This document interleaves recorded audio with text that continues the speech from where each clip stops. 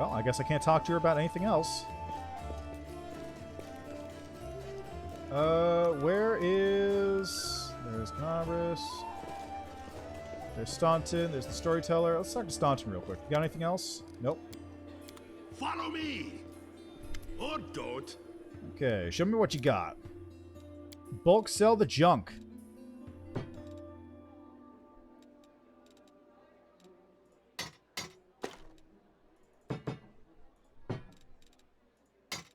Is that bow? Short bow. Okay, that can go. Is this Masterwork longbow? You're using magic. Nothing in accessories to sell. Oh yeah, I can sell these books.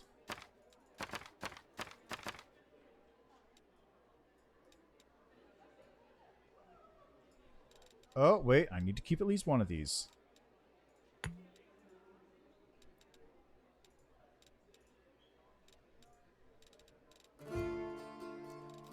Okay, nothing else to sell here, it looks like. We're good.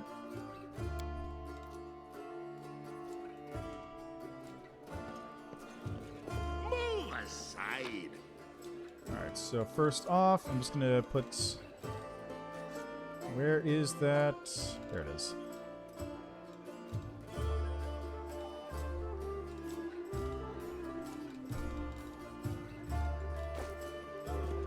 Make way.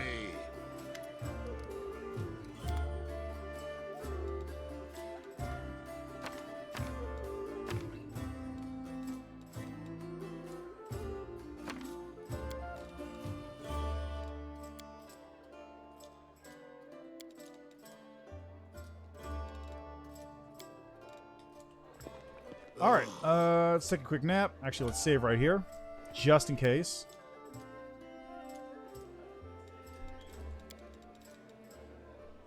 No, I should be crafting the potion. What are you people doing?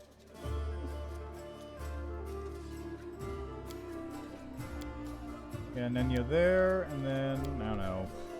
Waljiff. I don't have a scroll crafting kit. I don't have a potion crafting kit. Or an alchemist kit.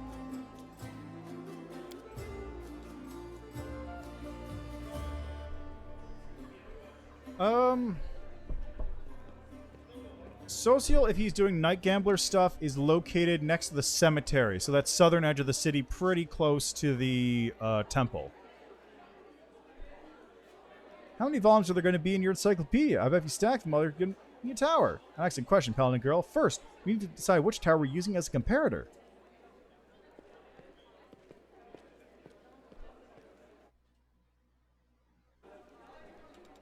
How much longer, I wonder? I forgot to do my spells up. Damn it.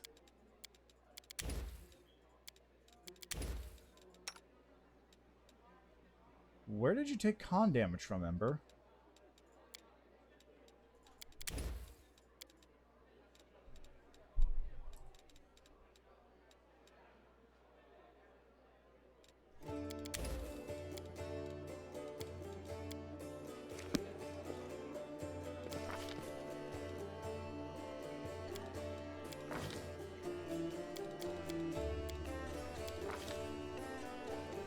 I just need to really quickly...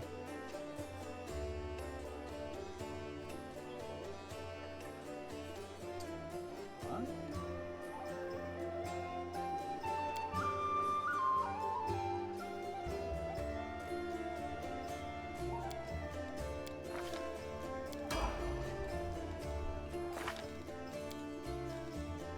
Oh, it's Filth Fever.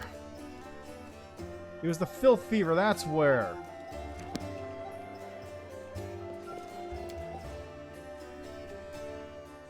I forgot to cure their diseases before I left. Before I took a nap. There's Claim.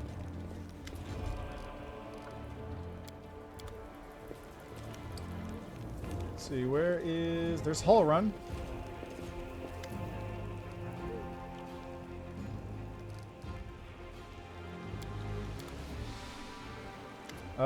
You want to know about my gift? I had a vision. An angel by the name of Lariel was killed by a creature resembling Discard. Before he died, Lariel bequeathed the sword to whoever could lift it. The Inquisitor listens to you intently, almost reverentially. The Angel Lariel. The name is familiar to me, of course. During the First Crusade, several warriors from heaven fought shoulder to shoulder with the Crusaders, including some of their most illustrious heroes. It has always been a regret of mine that I never had a chance to meet one of them. A tinge of envy bleeds into the Inquisitor's voice, but he smooths it away and continues. By the time I was born, most of the angels had left the ranks of the Crusaders.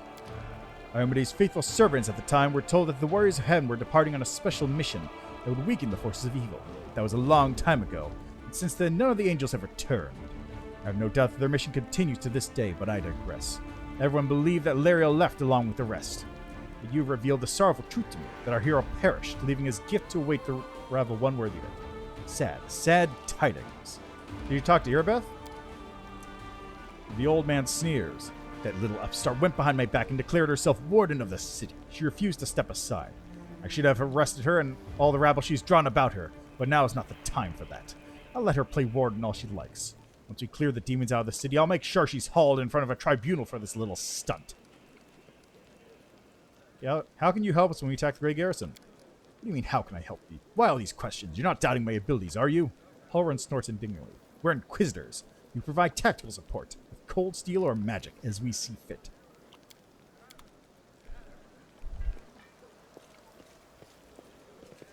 Is Ramian around here? I don't think so.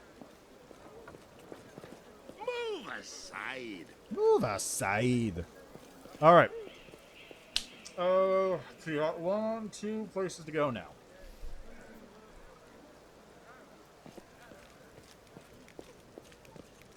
Let's just double check real quick. Make sure the spell books are all filled up from now on. This is the only annoying part. I just don't remember. I wish they gave the ability to go. Can you? Yeah, what I really wish they did is they gave you the ability to, like, before you finish resting, go, would you like to prepare your spells for tomorrow? Just have a little thing that pops up to remind you that your spells are not filled out. It'd be greatly appreciated. Anyway, Ember is spontaneous, so I don't have to worry about this. They do? Can you turn the, is that a thing you turn on or what?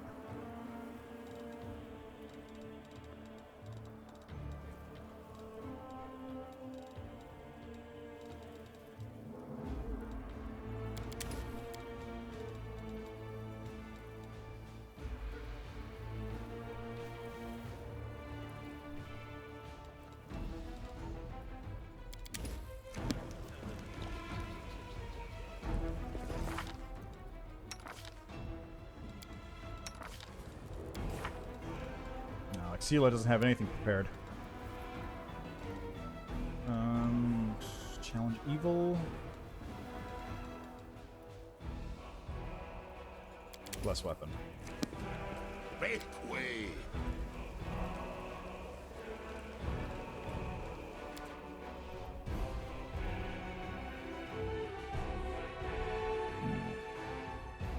This is my first Lich Root, yes.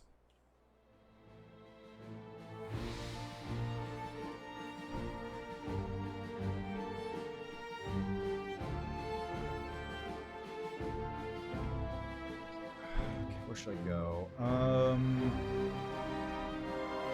Right, I have to go here, talk to the thieflings that are hanging out.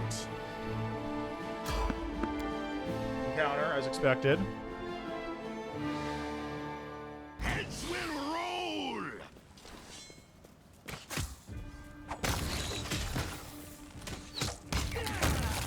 Nice.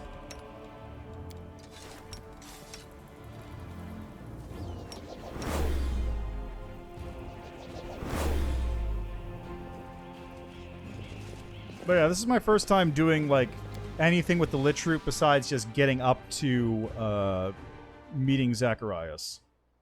Like, that's the furthest I've gone with it up until now. Yes. Alright, so Market Square. I think Pitaxian Wine Cellar you can probably skip because I haven't been there before. Although I could probably hit it up, right? The light. They I'll are cut the you darkness. wide open.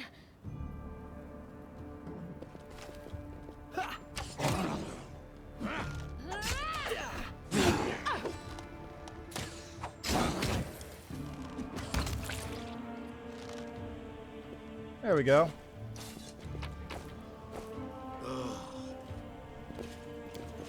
And away we go.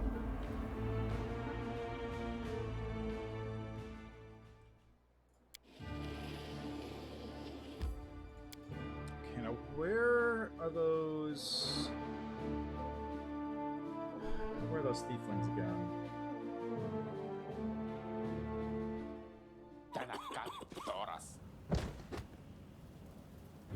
Oh, that's convenient.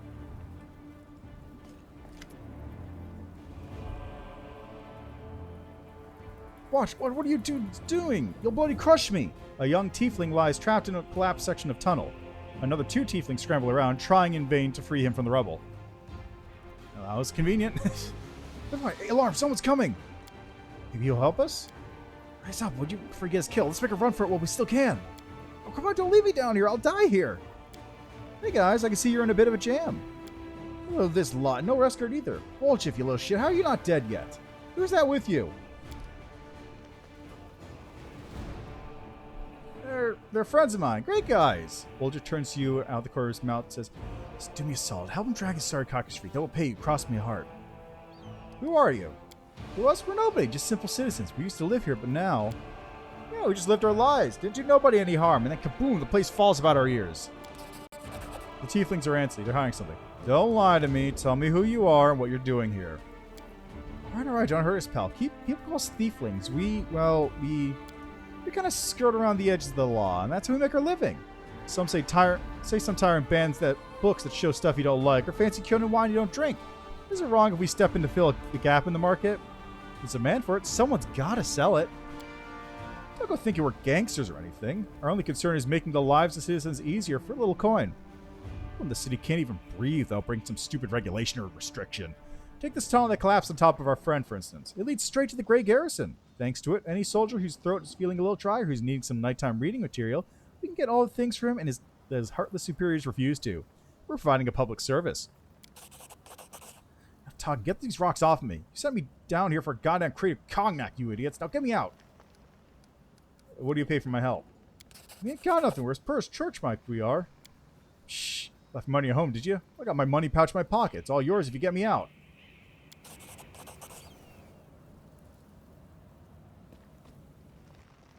Yeah, I succeeded. You easily clear the rubble and free the trapped tiefling. Phew. I'm all alive. All one piece, too. Give or take. Thank you. I remember your kindness for the rest of my life. The freed tiefling turns to his companions. And you two clowns, I don't want to hear a word out of you. Get into the tunnel now. One trip just the Grey Garrison and back. Don't be a coward. It's not going to collapse. Gross, we came all this way for nothing. That ended well, didn't it? I helped you. Now you can help me at the Commander Tierbay to save the Canopus. The militia needs people with various skills. Even ones as unusual as yours. You what? Are you blind or something? The tiefling points at his horns and his tail. You know what people call up? A Relu spawn. And that's one of the nicer nicknames. Crusaders and tieflings don't mix. We'll be torched on sight. Oh, Tierbay? Irbeth Tierbay from the Eagle Watch? Lads, we have to help her. She's one of the only big shots in this town that actually treats us with any decency. Why should we risk our necks for Crusaders? Because Irbeth risks her neck for ours. She saved me from that creep Hull run and yanked me straight out of his torture chamber. Only Worthless Torag refused to help her out after that. Nah, nuh-uh. I'm not listening to any more of this.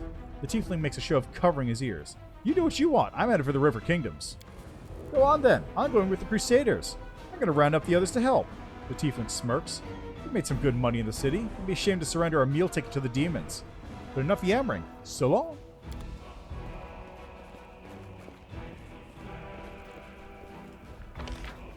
Well, that solves that problem. I don't know why I popped up here. This is actually a bit weird. Oh, hey, look. It's one of these guys. It's got a creepy mask on. I'm the cancer. What is the question?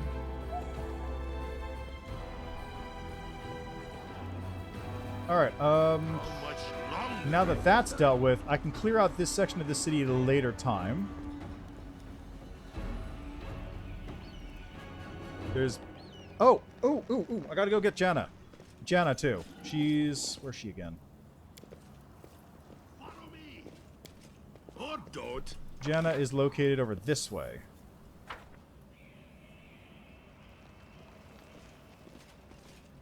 Are you gonna...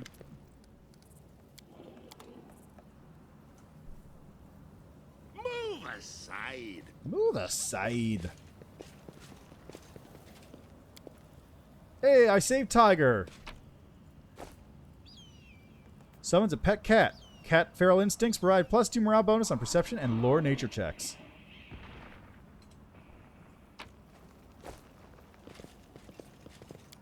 These people were not killed by demons. They are inflicted by ordinary weapons, like from this guy. I'm sorry I have to do this.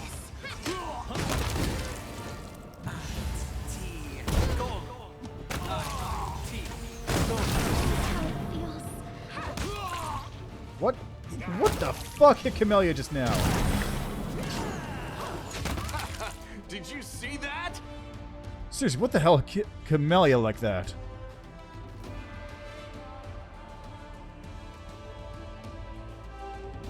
Camellia just went from 100 to 0 instantly.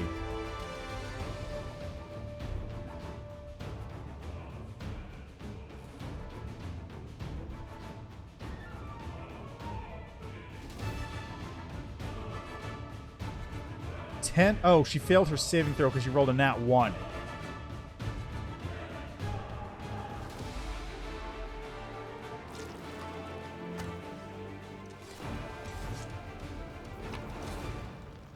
Alright, well, I'll be grabbing... Whoops. I screenshotted by accident. I'll be returning to Defender's Heart at some point, so that's not a problem. Pick the lock, please. I am helpful, am I not? Make way.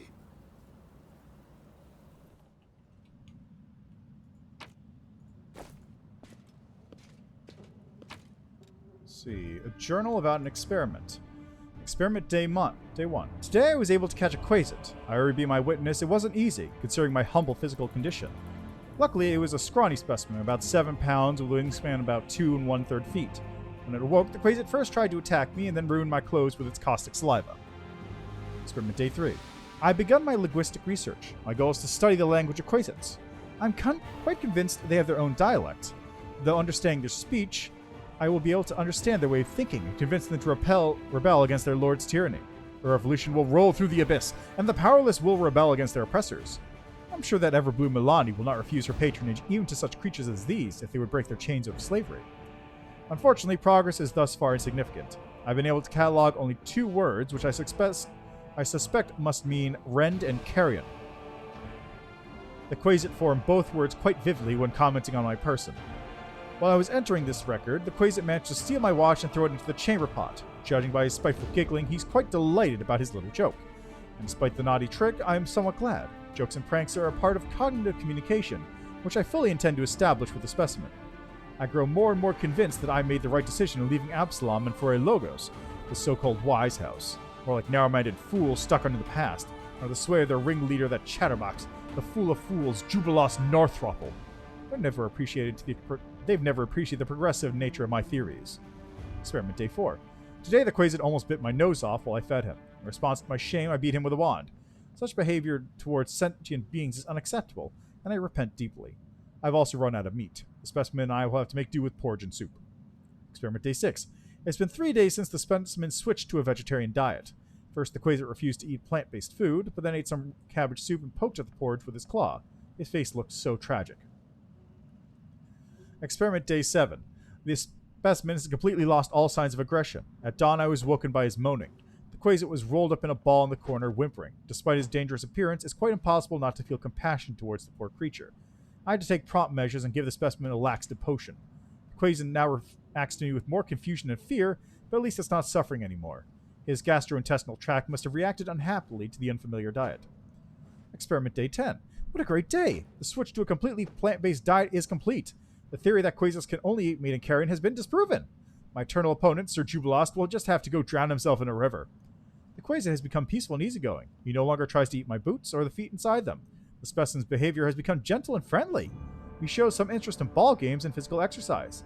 I have named him Pecker. Today, he initiated communication and attempted to explain a new word to me.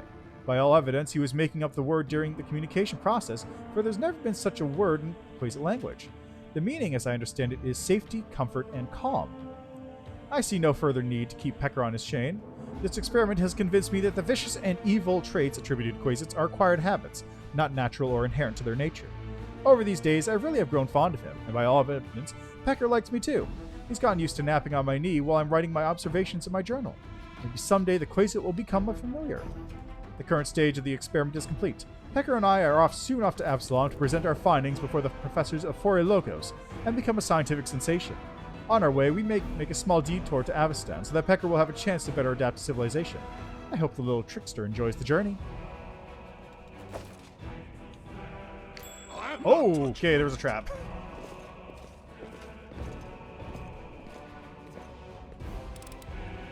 I hope you appreciate this. See, almost walked into that one.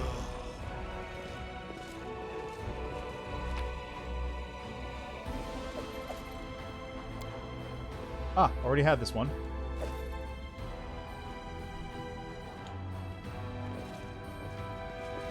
How much longer, I wonder?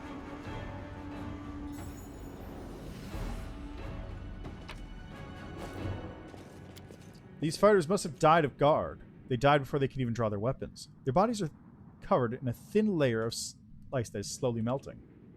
I'll watch your back.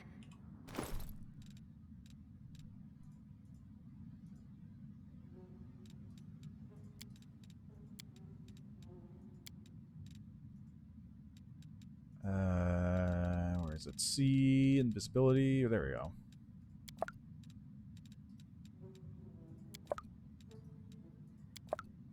Okay, let's try that over here then. Can we retreat already? The spirits demand your blood.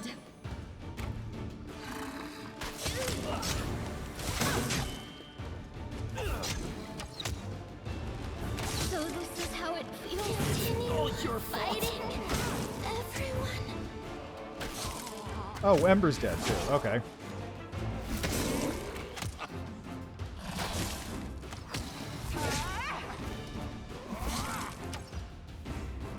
I won't go down this gamut. Almost dead. Bruise, I'll just sit here.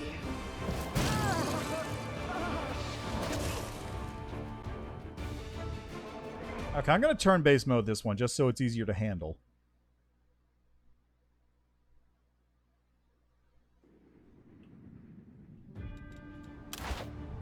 We must stop this war. There is no hope. What's on your mind? The gods Who, have me? abandoned. I don't need anyone Together we sympathy. Meditate on your We want to mistakes. play This together. war. Make you feel better. Open your heart to me. A bright future awaits us. Open your heart to me, she says. Rely on me. Lead on. Don't mind me. I will help where I can. Ask nicely. Okay, let's see here. Inventory. Woljif, use this scroll. Where is it? And Camellia, drink like 2 potions. Or 3 potions. 4 potions. And Woljif, you drink a potion too. I won't let you hurt my friends.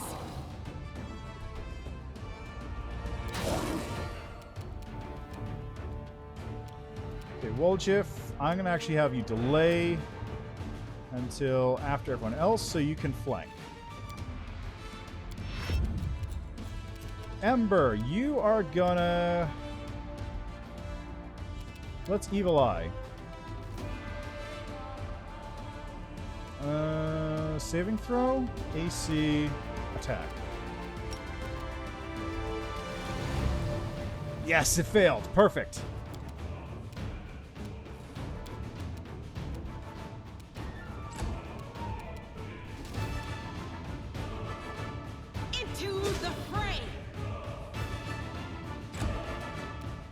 I'll cut you wide open.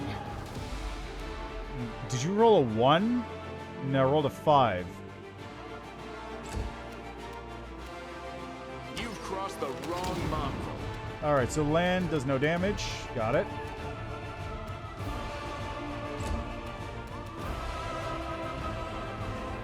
Split you in half. Ooh, that's nice.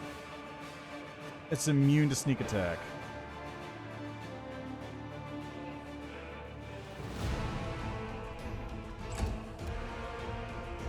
We've got minus AC. Let's see, minus attack. Cover me, all right? 24 damage to the Shadow Demon isn't bad. Tactical retreat. No. Go to sleep. Damn it, I actually succeeded on that one. Just succeeded, too.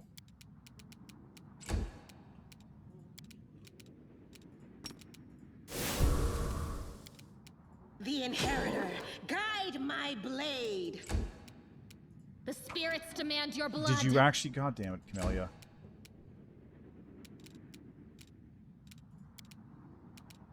Well, not a lot else I can do there. Survive me. Smear them. Why am I doing no damage? Immune to sneak, sure.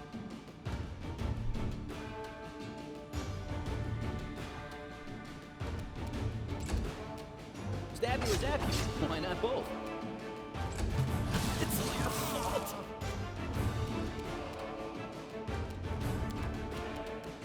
Okay, so I can't target it with that again. I can reduce its attack rolls. Saved on the saving throw. Great. No glory without risk.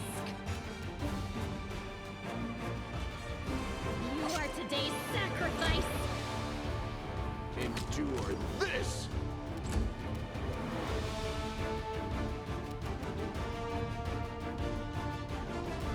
I don't like you.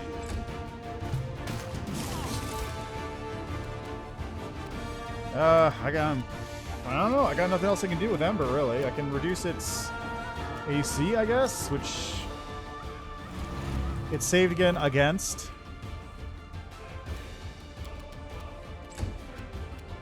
Into the fray. Crit miss, thanks. Great. Love it. Go for their hearts. Make every strike count. Out of my way. I won't go down this easy. Surrender or else. The Inheritor. There we go. Guide my blade.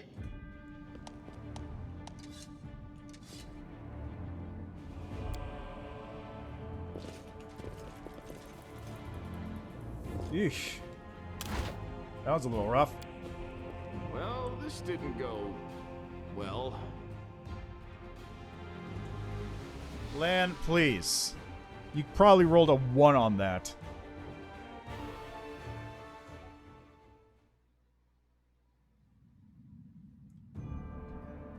Like, what actually did you roll? You rolled a 2. Thanks, Lan. You're so awesome, Lan. That's what I figured.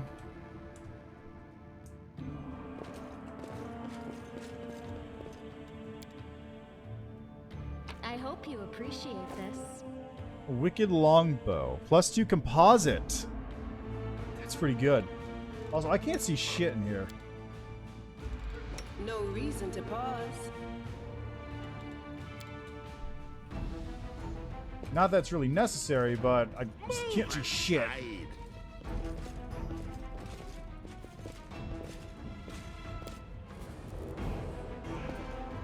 I will help where I can.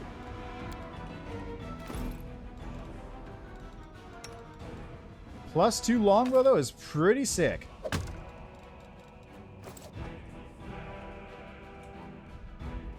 Make way. Alright, so we're taking care of the Shadow Demon in here. Now what? Open your heart to me.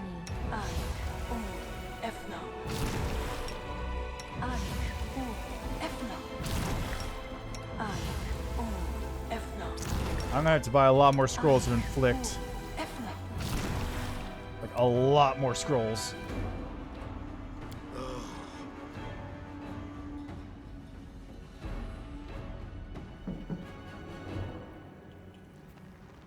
So let's see. I came out here...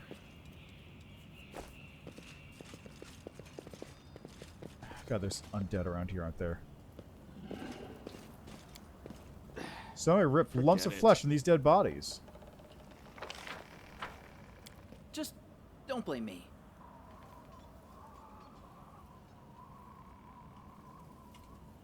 This is my kind of work.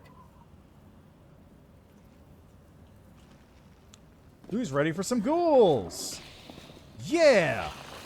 Can we retreat already? You've crossed the wrong line.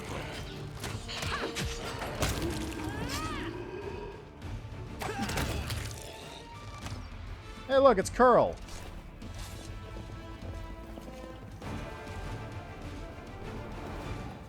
What are you up to over here, Curl?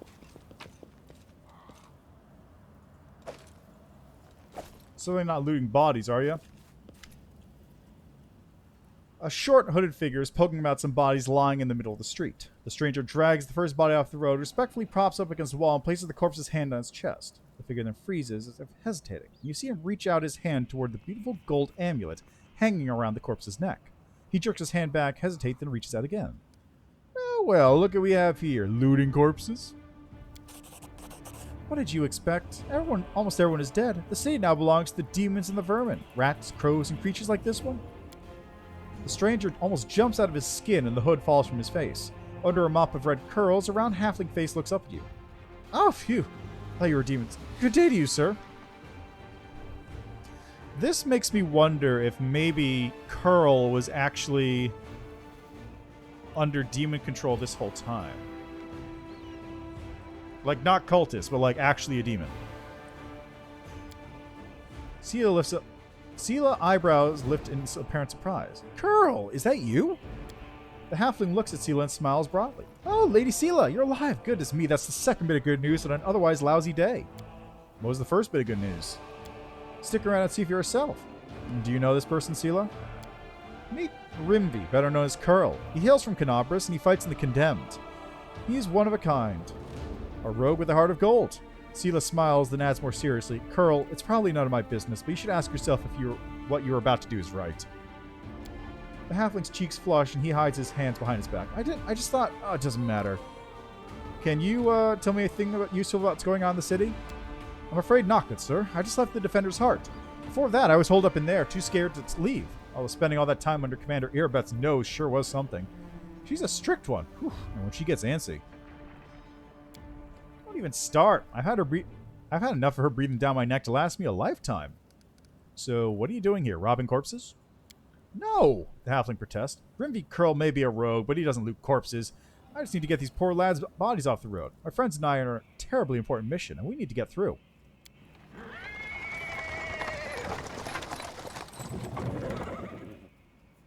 He is interrupted by the sound of wheels rolling on the paving stones. A cart drawn by a sad little horse appears from around the corner.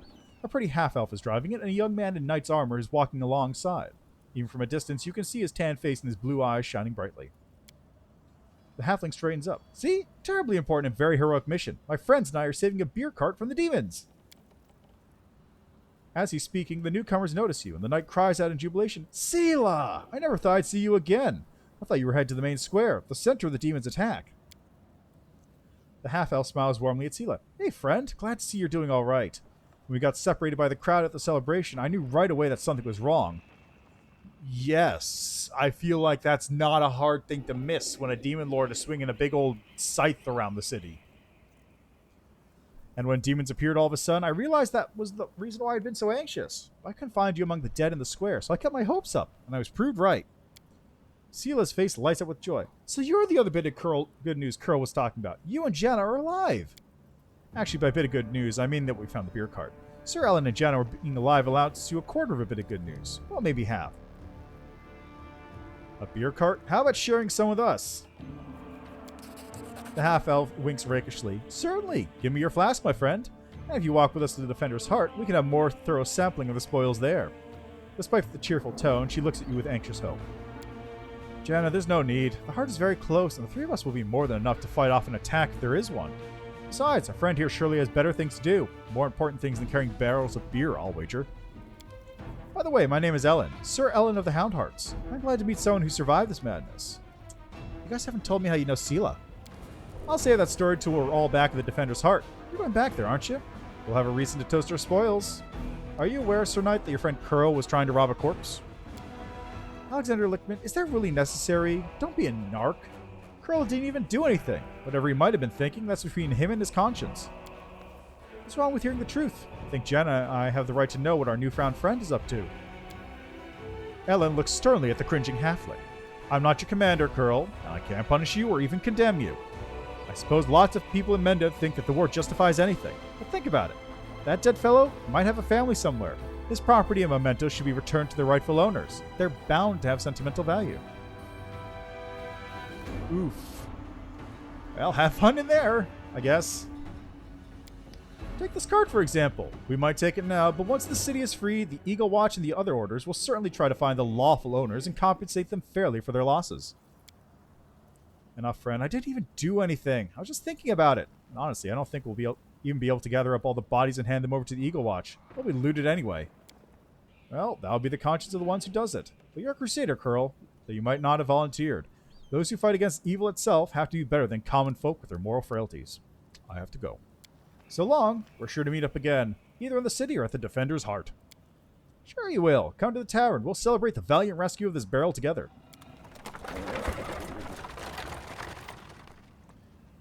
Excellent. That takes care of that. Janna has been cleaned up. Let me just double check here. What else do we have? Talk to Wolchif. Celebrate Seal's reunion. Talk to Nenyo. Got to do with Count Arendae. Let's see. Find Aranka. That'll be Count. The Outcast is 4. I'll deal with that later. That's much later. I don't know why it says this. Be prepared. That's Defender's Heart. Common Cause. Thieflings to join the Crusade. Guarding City. Storyteller, Defender's Heart. Done with that. Talk to Cellar. Talk to Horgus. So I gotta go deal with Horgus as well. Let's see. Those guys will be dealing with their own trouble in a bit. That entire area is basically optional for me. I don't need to worry about it. So let's leave here first.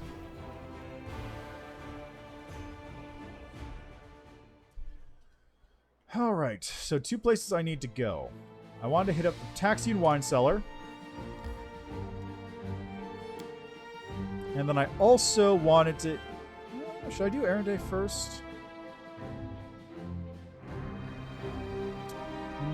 Pitaxian wine cellar is more out of the way.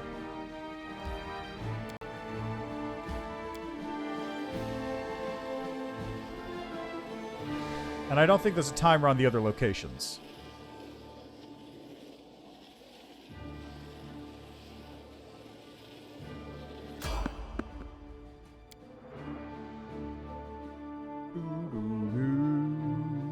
You can handle them, right?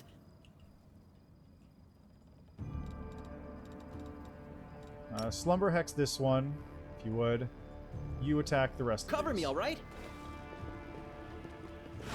Perfect. Okay, Woljif, just coup de grace this one. Rest of you back off. God damn it, Ember! Fuck Ember! God damn it! Ugh. Together we stand.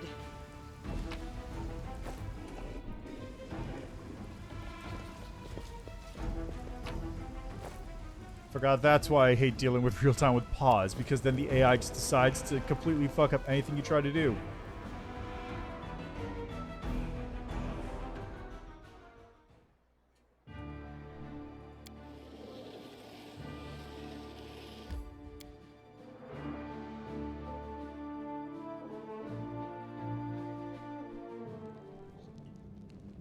Okay, what's the deal with this place?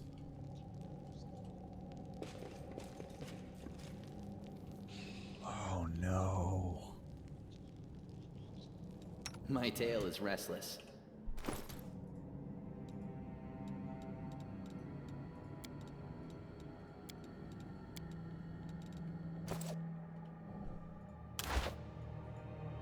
How much longer, I wonder?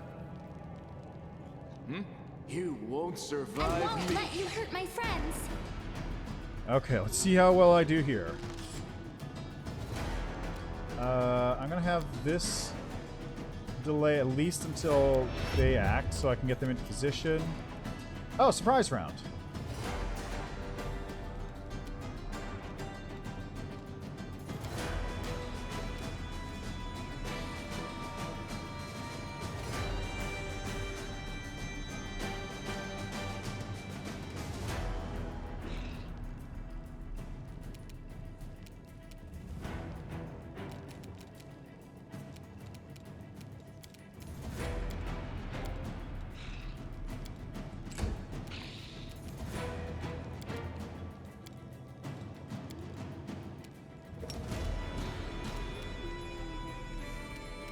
Well, you know, let's wait to see which way they come in from. I think they're immune to sleep, so I don't think that's going to do much. I'm going to try. Yeah, that's what I thought.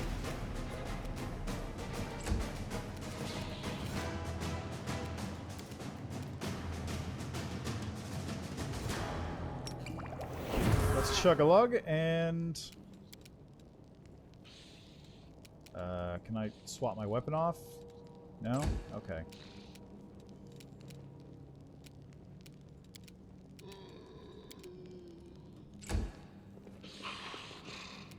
Excellent.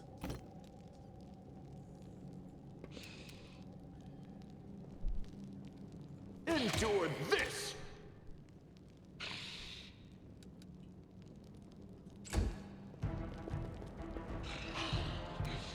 Alright. So did you have a spell? Not really, no. Wolgiv head grease. I'll cut you wide open. Are you fucking serious, Camellia? Yeah, he's drinking lots and lots of, he's drinking lots of, milk. Keep his bones strong. Yeah, that's what I like to see.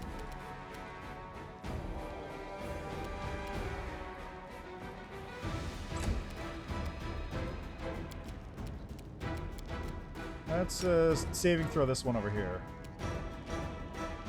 It's immune? Oh. Good to know.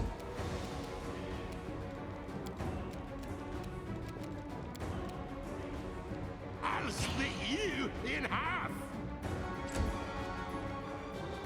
Oh, there's more. Idiot. The Inheritor, guide my blade.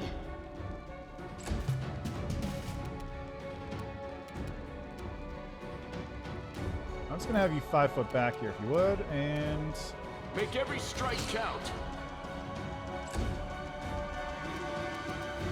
The spirits demand your blood. really just 2 damage. Stab you or zap you? Why not both? That works. Too late for apologies. Let's have you back up a bit too. Smear. Nice.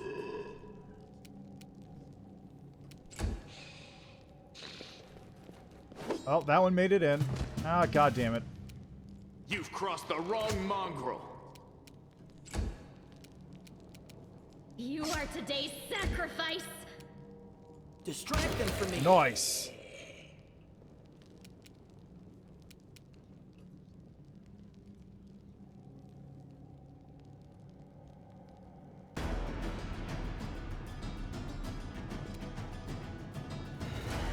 Time to share your treasures. I'll hit you. I don't like you. Nice. Okay, as long as that one stays down, we're good. You won't survive me.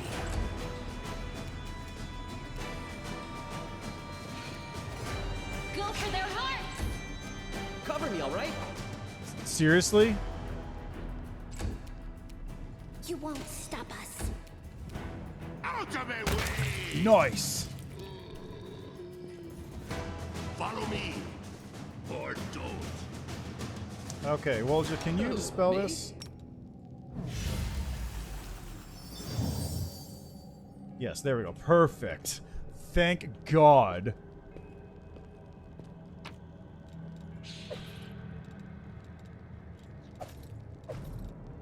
Oh, Icebreaker.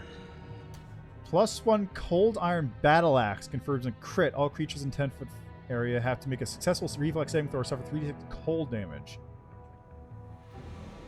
That's not bad. Move aside.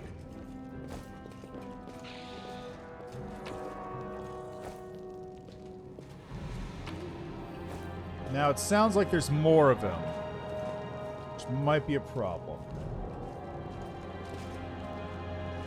Might be trap. Hey! Might be treasure. Tempest. +1 Cold Iron Orc Double Axe deals 1 additional cold damage with one and 1 sonic damage with the other. Make way. Is this really it?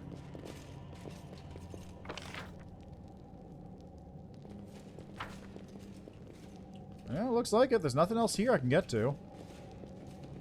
Well. That works. Alright, brief little detour. Thankfully, didn't cause a huge amount of problems. And I got some magic weapons out of it, which I will sell. Because nobody uses double weapons except for Regil, and he's a gnome.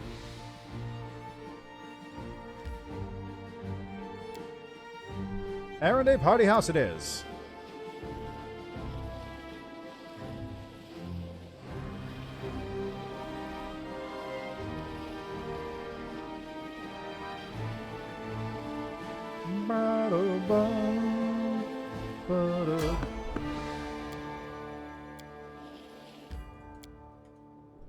Yeah, so here, then Gwerm, then Tierbade. And then back to the Defender's Heart. Because that'll basically settled everything in the city that I need to do.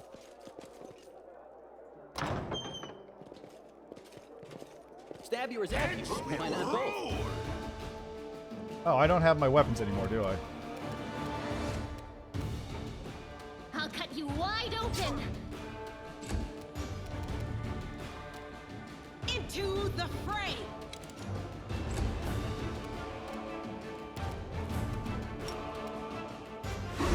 Nice. Distract them from me. Okay, problem solved.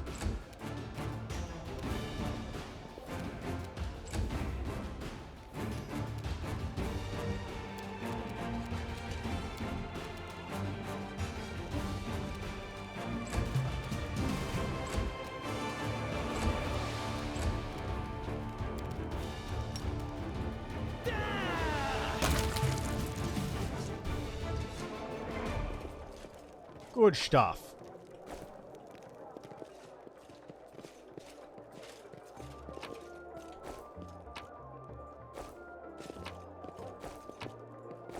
Look at all that liquor.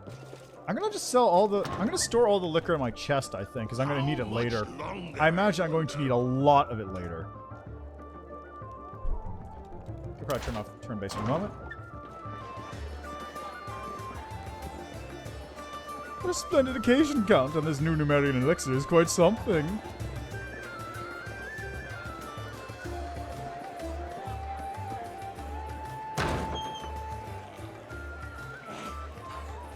Look, such charming little creatures. I smell beauty. The demons! Ah! Wonderful. Now brace yourself to smell your own blood, you ghastly eyesore. The light take you.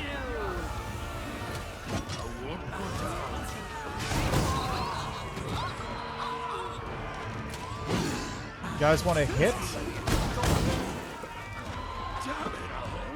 Really? Tactical retreat. No. What are you people rolling against this shear?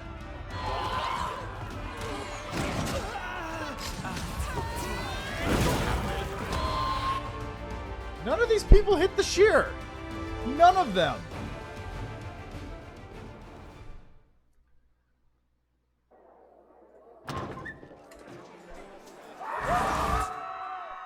After absolutely none of them can land a hit on it.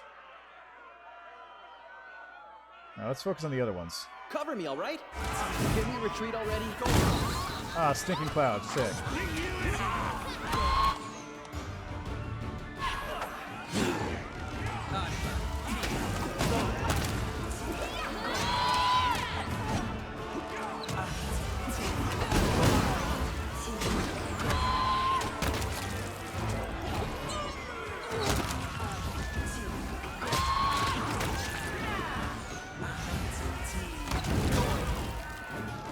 Guys doing okay there?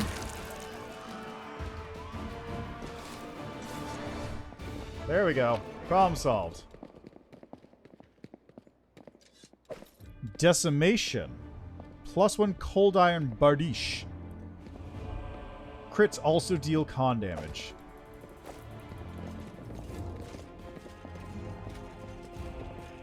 And over here we have a drunk noble.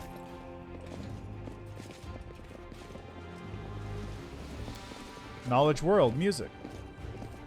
The intricate patterns on the harp depict the stars, the moon, and the butterflies, the hallmarks of the goddess Desna. And over here we have knowledge world. Portrait of Galfrey Mendev, ruler of the kingdom and founder of all crusades in the world wound. Right, let's start off with Arendae here. Thank you, stranger. The girl does not look the least bit scared. Her cheeks are flushed and her blue eyes are glittering. For saving us from the demons and for your timely entrance. I swear I don't know who has enraged me more today, the demons or the oh-so-affable master of the house. I'm a friend of Ilk's. He asked me to find and protect you. The young woman claps her hands together. Ilk's is alive! And he's made a brilliant new friend. It's a shame it had to happen now, when the city is under siege by the demons. Those bigoted inquisitor pursuing us instead of doing something useful. How'd you end up here? Halron's hounds found me in Wallflower and they tried to capture us. I distracted them, then I lost them in the streets before charming my way into this party. Even if the Inquisitors saw where I went, they wouldn't have been allowed past the door. Halron holds no sway among certain members of the aristocracy. So I picked a good place to lie low. That is until the demons showed up. The girl shivers and wraps her arms around herself. Now that's more like it. So I've inadvertently been harboring a traitor wanted by the Canabrous Inquisition? This day wasn't such a waste after all. Do you know where the third of your group is? Wallflower? No idea. If he knows about the demon attack, he won't just hide away. He'll go out and try to help people. If he doesn't know, well, you have no... If he doesn't, well, no. Well, you have no chance of finding him. He's a pretty skilled mage, but I doubt he'll risk using magic. He'll probably do something the Inquisitors won't expect. Pose as someone, disguise himself. We had a great selection of masquerade costumes in the temple. The girl becomes lost in thought for a moment. I know, I'll tie my shawl around your arm. Wallflower gave it to me. He'll spot it right away and know you're a friend. If I were you, I'd look for him in the Canabrous Market Square. Tell me about yourself. I'm Arendae, traveling bard and follower of Desna. Many of my fellow bards are rootless misfits who wander the world, unwilling or unable to live a normal life. For me, that's only partly true. I have a wonderful family, my mother, father, grandmother, and brother. Right now they're far away, and I'm sure they miss me. But they've always supported me in my vocation, and they let me be free to roam. Because they know that I couldn't be happy while there was so much of the world I hadn't explored, and so many places where people might need my help. A bard! That's great. I love singing. Will you sing me a song? Arendae smiles. Sorry, I don't think this is a good time to sing a long, sweeping epic, but I'll gladly sing for you some other time. What can you tell me about the master of the house? About the Count? The girl's voice drops to a whisper. I wanted to smash a jug over his head about 5 times today already. He just brings that feeling out of people. It's one of his many talents. Other than that, well, you probably already heard about the Arendae family. All I can say is that the Count's servants flee this place like rats from a sinking ship. No one ever stays here long, even though the pays them extravagantly. I haven't heard one servant complain that he always feels uneasy in the Count's home. Like someone's watching him. Unseen eyes staring at the back of his head. Even if his back is to the wall. Even if he turns around. I don't know if I believe all those tales, but I'm telling you what I've heard. Yeah, that's the word on the street, too. The tiefling hunches his soldiers. This mansion is the tastiest morsel in the whole city, but all the thieves are afraid to even set foot in the street. Are you deliberately talking as if I'm not here? Excellent. Like any polite host, I shall return the favor and act as if you're not here either. Why did you decide to break into the Wardstone and cast magic on it? You put your lives at risk. Your information could have been a trap sent by the demons. But it wasn't a demon trap, Arendae says forcefully. Then her voice softens and her expression turns pensive. You know, living next to the world wound and seeing the powerlessness of the Crusaders, it's very hard. We've been trying to defeat the demons for 100 years now, and we have nothing to show for it. I think that Queen Galfrey and the other leaders think that we can defeat evil if we line up our soldiers in perfect columns and send them marching off with a stirring battle cry. We just need a few more soldiers, a little more discipline, but we've been marching for 100 years. It's always one step forward, two steps back. And while the soldiers are marching, people like Hullrun are seizing power behind their backs. His fanaticism and cruelty were forged in the same furnace as the Crusaders' righteousness. We'll never defeat the demons if we keep trying to march down the same path. We need to change track, to challenge our principles, trust our hearts and our friends, not moldering doctrines. We need to listen to any entity that is willing to help us. My friends and I listened and we trusted and we tried to change something. At least we tried, even though it didn't work out. Great idea. Marching in straight lines won't work, so let's go attack the demons in a merry band of hopers and dreamers, brimming with enthusiasm and doing just whatever we feel like. When the demons see us coming, they'll die of hysterics and our victory will be complete. Naive children, that's what you are. But I admit, your words stir something in my soul. I wouldn't put you in charge of a military campaign, but I'd be proud to fight alongside you. Can you get somewhere safe on your own?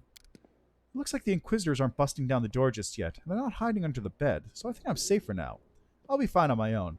I'll go to our temple, to Ilks. The Inquisitors must have searched there by now, but they won't go back a second time. I have to go. Alright, Darren. Greetings, valiant stranger who has just burst into my life. I am the master of this house, Count Daron Kale, myriad mellifluous monikers Arendae. No need to introduce yourself. I find remembering insignificant details, such as the name of passing acquaintances, such a bore. Wow. Bona fide blue bloods and unparalleled aristocracy.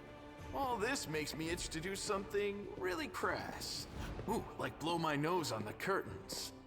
What are you waiting for, my squamous squire? The curtains in this room are velvet, but we have some excellent silk ones with gold thread elsewhere in the house. Take your pick. My soft furnishings are yours to do with as you wish. I'm quite sick of the place, truly. I shall either sell it, or burn it to the ground and build a new mansion in its place. Man, have you ever had so much money that you get bored of your entire house and just raze it to the ground to build a new house? Now that we've finished with the niceties, tell me this. How did all those thrice-damned demons end up at my soiree? Must have been a hell of a party to miss the fact that Canabras was attacked by hordes of demons and Discari showed up. Oh, come. The party was deathly dull. Rather like one of the prelate's interminable sermons. I really ought to be grateful to the demons for their intrusion. They certainly added a frisson to the proceedings. It seems as though Discari's occasion was altogether more of a crush than mine, if you will pardon the pun. What should I know about you, Count? Apart from the fact that you're very high-born and very rich. As a child, I had my very own pony, but I always dreamed of having a lamb. I was never allowed one. Sheep were seen as peasant animals, utterly unsuitable for the scion of a noble line. The trauma haunts me to this day. I think of it every time I have roast lamb for dinner. God, I love Darren. He's such a shit. I'm sorry that happened to you. Such a sad story. I had not even the slightest intention of upsetting such a lovely child. I'm not lovely. Some people have even called me a scarecrow before. That's patently absurd. Why, you can't possibly be a scarecrow with a crow following you around. I'm sorry if I failed to sate your curiosity. I loathe talking about myself to people I don't know, even more to those I do know. The only thing worth knowing, aside from the fact that I am highborn and filthy rich, is that I dislike Puritans and demons in equal measure. Well, perhaps demons a tad more. You don't seem very concerned about the city's fate. I have no friends here whose untimely demise I would care to mourn. the only alarming thing is how easily all this happened. I don't care for the thought that demons could come calling at my door at any moment. And just think, everyone had so much faith in the ward stones gifted by Iomede's herald, and in the might of our tamed dragon, as if there had been no Dresden or a dozen other routes where the demons overcame every defense. The Count falls silent and rubs his brow, looking fatigued. The Arendaes are one of the most ancient and noble families in Mendiv. They are related by blood to Queen Galfrey herself. The Count is the last remaining member of his dynasty. The rest all perished around 10 years ago. In the tragedy at the family seat, Heaven's Edge, the demons got past the defenses and massacred everyone inside. I thank you for providing your friend with that helpful summary, my lady. I believe I've seen you before, with that hilarious buffoon Horgus Gwerm. I sincerely hope you are not engaged in any kind of sordid arrangement with him. The thought of something so splendid in proximity to something so grotesque makes me feel quite ill. You deserve a better fate than that, no doubt. Your civility knows no bounds, Count. I most assuredly do not have any arrangement with Master Gwerm. As Cabelia speaks, hints of carefully suppressed irritation slip into her voice. I expect a little gratitude for saving your life, dude. Of course, where are my manners? There. You can also poke about the house and claim whatever takes your fancy. Though I imagine some of you already had that in mind. I'm feeling very attacked right now. You can go to the Defender's Heart. It's under the protection of Tirabeth Tirbate of the Eagle Watch. I thank you for the invitation, but I am not quite as desperate as I may seem. At times, it is better to be surrounded by the repugnant mugs of demons than the sour and dour physiognomies of Iomede's righteous paladins. What about my physiognomy? Sour enough for his lordship? Don't worry, another few minutes with the dazzling Count here, and it'll sour like week-old milk. What's this? An attractive paladin with a sense of humor? You're a veritable walking scandal. I like how he's managed to hit on all 3 female party members that I have currently. Ember to a lesser degree, but he's managed to hit on all 3 of them so far. Either way, my mansion is now safe. I have a pair of half-decent guards. I just need to drag them out of the storeroom and bring them to their senses. I ordered them to drink a love potion, you see? For reasons which seemed extremely witty at the time and in the state of inebriation I then found myself in. They can guard the house while the valorous paladins beat back the demon assault. They will beat them back, yes? As regards myself, I feel like stretching my legs. I know rudimentary divine spells, I am no friend to demons, and I elevate any society that I deign to grace with my presence.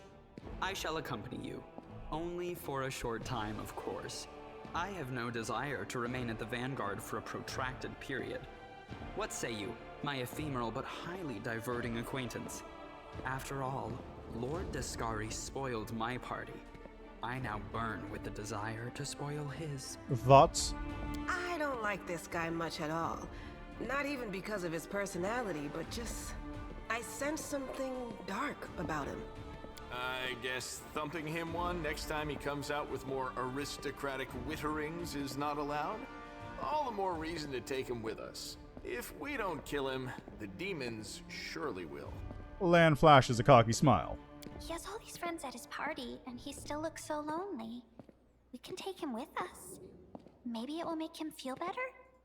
Don't ask me. Having him tag along would be like going for a nighttime stroll through the back alleys with a diamond tiara on your head. Even I don't like that kind of attention. The Count's presence can only benefit us. I think we should say yes. He doesn't look like a whiner, and he can hold his own, so he won't be dead weight. Hey, Finian, you got a voice again! Why is this the first time you've spoken, instead of your literal introduction? Deal. Capital. Good acquaintances that begin and end at just the right moment often leave the most pleasant memories. Wouldn't you say? Okay, now who am I putting you in for?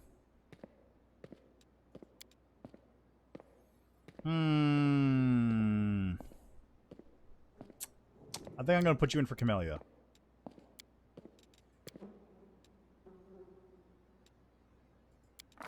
Alright, so as a life oracle, you are going to get some charisma on there.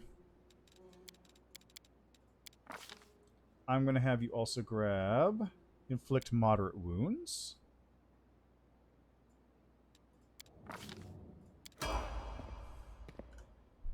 Very good. Very good. Made to be broken.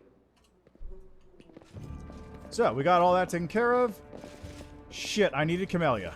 God damn it. That was the one character I shouldn't have traded out.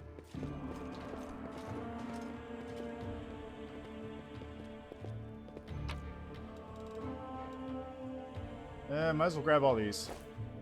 Okay, let's trade out...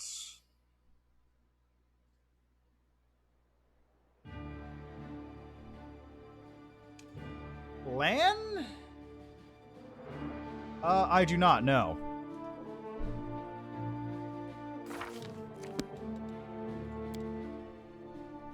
$5 hours.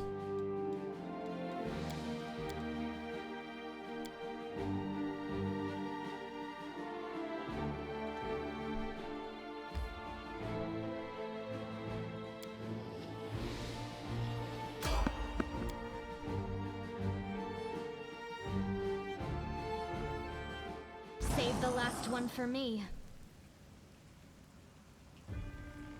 Okay. In that case...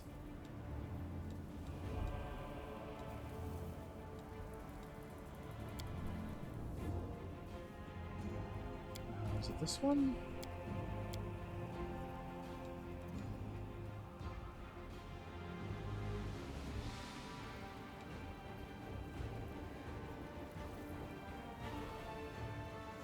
Damn it, I don't have a save. Oh, man. Was this the last? How far back is this one?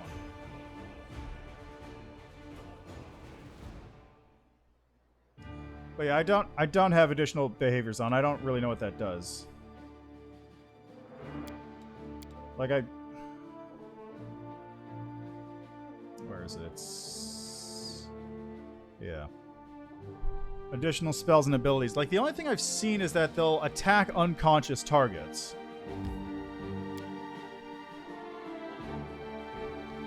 Alright, so who am I going to swap out this time? How about... I guess I'm going to swap out Lan for him.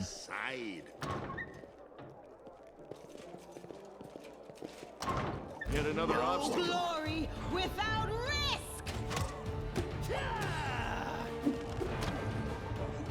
Cover me, all right?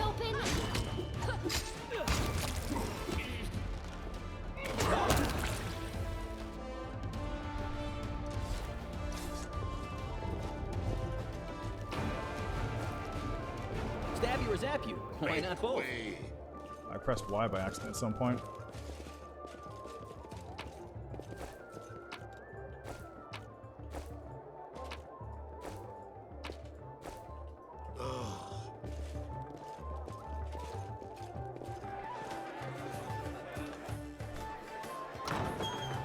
Alright, let's do this again. Did we find trouble?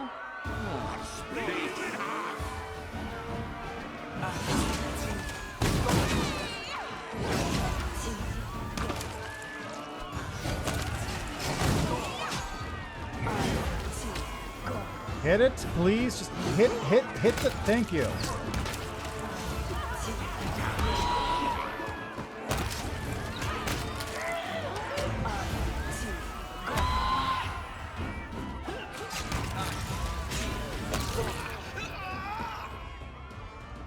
We're done here?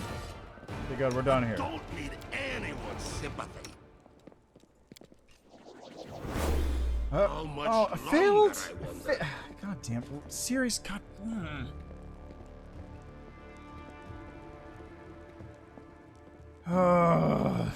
Can't ever get a good roll.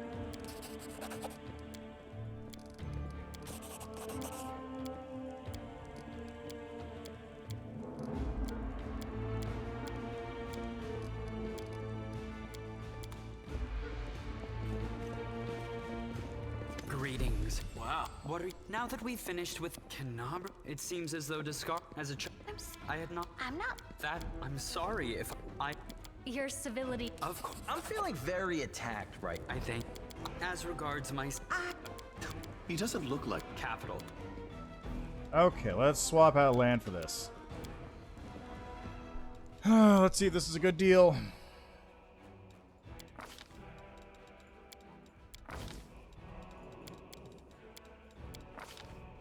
Alright, I'm gonna get flip my runes.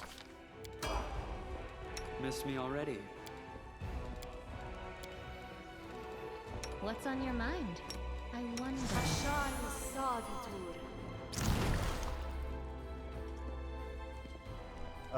Actually, do any of you have remove disease on your spell books? Do you? No. Oh, remove it. No, let's remove sickness.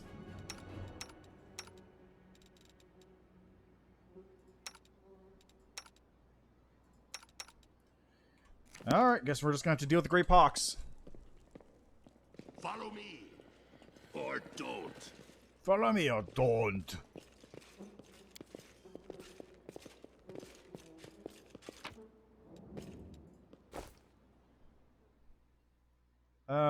Did I fill up the Shears magic axe? Yes, I did. Alright, let's go.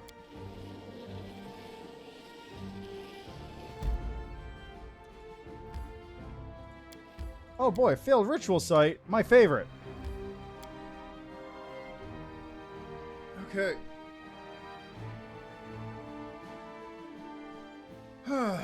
Here we are. Hello, Horgus. Oh, there you are. At last, I certainly took your time. I thought perhaps you got lost in the way here. I was already regretting not throwing you on map. Horgus's relief is palpable even through his groveling. Grousing. It's a tragedy to see one's house in such a sorry state. And I always had a few guards in my service, you know. How the blockheads died honorably and didn't simply flee the first sign of danger. Horgus turns toward the corridor with a pensive expression on his face. My matter, you see, contains several items that are of great value to me. I wish to retrieve them before they're discovered by my fellow citizens, who in the current chaos seem to have taken to thieving and marauding like ducks to water. So, here's what I want you to do. Take a stroll through my house, take a peek in the rooms, and if you find anyone, kill them on the spot. They'll teach you all the opportunities to stay away from Horgus Gwerm's manor. While standing here by the entrance, I can clearly hear the sound of someone rooting around inside. Any possessions of mine you find in there, you can keep. It's all as good as lost to me anyway. When you're sure the house is empty, give me a signal from my study window. Wave a torch around or something like that. You can decide when you get there. This should be good. I'm always around. Up for poking around a fancy manor. I've done many things in my life, but playing the part of an intrepid mercenary rummaging through someone else's tastefully decorated and poorly planned mansion is novel to me. How droll. I deeply regret that you had to participate in this, my dear Count. Come now, I love a good caper, especially when the setting offends my aesthetic sensibilities. What are these valuable items that they're worth risking your life by going back to the manor? Never you mind. I'm paying you to clear out the ruffians inside, not to ask questions. Horgus glares at you for a few seconds before dropping his gaze. And in case you will learn what this is all about just as soon as you clear the way to my study for me. So restrain your curiosity for now. You're sad about your things. Because of them, you want us to kill people. Don't lecture me about right and wrong. If it gives you some comfort, let me assure you that marauders are not innocent little lambs. Far from it. They'll gladly kill you to get their hands on my possessions. Mark my words. You're not coming in with me? The very notion. You think I hired guards to do my bidding just so I can put myself in danger along with them?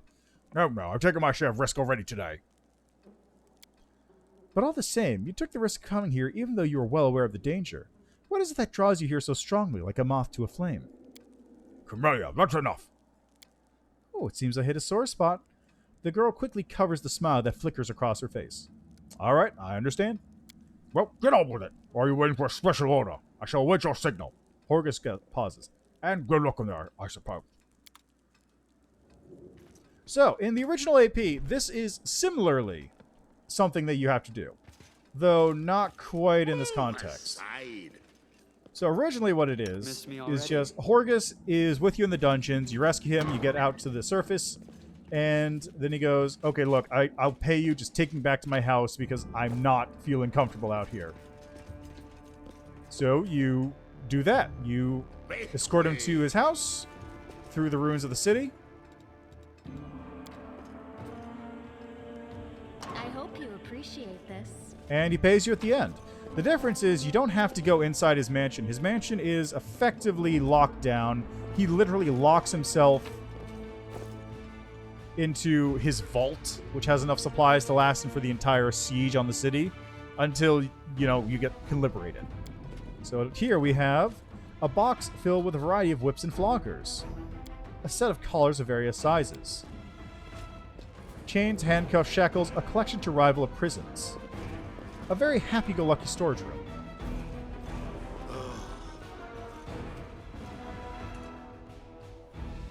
Let's have some fun.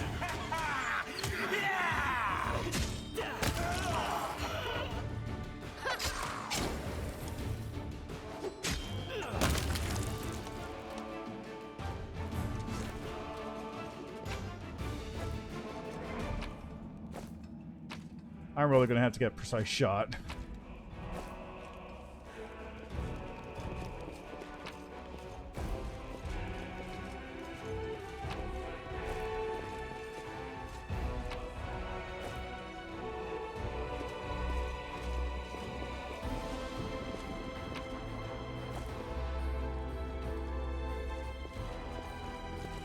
How much longer, I wonder? Alright, that takes care of that wing.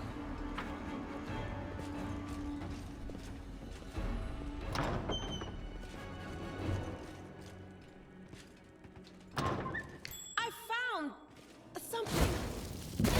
Go down, this is. I paused and I just had everyone else run into it.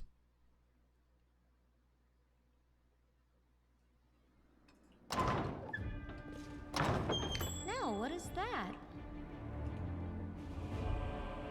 Well?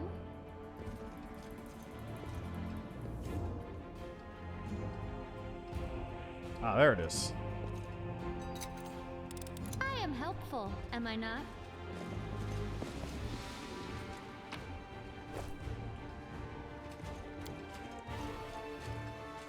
Sophisticated instruments of torture. The purpose of some of them can only be guessed at. This must be Camelia's room. Move aside.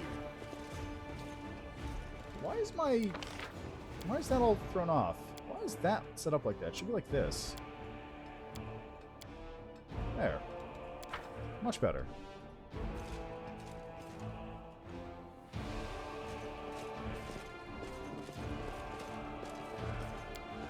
See, nothing here. Door of the garden is blocked. Heavy blunt object was clearly used to try back to the door. The lock is broken. The door cannot be opened. Let's have some fun. I gotta go kill the summoner real quick. Die already. Oh, that's it? Okay.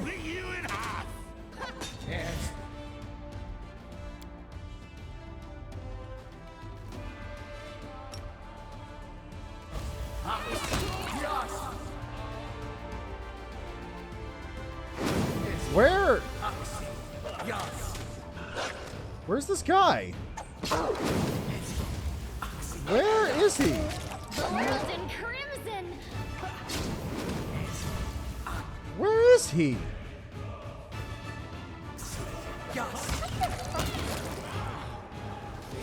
Oh, he was invisible. That son of a...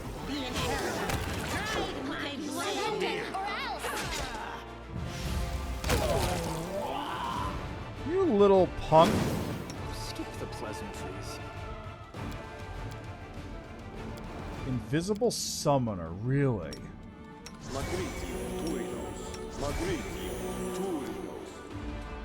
That's a good trick.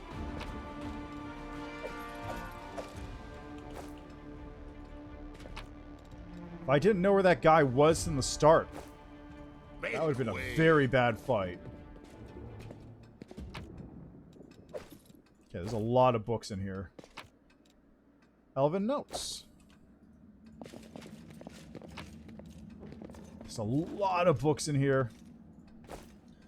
Okay, I'm gonna collect all these books right now so I don't have to come back here. And then we'll just read over anything that looks useful later.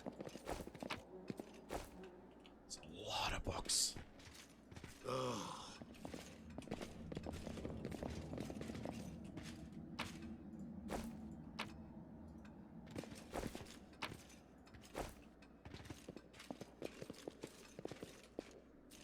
How much longer, I wonder? Crusading isn't that boring after all.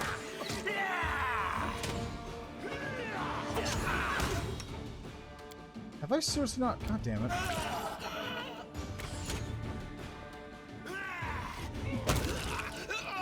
I was actually punching with my fist this entire time.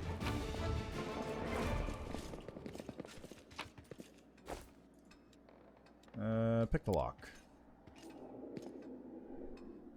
I hope you appreciate this. Silver Robe. Bonus against fear effects. Not bad. I can see that being useful. Follow me! Or don't. Alright, away we go. Next floor. I believe there's 2 Abracandaloo. Can we retreat already?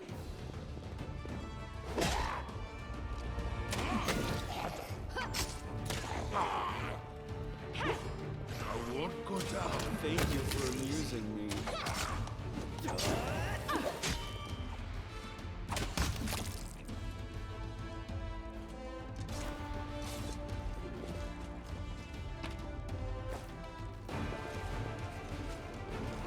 Alright, Camellia. The voice of the spirits. Heal me up a bit. Okay, where are those?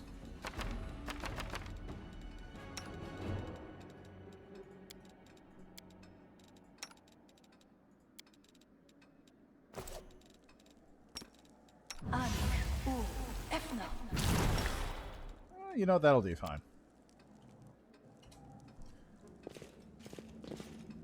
Alright, this floor, this door you can't go into, remember? Yep. Locked by some unusual magical means, there's no way in. Move aside. I don't have dim door. Save the last one for me.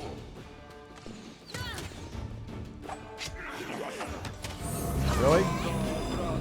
All of you guys are missing this guy? Thank you. Jeez.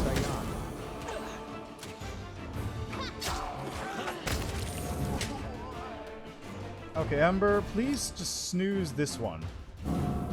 Now I'm angry. Your Failed. pain is Great. my pleasure.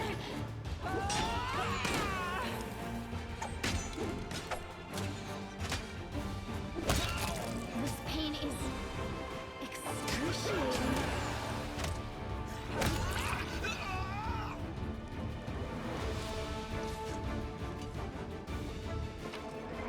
Okay, do that. Grab that.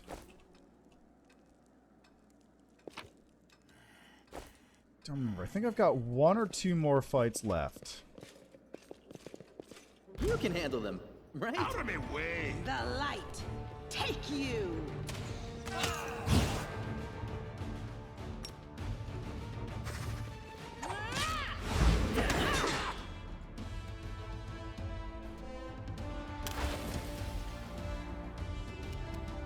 Into the fray. This will leave a What? Where did you even come from? Out of my sight!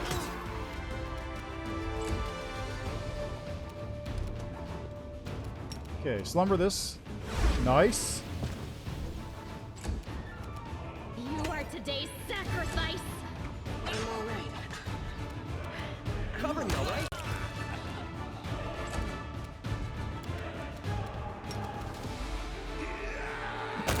Nice.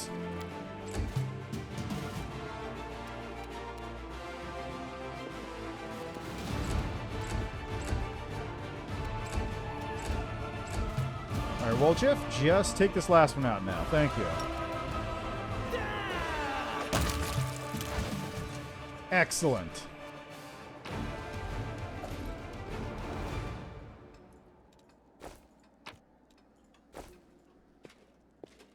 that. She's just hanging out on the ground over there for a second. Then she stood back up. Might be trap. Oh. Might be treasure. Scrolls, always good.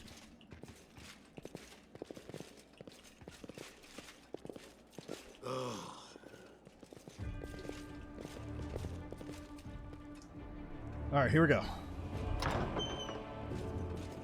Let the duel commence. Yep, there they are.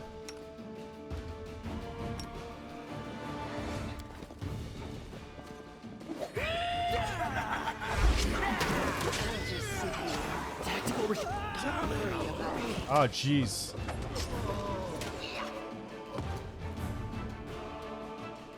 Okay, this isn't going well. Let's try that again.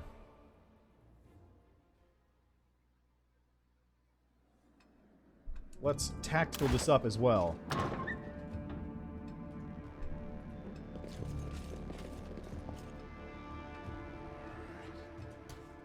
And before we go any further... Actually, better idea. Rules are made to be broken.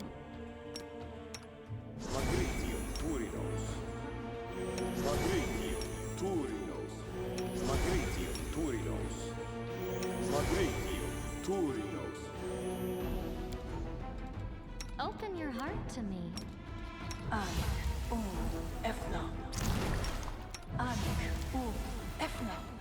Miss me already.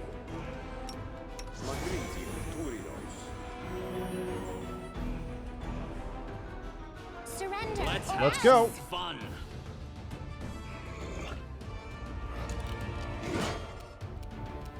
I'll cut you wide open. This'll leave a Jeez. Cover me, all right? Really? Out of my sight. into the fray.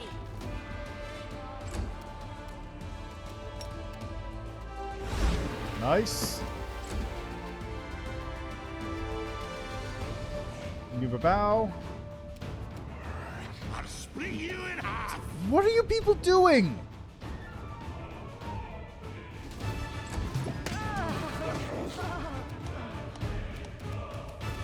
The spirits demand your blood.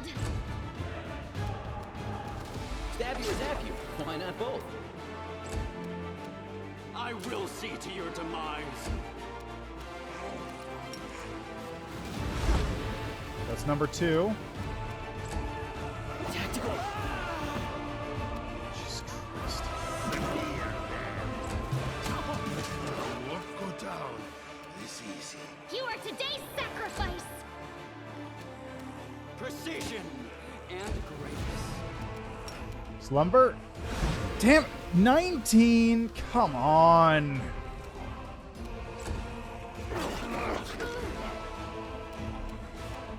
I don't like you. I'm not getting any rolls. I'm just rolling like absolute trash. How many of those rolls actually were above a 10?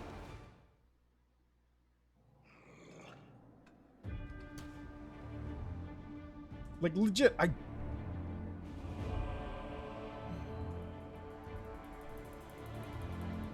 feel like most of my attacks weren't even above 10. A lot of them didn't seem to even be close. Into Can the we retreat fray. already?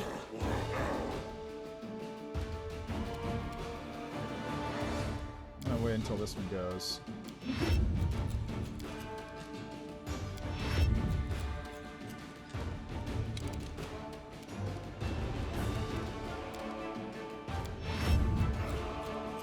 Just sit here. Fucking serious? Worry about me. I'll cut you wide open. Instantly dropped. Instantaneous. Cover me, all right?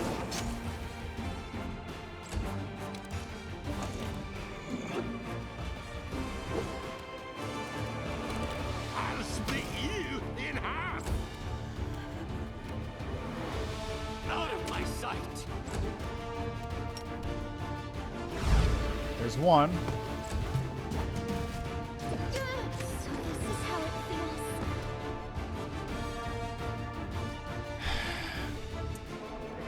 Does Wolchev have grease? Does Wolchev have, I don't think Wolchev has grease left. He wouldn't have a grease. Something wrong.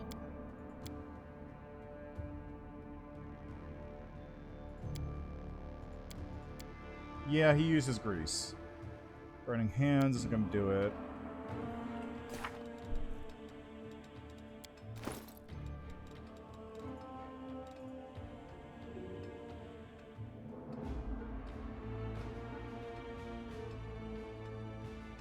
I don't have a grease.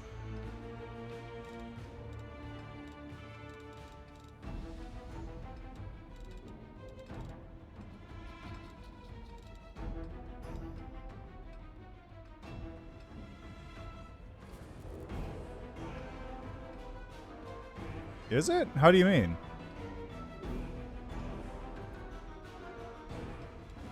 You mean like me in particular breathing into the mic or what?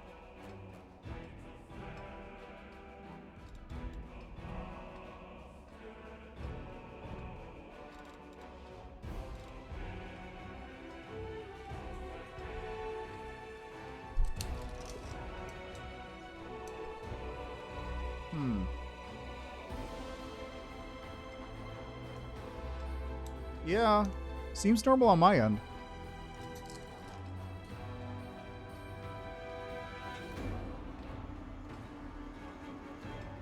Like, what do you describe? Could you describe what you're hearing?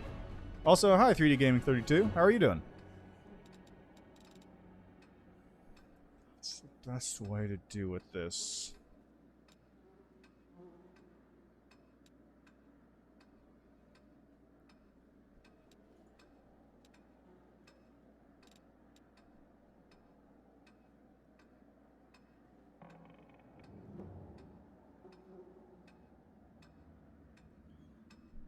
The big problem here is I don't really have any buff spells available to me because all the ones I have I didn't prepare before I went to this thing. Oh. Well, I'm not seeing any drop frames, so it might be your connection. If you reload, does it still do the same thing?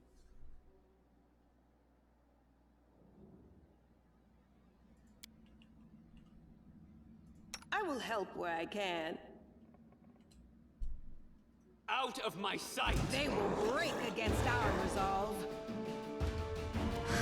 Alright, let's see. What can I do? I will see to your demise. 0 damage. Sick. Yeah, I don't know what to tell you. Like, it might be just a pure networking issue or something. I don't know offhand.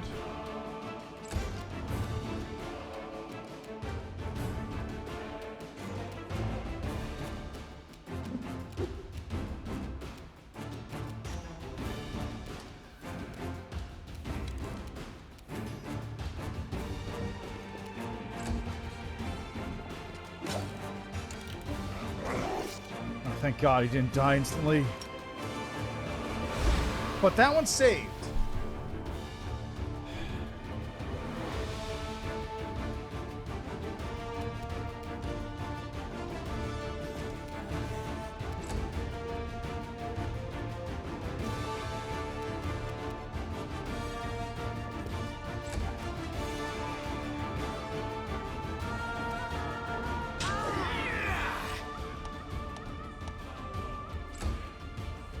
That was a big hit.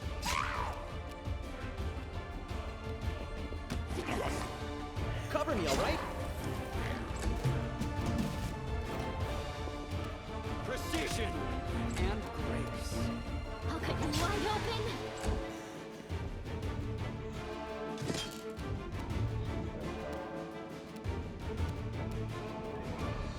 Okay, let's give this one the old evil eye.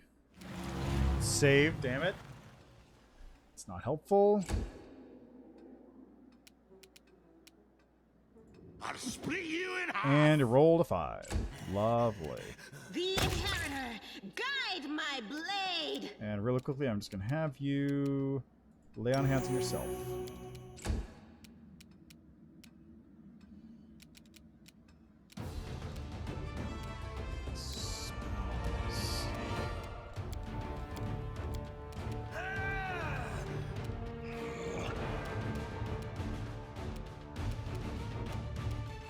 Oh, you have it as a cantrip. Okay.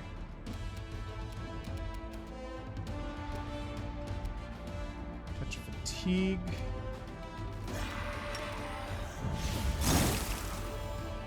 Failed to overcome spell resistance. I'll make short work of this.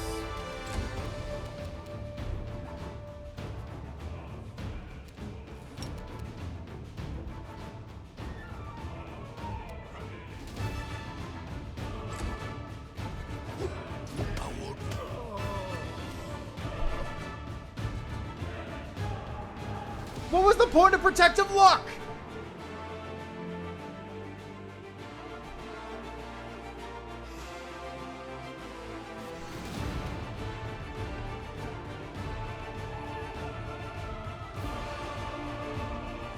I rolled an 18 and a 19.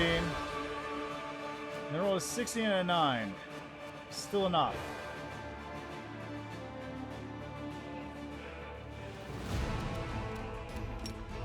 Am I doing it wrong?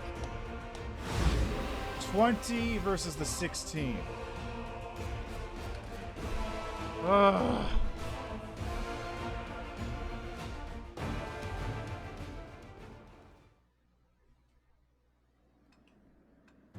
Okay, Amber. This war must end. Darren. Rules are made to be broken. So is Restless. I Who, wonder me? why. I appreciate privacy. I'm here. You can Where else trust would I me. be? A bright future Can awaits we us. retreat already?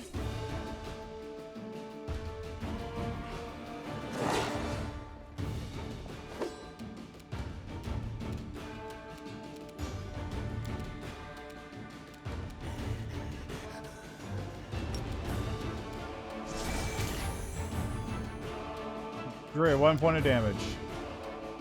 That was something.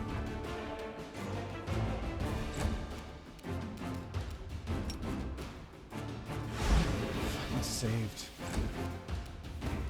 Gotta get this after Sela.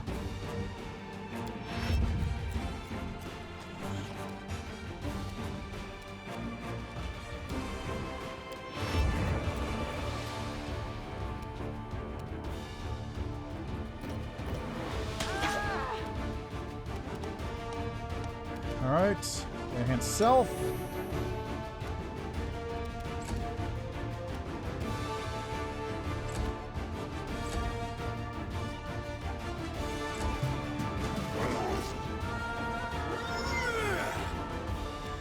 Out of my sight. Does nothing. Great. Okay, good. The Abracandaloos out. Don't need to deal with that. This will leave a bruise. The light take you!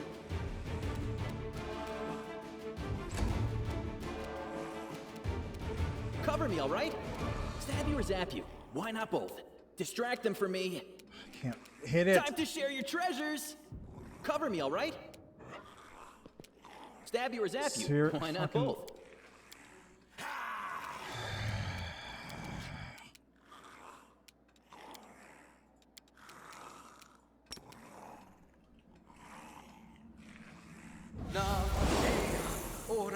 Oh, great. Sela failed the fucking save. God damn it. Rolled a 3! I'll cut you wide open. I'll split you. I can't get anyone else to hit for shit. The body block is too close. Christ.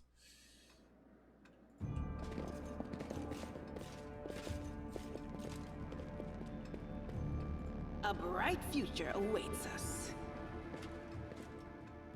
No reason to pause.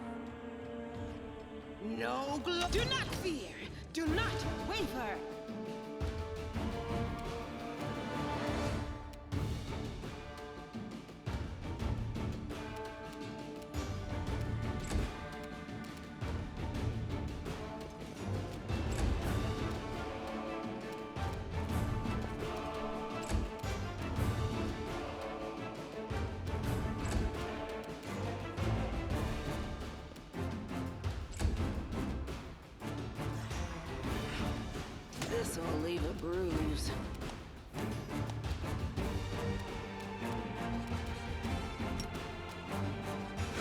Oh my god, it died.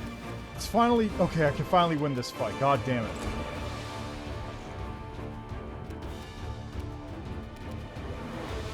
I'll split you in half. As long as people actually hit their fucking attacks. I'll cut you wide open. Cover me, all right?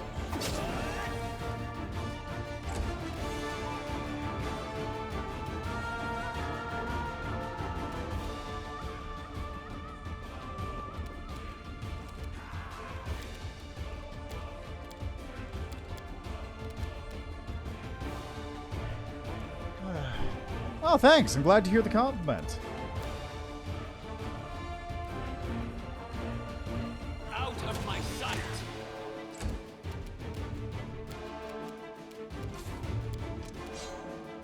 Hope you enjoyed this one as much, too. Take you! Ooh, critical. Nice. I'll just sit here. Okay, Sela's Don't down worry again. about me. Take care of the bow. And it saves. God damn it. Smear them. The spirits demand your blood. Stab you or zap you? Why not both? Can't believe it's not dead. I will see to your demise. This pain is Tactical retreat! excruciating. No? It's... Well, it's a 20!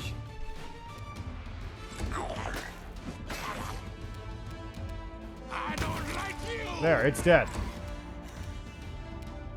You are today's sacrifice. Distract them for me. Precision and grace. So this is how it feels. Okay, so she's not quite dead yet. Thank God. Out of his way. Go away.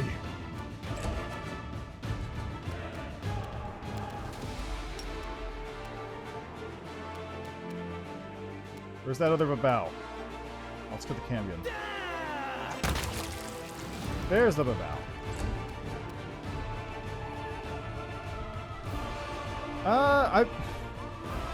Voice acting? No, because I don't... As much as I love doing, like, the voices, I don't have the skill to, like, consistently hold an entire voice for, like, that long, right? Just for, like, doing fun off-the-cuff stuff? Of course. And I just... Part of it's just, like, I don't have the acting chops, as it were. Then I've never found a place where I'll be like, yeah, I could just voice act for this for, like, however long. But thank you for the compliment, though. I appreciate to know that my effort going into destroying my throat is actually worth it. Okay, let's make sure it doesn't kill me with this. I hope you appreciate this. Counterfeit Derek Sunhammer's jewelry and short bow of code. Nice. Nobody uses short bows, though. Actually, nobody. Short bows kind of suck.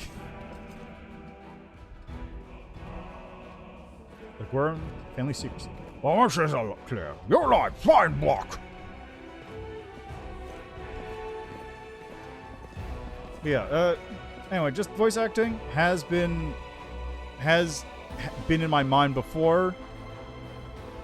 Ah, excellent. So it probably was just a small network thing. Family secrets are about to be revealed. It's so thrilling.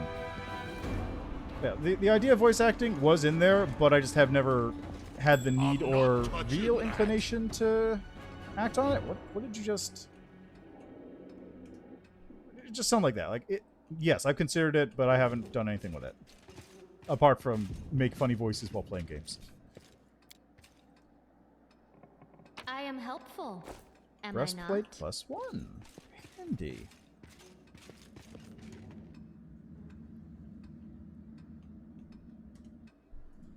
This painting depicts a thin, blonde boy with sickly pale skin. The caption reads, Horgus Gwerm, 9 years of age.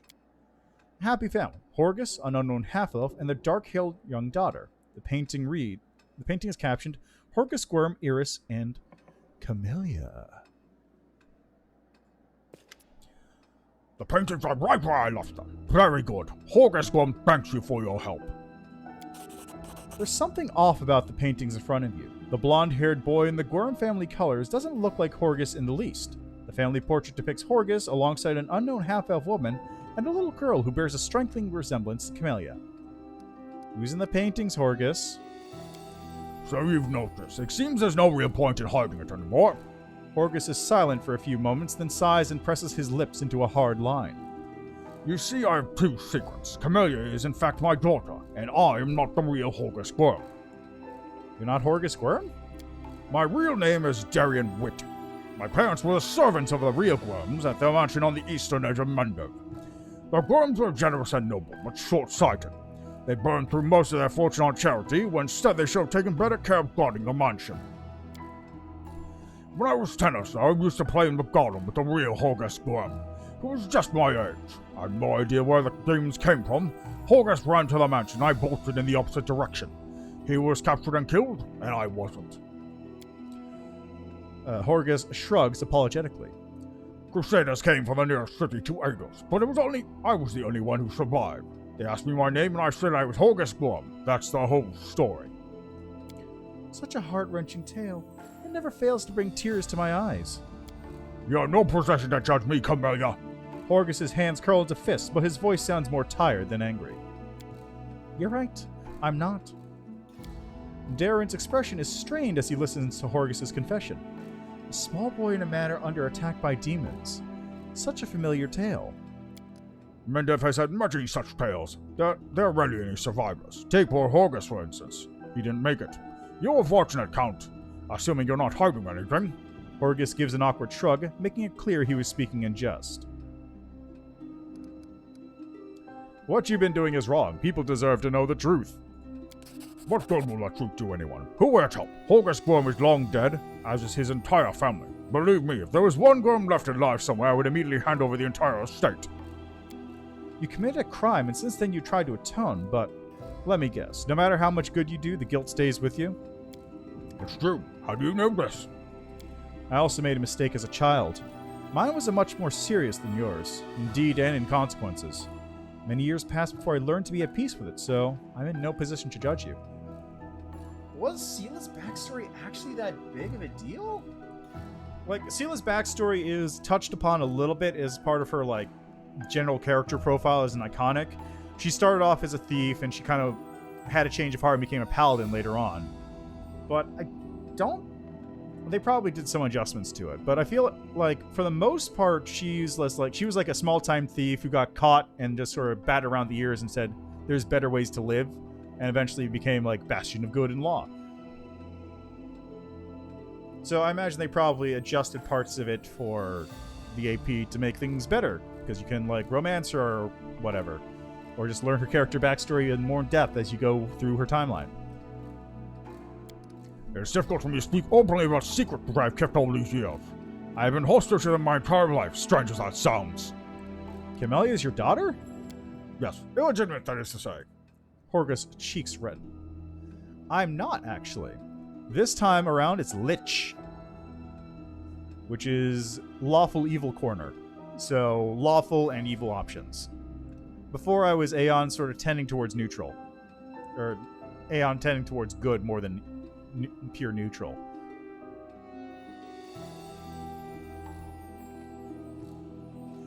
She was resided in this house ever since birth. The staff thought she was a niece of the daughter of a friend who died in the Crusades. I never disapproved them of their notions. Her mother, Iris, was a half-elf of humble origins. She works in the gardens here. I wanted to unite the Gwerm family with another notable line. The Gwerm name could not be permitted to mix with commoners and thereby plunge into insignificance. Iris did not protest, as we successfully hid our connection, and when Camellia was born, I did not claim her as my own. As far as Mendev knows, Camellia is the daughter of the Gwerm family servant who died over 10 years ago. And before you start telling me what a terrible father I am, I want to tell you something. My daughter wanted for nothing. All her whims were fulfilled as quickly as they arose.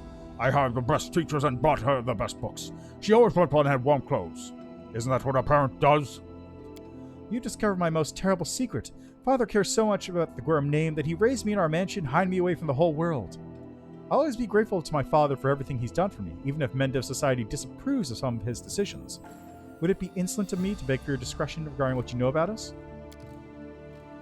Damn it all, I thought Dorgus was a dull ditchwater, but now he brings this delightful offering of a stolen identity, a secret half-elf lover, and a bastard daughter. I'm afraid you've rather put me to shame. I promise to keep your secret, Camellia. The hint of a smile plays on Camellia's mouth. Please accept my humblest thanks. Yeah, look, in my defense, I've been saying for weeks that I was going to play a Lich for my first real playthrough. Like, everyone else playing Lich, they're all pretenders. I'm the one who called it first. Not really, but you know what I mean. Aeon, apart from the, like, kind of mundane law things, it's such a cool path! It is the fucking coolest! Except when it's not. It's like, the rest of them have, like, you got cool moments kind of sprinkled throughout, and it's kind of like a... It's a little wavy, it's a little bumpy, but it's kind of like about even. Aeon is like rock bottom where you have to find codes of laws and try people, and then it goes all the way up to the fucking sky whenever one of those big pop-offs happens. It is the coolest thing, and I might... Oh god, there's so much Okay, let me think here. What I might do... So I'm doing Lich first. It's true. Aeon doesn't have a dragon. That is a good counterpoint. Oh, God, what a...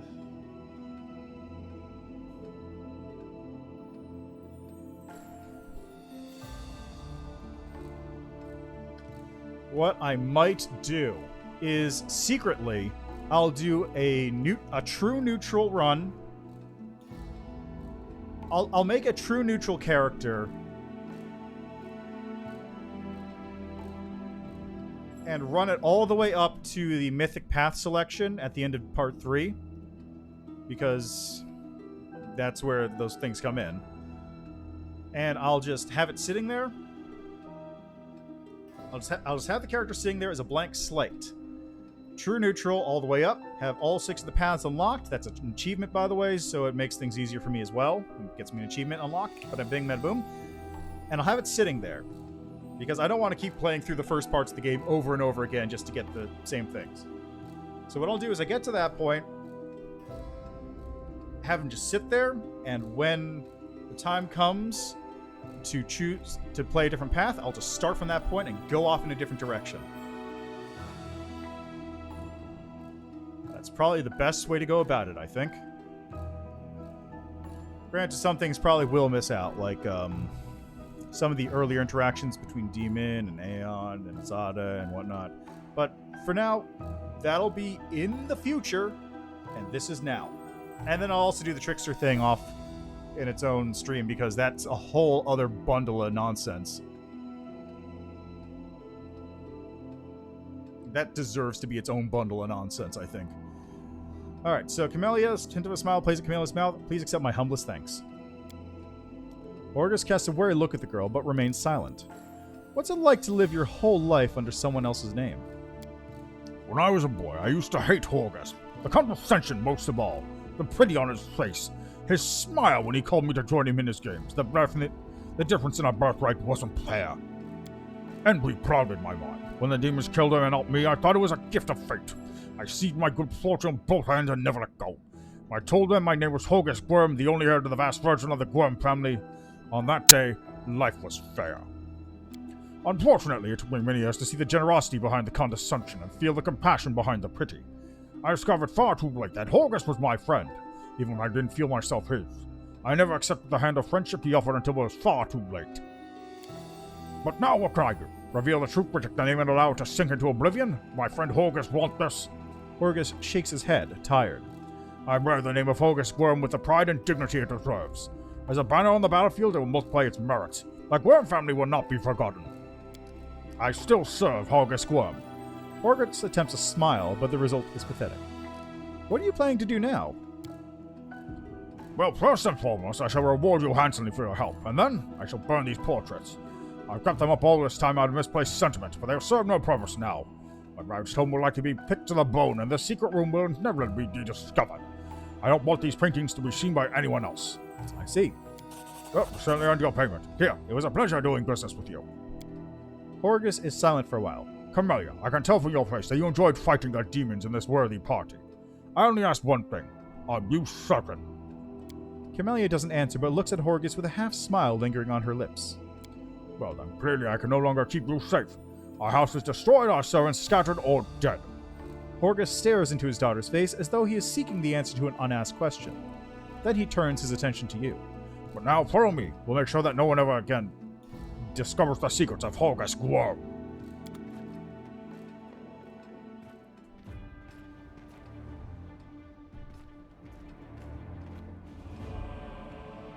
Make way.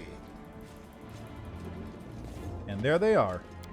Scorched frames and burned canvases. No one will ever know what these paintings showed. So, like I was saying, in the original plotline, apart from Camellia obviously not existing, this entire quest didn't happen. In order, Horgus's quest is basically just escort him back to his house, and that's that.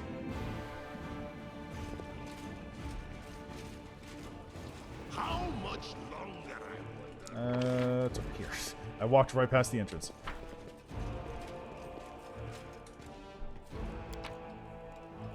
And one of the nice things is that, like, he basically has the same sort of background to him, like, apart from the stolen identity thing, you never find any of that. Yeah, during the whole Crusades with both sides and Cosmic Joke. Yeah, it looks like so much fun. Like, I really want to go to the Trickster route.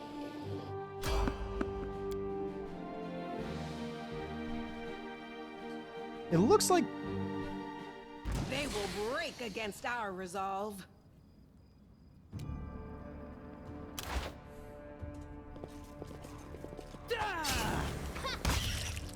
Like, honestly, Trickster...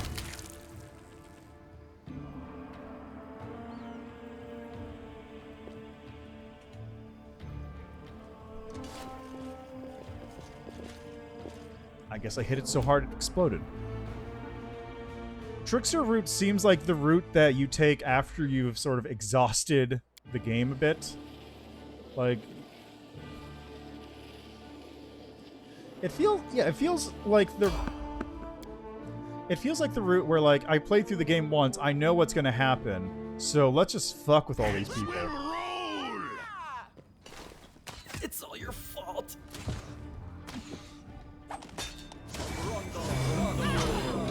Seriously?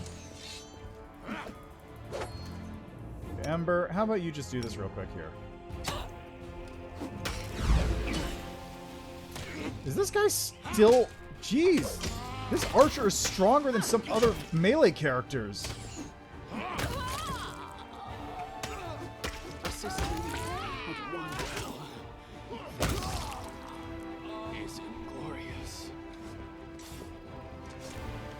He was just tangoing around me. Follow me. Or don't. You know what? Let's just keep going.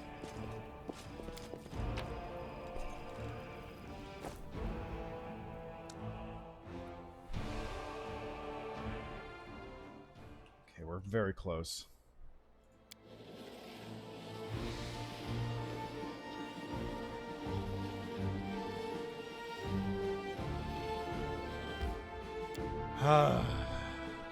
Made it.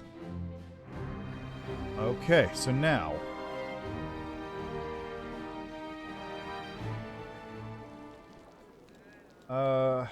DC 15 fort save. What is my normal fort save? 9. Should be able to make it, but you never know.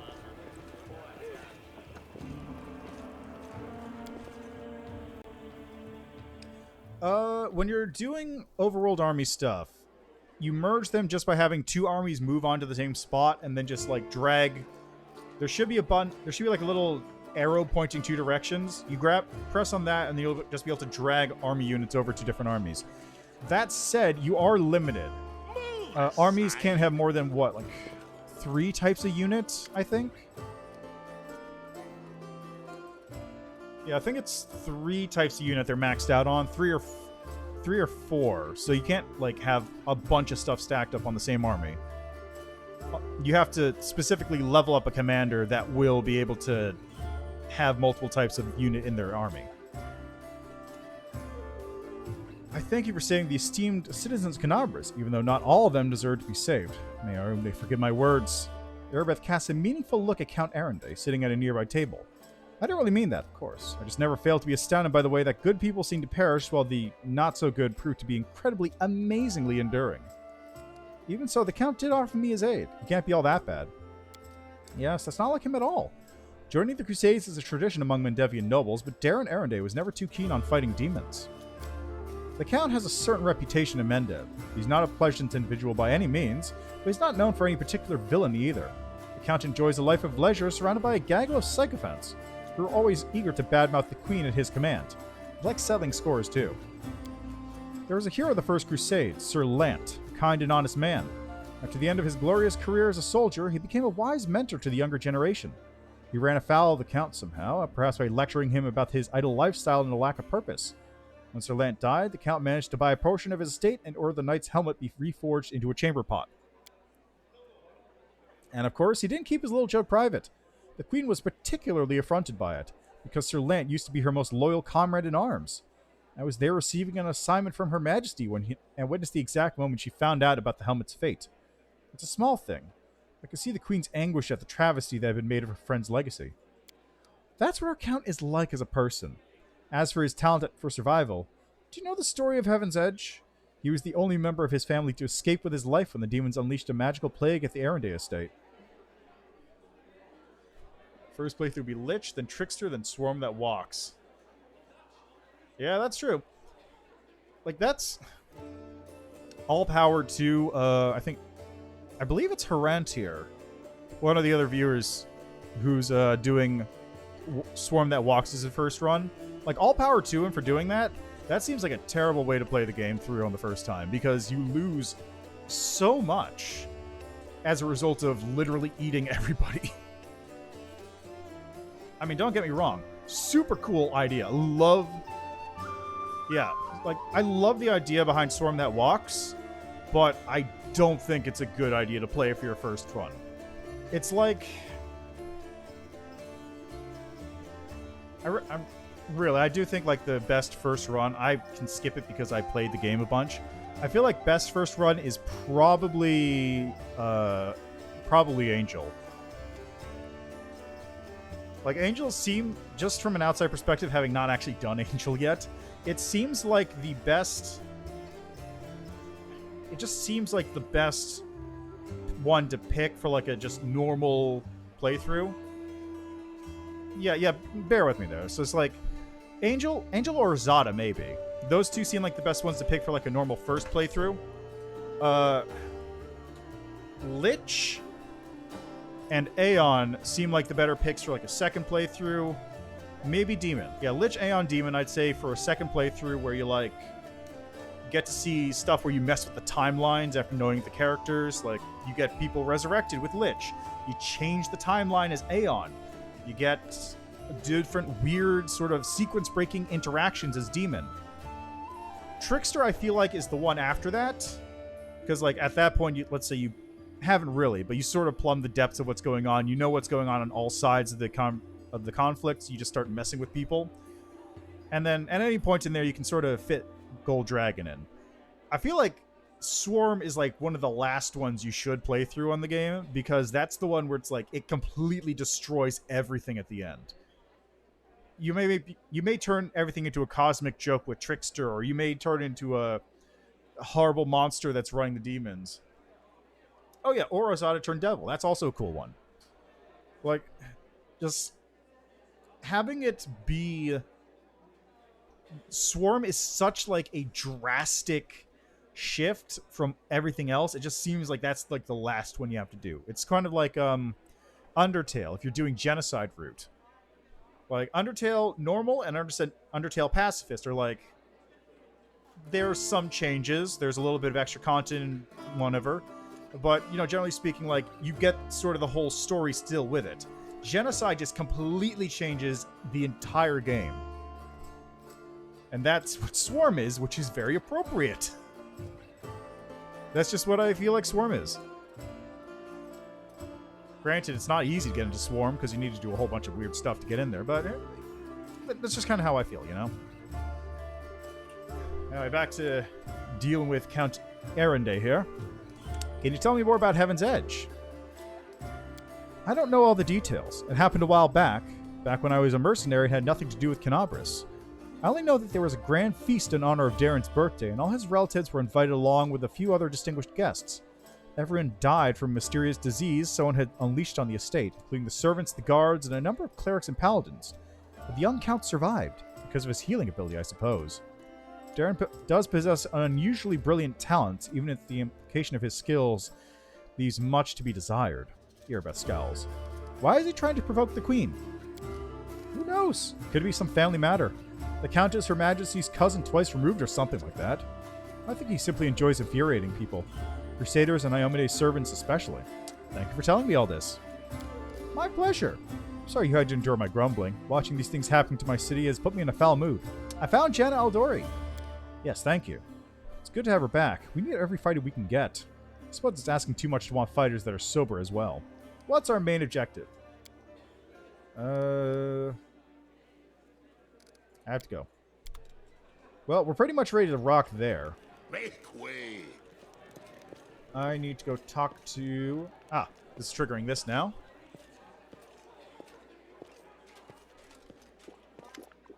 The Defender's Heart greets you with unexpected liveliness. Beyond the walls of the tavern, the once bustling and festive city lies in ruins, but somehow none of that can be felt within these walls.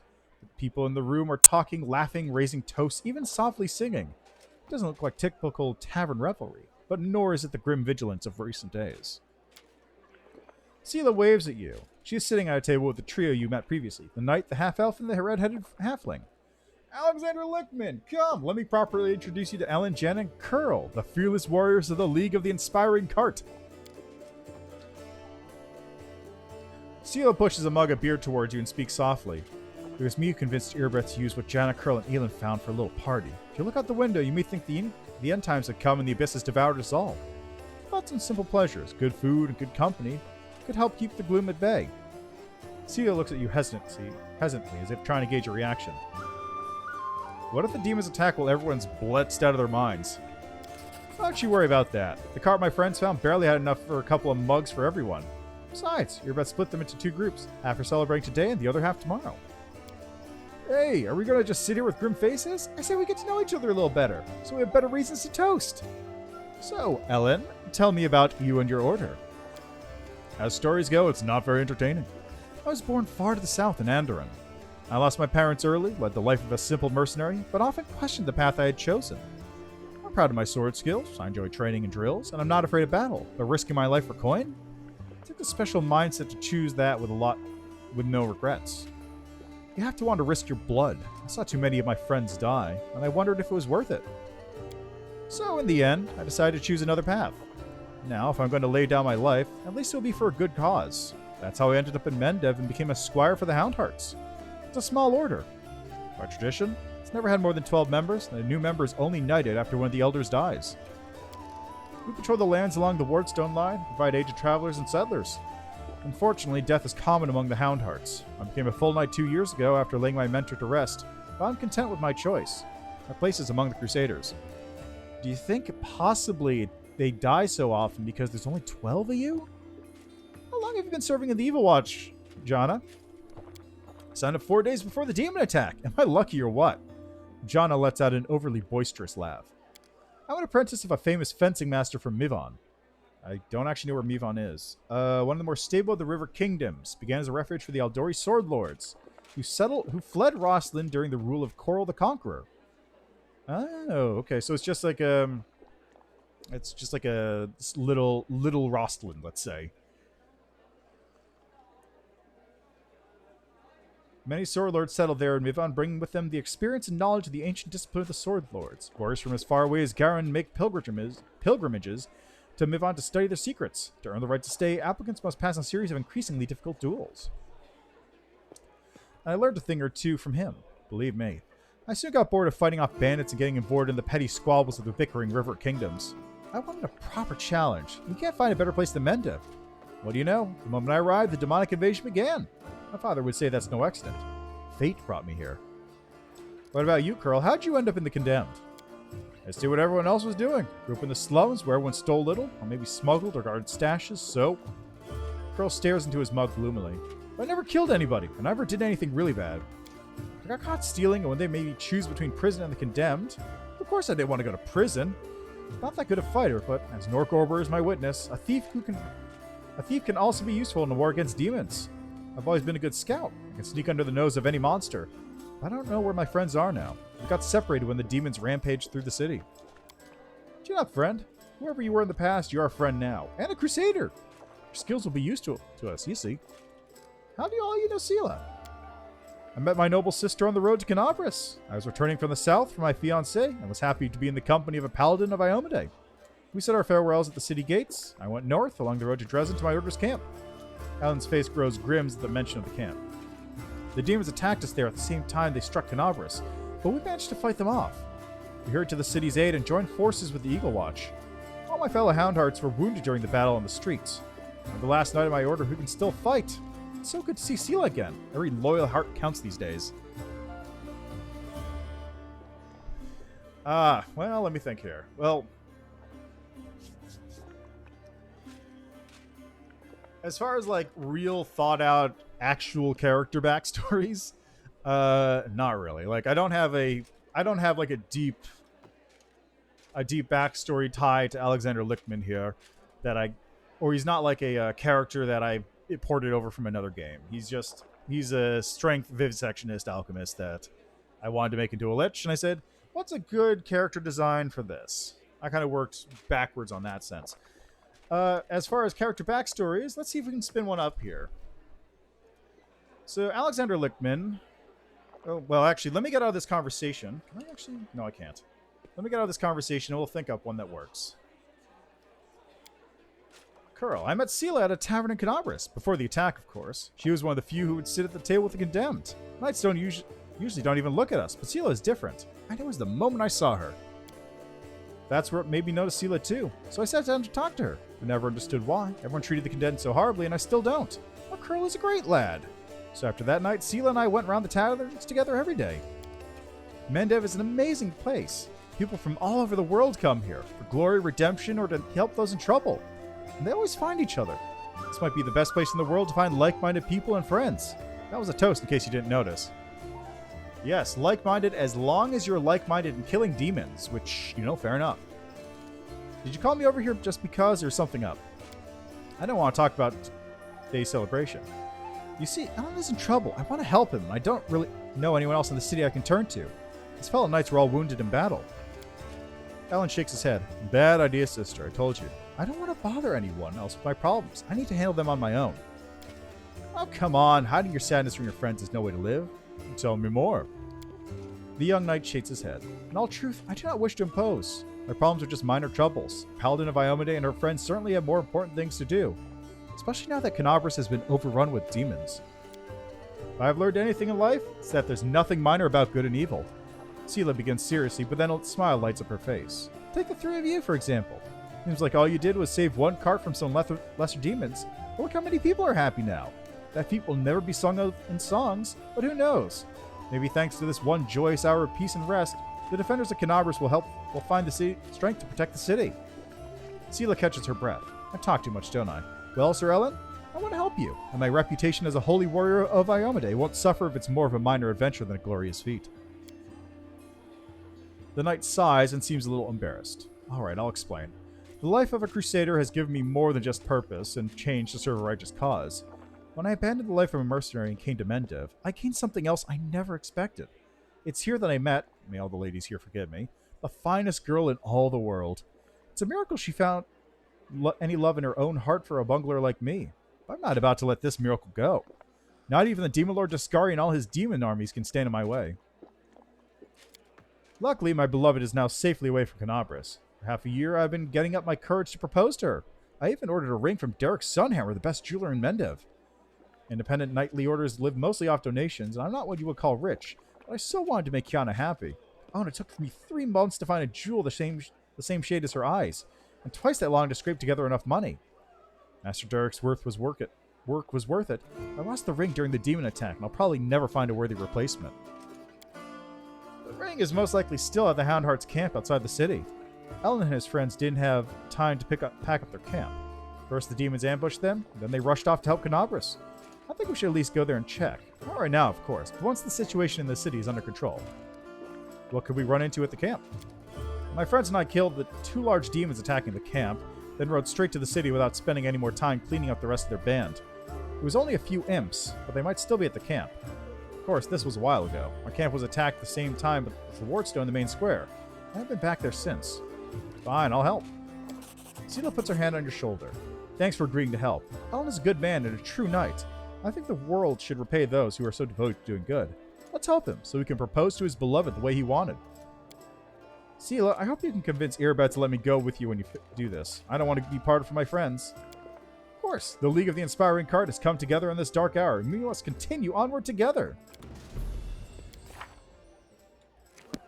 Oh yeah, I gotta go back to the market square, don't I? I completely forgot about that. Alright, so let's take a look at character here, right?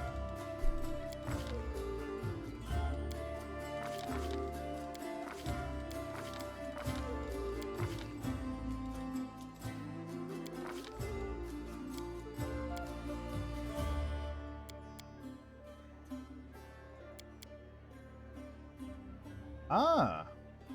Oh. Oh. Book gains a +1 confidence bonus to attacks and damage on all natural attacks. Saving throws against swarms. Bonus against dragon. Cool. That's actually really cool. So they just give you little T +1 bonuses. I can appreciate that. Alright, so, right. My trait was a Gubian Necromancer. I'm a Vivisectionist Alchemist. Big on strength, low on dex. Fairly bright. Geb's over by Alkenstar, right?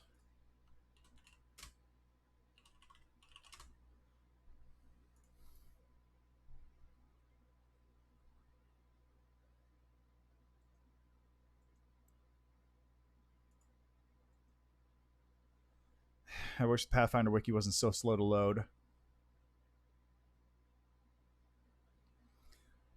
Anyway, I want to say Geb is like south of the Inner Sea.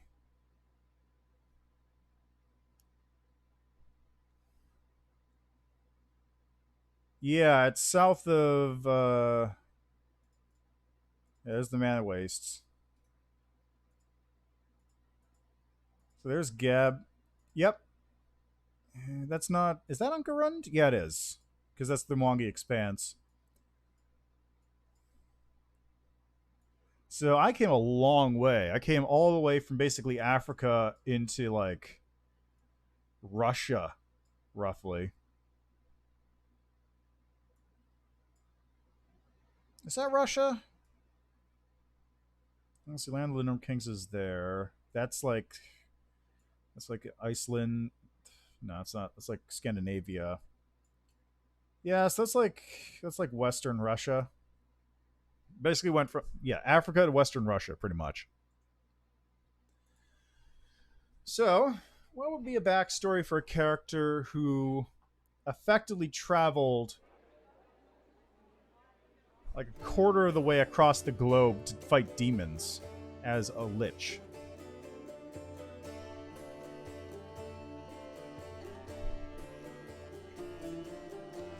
So back in Geb, he worked as he worked as an assistant to a vivisectionist, which is where he gets his knowledge on tearing bodies apart. The vivisectionist would often reanimate bodies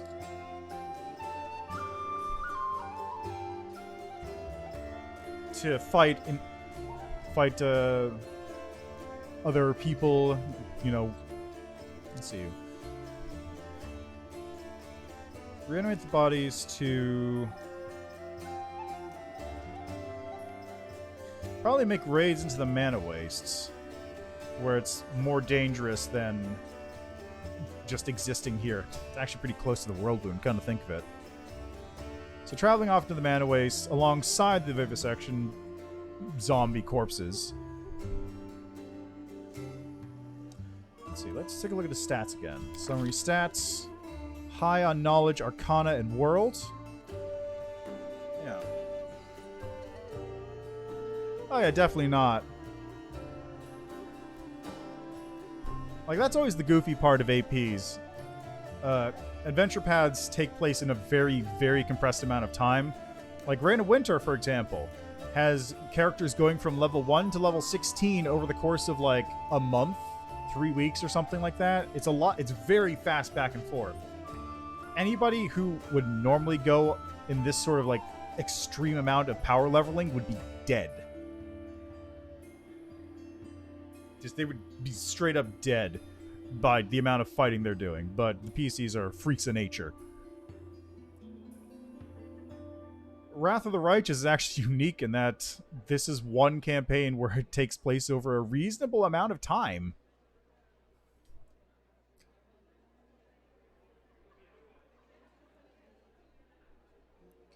All right, let's see here. So yeah, he would accompany his... yeah, Kingmaker is similar, because it's all about, like, large expanses of time. Yeah, you do things over long periods of time. What else? A lot of APs just take place over a very short period of time, though. Reign of Winter is a very short period of time. I want to say Mummy's Mask is short. War for the... Like, a lot... Most of them, honestly. The exceptions are Wrath, Kingmaker, Jade Regent. I want to say... Yeah, Rise of the Rune Lords is about a month, but most of that is travel time, because any of the given encounters take place over the course of, like, a couple days when you're in any given section.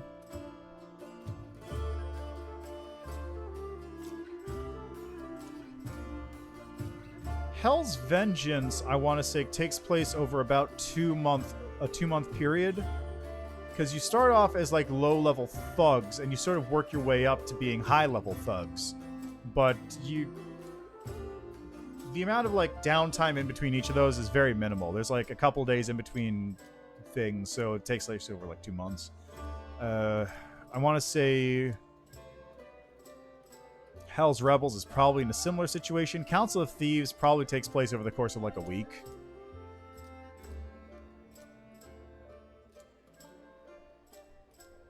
I think Skulls and Shackles probably is another lengthy duration one. Because it's all about traveling around on boats. Let me just take a look at my my list of Pathfinder adventure paths. Oh yeah, while I do that, also take a look at... I forgot. Here, take a look at this dumb shitpost that I made that I posted on Twitter. Whoops, not that one. This one. Here we go. I'll just put this right here. Have a small flowchart to determine your class while I look up my list of adventure paths here. I spent far too long making this flowchart.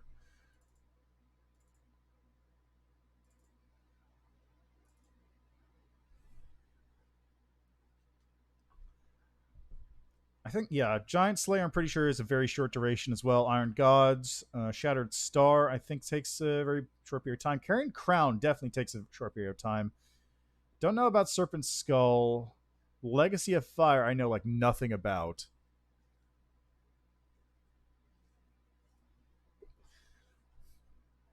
Curse of the Crimson Throne, I think, is also very small time.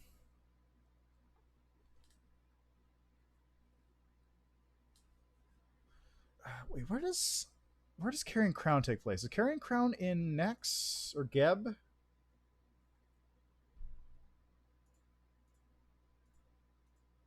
Carrying Crown is all about undead. I don't. Oh, it takes place in Ustalov in Transylvania. That's right.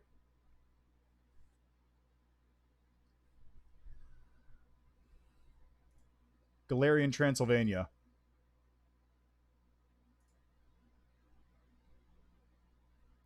Alright, I'll leave that flowchart up for another second. And now I'm going to close it because I want to get back to the game. Well, did the flowchart work? Is the flowchart 100% accurate as I advertised?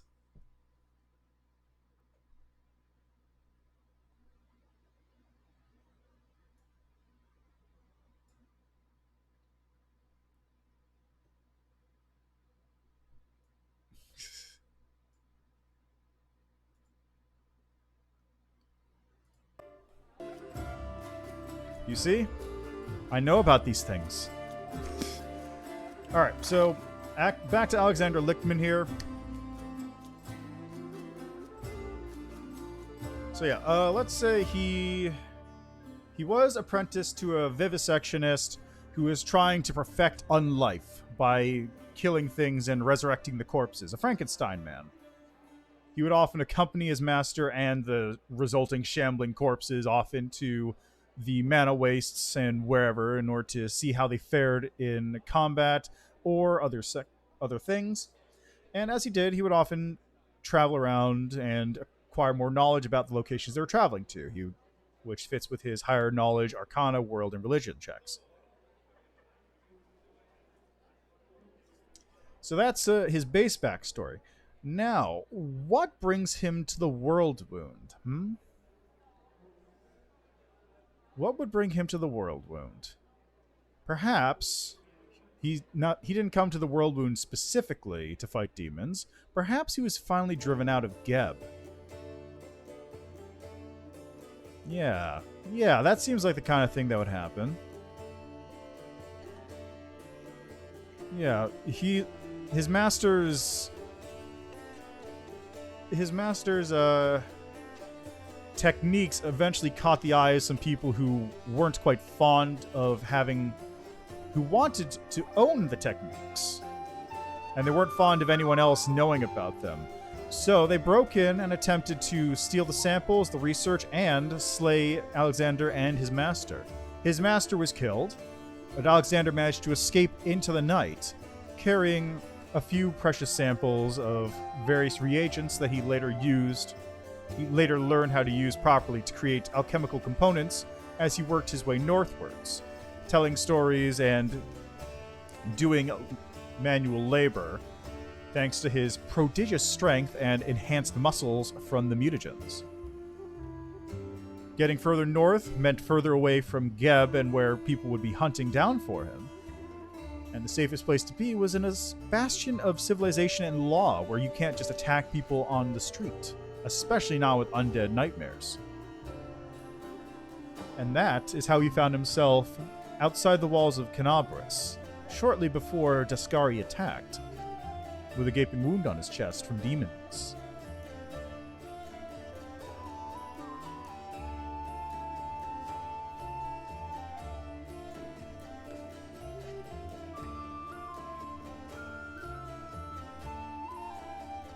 Yeah, so I got plenty of bodies up here to test with as well.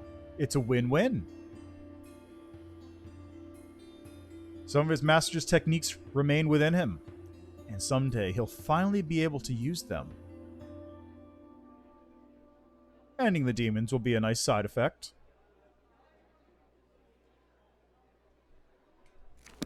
Yeah, so that's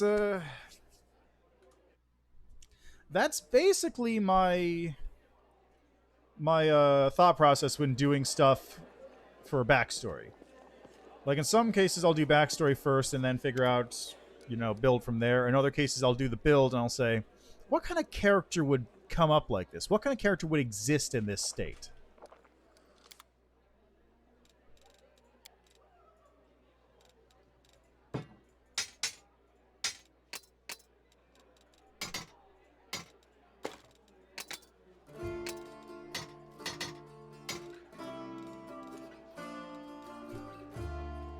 It really works a lot. The backstory first thing really works a lot better when you have a specific group that you're going with, or you have some kind of campaign setup going that works better on that front. Not quite as well in this situation where it's a video game or you want to make specific characters to go in. You can still have an advanced backstory. That's not the way I was doing this particular character. That's really all there is to it. Longer, I wonder. Alright, let's talk to Woljif real quick. Hey, Woljif, what's up? Psst, look, Chief, I got something to show you. Ta-da! A real beaut, isn't it? He makes a subtle gesture, and an amulet on a chain appears in his hand. A silver amulet in the shape of a waning moon, with a dark crystal in the middle. The Moon of the Abyss. Did you really betray the Tieflings? Oh, that cuts me deep, Chief. You and I saw who the traitor was. It's just that when we robbed the shop, I went in first and took what I wanted.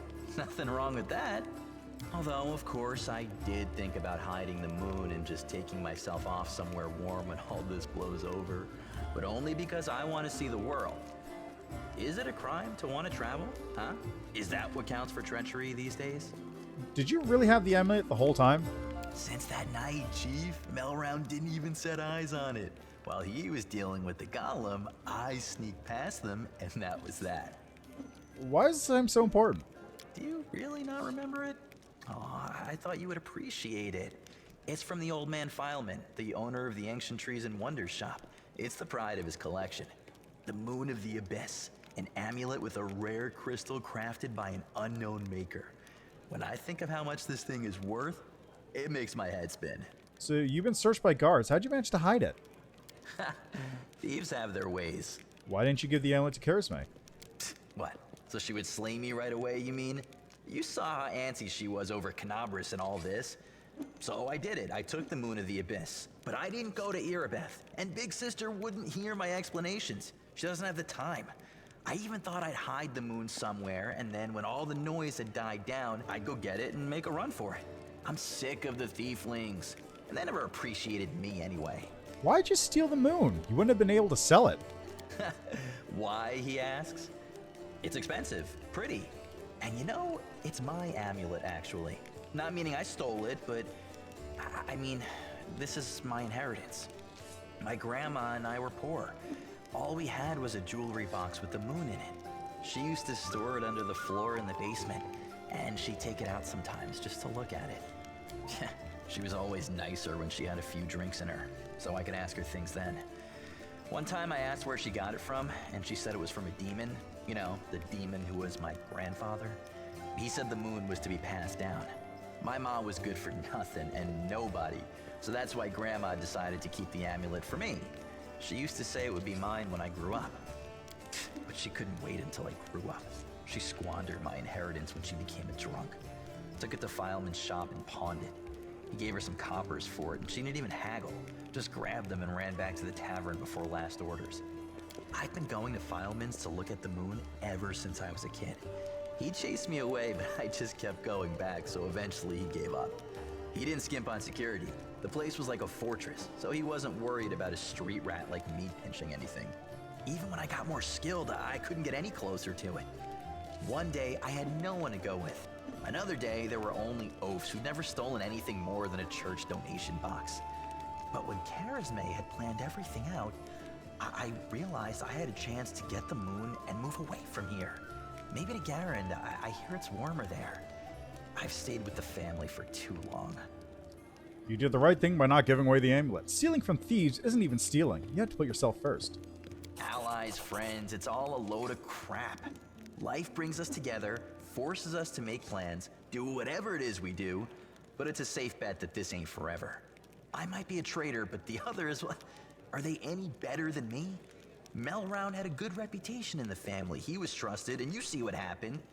If you abide by the law, anyone can rob you. So you need to break the law first when no one expects it, and run before you go soft and get too attached. Whatever you think, I owe you. I'm not just a thief. I have my own business selling things.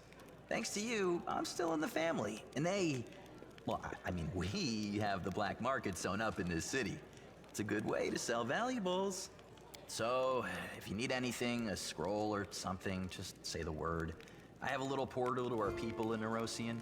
You put a note there, and you get what you need. I can't get you anything big, but what they do have is all high quality. Nothing's too good for you, Chief. What's mine is yours. For a price, of course. Yeah. Show me what you can get. Right now, it's a whole lot of nothing. But he's a good place to sell these items to that I'm not going to use, like this Cold Iron Bardiche, or this Kukri, or this Battle Axe, or this Quarterstaff, or the Short Bow, or this Sickle. Who uses a Sickle? Druids? Or this Orc Double Axe, or this... I actually could probably use that Longbow. Alright, so let's see. That Longbow is not going to go on land, because he's currently doing this. You can't use a longbow. You can use a better longbow. Anyway, I saw this as a... I think I was on the forums? Anyway, somebody basically just had the idea to use Woljif as a basic storage for any of the unique magical items. You sell the random +1 junk to whoever, and then you have Woljif just hold everything that's named. So that way, if you do want it back, you can buy it back from him, because he'll follow you around. But the rest of you can just dump off whatever. I met Kaelessa. Thorn's melancholic expression remains calm, but his entire body tenses, and his fingers wrap around the handle of his weapon. Under what circumstances? I hope you seize the opportunity to kill her. Are you certain of your allegations? Thorn lowers his head and says in a hollow voice, I am. Her misdeeds are terrible and proven with absolute certainty. She claims she doesn't serve the demons. Of course she does. In an attempt to buy her life, she would stoop to the boldest and the most egregious of lies. Whose word do you trust? Hers or mine? I let her go. After giving you a saddened look, Thorn stares off into the distance. Your decision is regrettable. I'm afraid that in doing so, you've condemned her many future victims to death.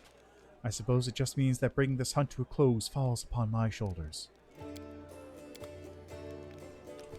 Anything else? I've got to deal with this at some point. That's later. Kaelessa Shield later. Cold Waters later. Stay of Executions later. Common Cause. Oh yeah, I need to talk to the Storyteller, right.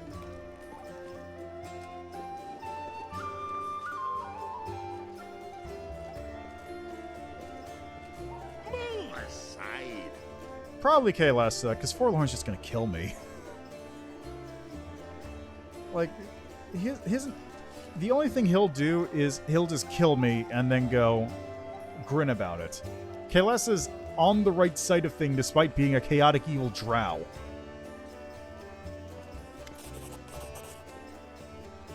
The blind elf looks better than he did in your last encounter. His clothes are clean and his pale face has some color. The elf turns to you and listens closely. Is that you, my savior? I recognize your footsteps. Determined footsteps befitting a determined person. Allow me to thank you again for saving me. Please accept this humble gift as a token of my appreciation. The elf hands you a small black ring with 2 scarlet runes on it. Erebeth has explained why you were looking for me. I warned the authorities of Canabris that the local wardstone had been desecrated. They waved off my warning and paid for their inaction. I have examined many wardstones, but only in the one guarding Canabris do I sense a flaw, a spot of corruption inside it. A vulnerability the demons will surely use. They are able to spread the blight inside the wardstone, corrupt it, and make it their weapon.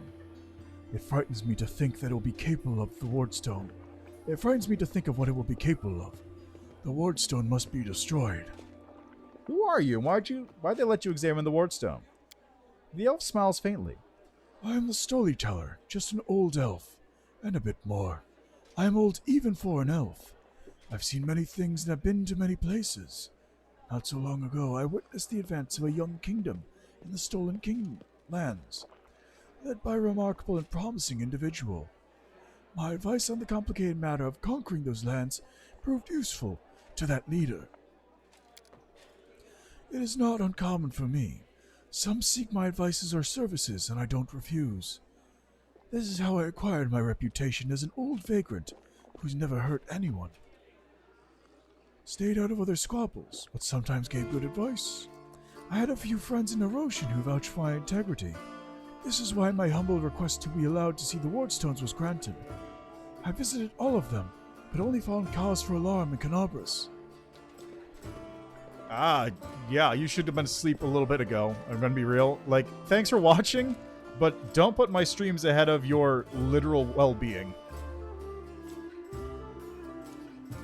Have a good rest, though, and good luck with your work. And yeah, Whole Run is lawful stupid. He's absolutely lawful stupid. Yeah, fair enough.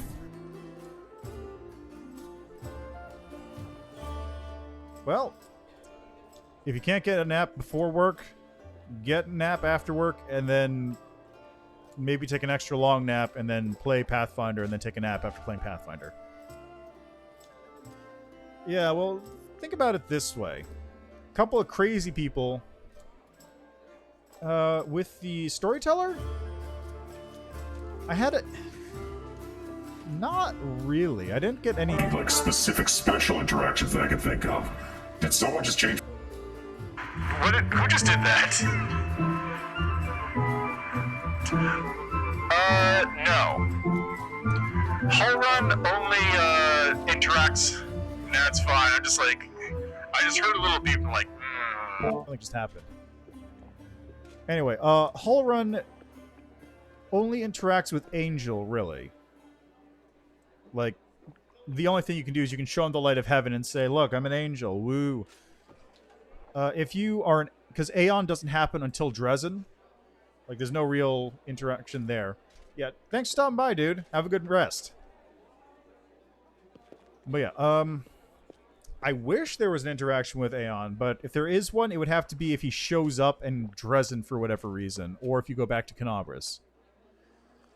So if you scroll down on the Twitch page a little bit, there is a extension I have active, which I'm testing out.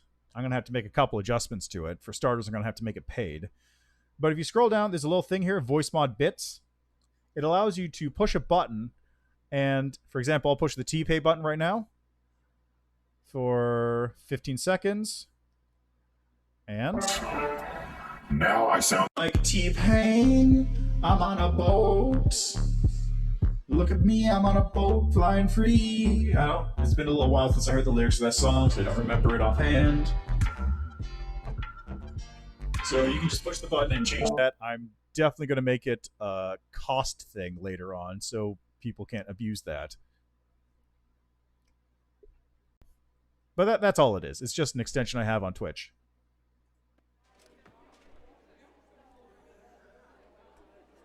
What was it I was saying? All right.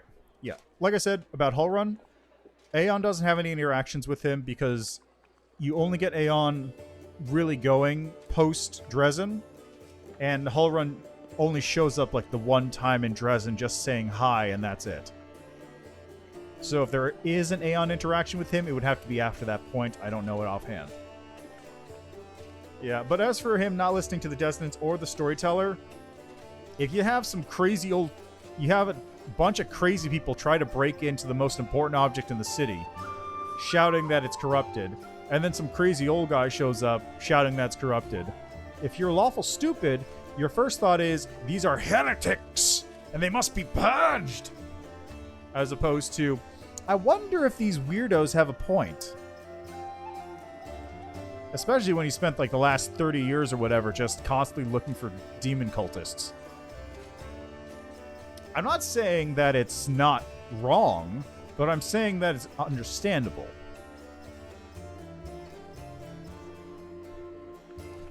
Anyway, do you wield some special magic power, some instinct? The Storyteller chuckles. Yes, to a certain extent, but it's more of a gift. I can see the past, stories that have happened. I touch an object and shreds of its owner's memories are revealed to my mind. Their emotions, passions, and tragedies. I see visions like I am them, and their stories happen to me. This is my power. I've been roaming the world gathering such stories for many thousands of years. One day I will gather them all. What blight is concealed in the Wardstone? I'm afraid I don't have the answer to your question. To understand the nature of this blight, we need to understand how the Wardstone was created, and it is hidden from me. I can only guess. Have you heard of the Red Morning Massacre? A dreadful morning remembered with fear even by those not yet born at the time. The demon called Minago invaded the city with a crowd of her followers and started to do what demons do best, kill and desecrate. They say they covered the wardstone with pieces of dead bodies, splashed it with blood from top to bottom. Could such an abomination darken the radiance of the gift of Arendae herself? The locals think this is impossible, but who knows? It was not their last attack. Many demon leaders brought their unholy forces here, even the terrifying Balakora Mazda. Their attacks were rebuffed, but they still reached their target. I think this is when the seed of corruption was planted in the stone. It wouldn't have grown on its own, but Discari himself has now come to take advantage of this weakness, to open the abscess that has been festering for years. Unnoticed by the people of Canabras, and when the demon lord struck the blow, he weakened the weakened stone gave in. Now it's in demon hands and nothing is stopping them from spreading the blood throughout the entire stone, and from it to the other stones along the whole perimeter of the world wound. Why'd you travel to the Wardstones? I tried to see their stories. The visions I had when I touched the Wardstones were unclear. I saw hundreds, maybe thousands of different stories at the same time. They followed each other like flashes of lightning. It was impossible to separate them. I couldn't understand where one of them ended and the next began.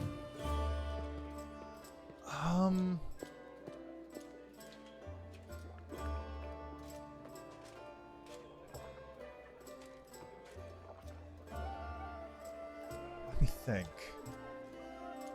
Because I did go into the Midnight Fane. She does... I think she doesn't remember you. Or at least I don't seem to recall any special interactions with her as an Aeon. Like, apart from the normal, like, snap your finger, fix reality stuff with, like... I want to say you could do that with, when she has the husks in the basement. But I don't recall any particular... like, special, like, how dare you stop my planet Dresden thing. Yeah, I don't think there was one. The only one is the coolest things. Ah! You get so many cool friends as an Aeon. It's the coolest. Anyway, I have heard you, Storyteller. In that case, you must make very possible effort to destroy the corruption. Unfortunately, I don't know where to get an instrument powerful enough to banish it from the Wardstone. As far as I know, there is nothing like it in Canabras. But the demons might have something. Yeah, right? I mean, they can't affect everything for Aeon, but it'd be cool if it did. I heard the dying word Arendae, the civil dragon, protector of the city. At the same time, I felt a wave of unfamiliar power sweep over me from head to toe. I advise you to go to where Arendae perished and search there for... something. I'm sorry I can't be more specific, but intuition and a strange sense of rightness tell me to point you there. I found this in the square where Arendae perished. What do you make of it? The Storyteller reaches out and says softly, Even from here I can feel strange energies emanating from this object. If you don't mind, I will examine it. Using my method, I will try to see the past of its owner, their emotions and shreds of their memories. Maybe it'll help us better understand what we're dealing with. The Storyteller touches the knife, his fingers clamping around the hilt with a hungry, masterful grip. His face contorts into an evil grimace, his voice disgustingly raspy. Oh, you mean just at the very end, face turn? That might be cool. I mean, I know people say that, like, you can't really do, like, a good demon, but I think you still can, like, attempt it. Demon Path forces some evil choices, but for the most part, you can still take good choices and just be an evil demon when the Demon Path thing happens. Like, similarly, you can be an angel and be an asshole about it. You can just be an evil angel a lot of the times. The evil picks aren't, like... On occasion, you will pick good things for Angel and lawful things for Angel, but there's nothing stopping you from being chaotic evil while doing it, for the most part. Like, you pick an Angel and still take the Vescivores. Let's see. His face contorts into an evil grimace, his voice disgustingly raspy. Hunger. My many legs bring me into the lair, to my mother's feasting hall. Her swollen body overfilled with food is so huge that I have to look at it with all my eyes at once. On top is her scrawny little head with a long beak that is always yearning for more food. You'll feel feverish, and your chest, where the mysterious wound is concealed, feels hot. Your mind is flooded with a wave of visions. Visions that repeat the words of the old elf. Mother greets me with a placid screech. Stupid greedy witch, whose only achievement is my birth. A creeping wingless creature. It's your fault I have no wings. A symbol of greatness. A birthright I should have received with my mighty father. Mother points me to a crowd of whimpering subjects, suggesting that I fortifies myself with their pathetic flesh.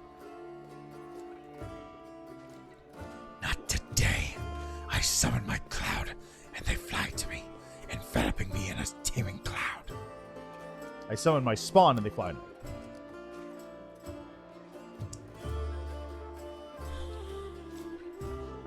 me.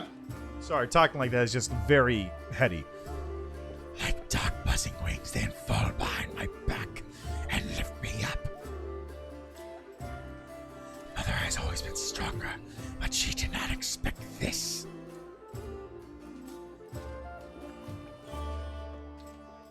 I dive on her and rip her limp, bloated body with my claws. My gust splatters the bone spurs on my heels to sink into her flesh. I clench her pitiful tiny head and tear it off along with the shreds of meat. Victory! I am the strongest. I am the son of my winged father. The elf grimaces with distaste. His voice becomes normal again. Appalling. Appalling. Stories like that are the most difficult ones to keep with me. Did this knife truly belong to a demon? The storyteller opens his mouth to answer, but a sudden spasm crosses his face. A new vision, a much stronger one, engulfs the old elf. The malevolent undertones vanish from his voice as it grows more determined and tired. Even looking at the wardstone is difficult. Despite the corruption nesting it, it still has an aura of strength. Your fingers clench the stone hilt so tight it hurts. A little spot on the flawless surface of the wardstone draws your attention. It looks like a butterfly.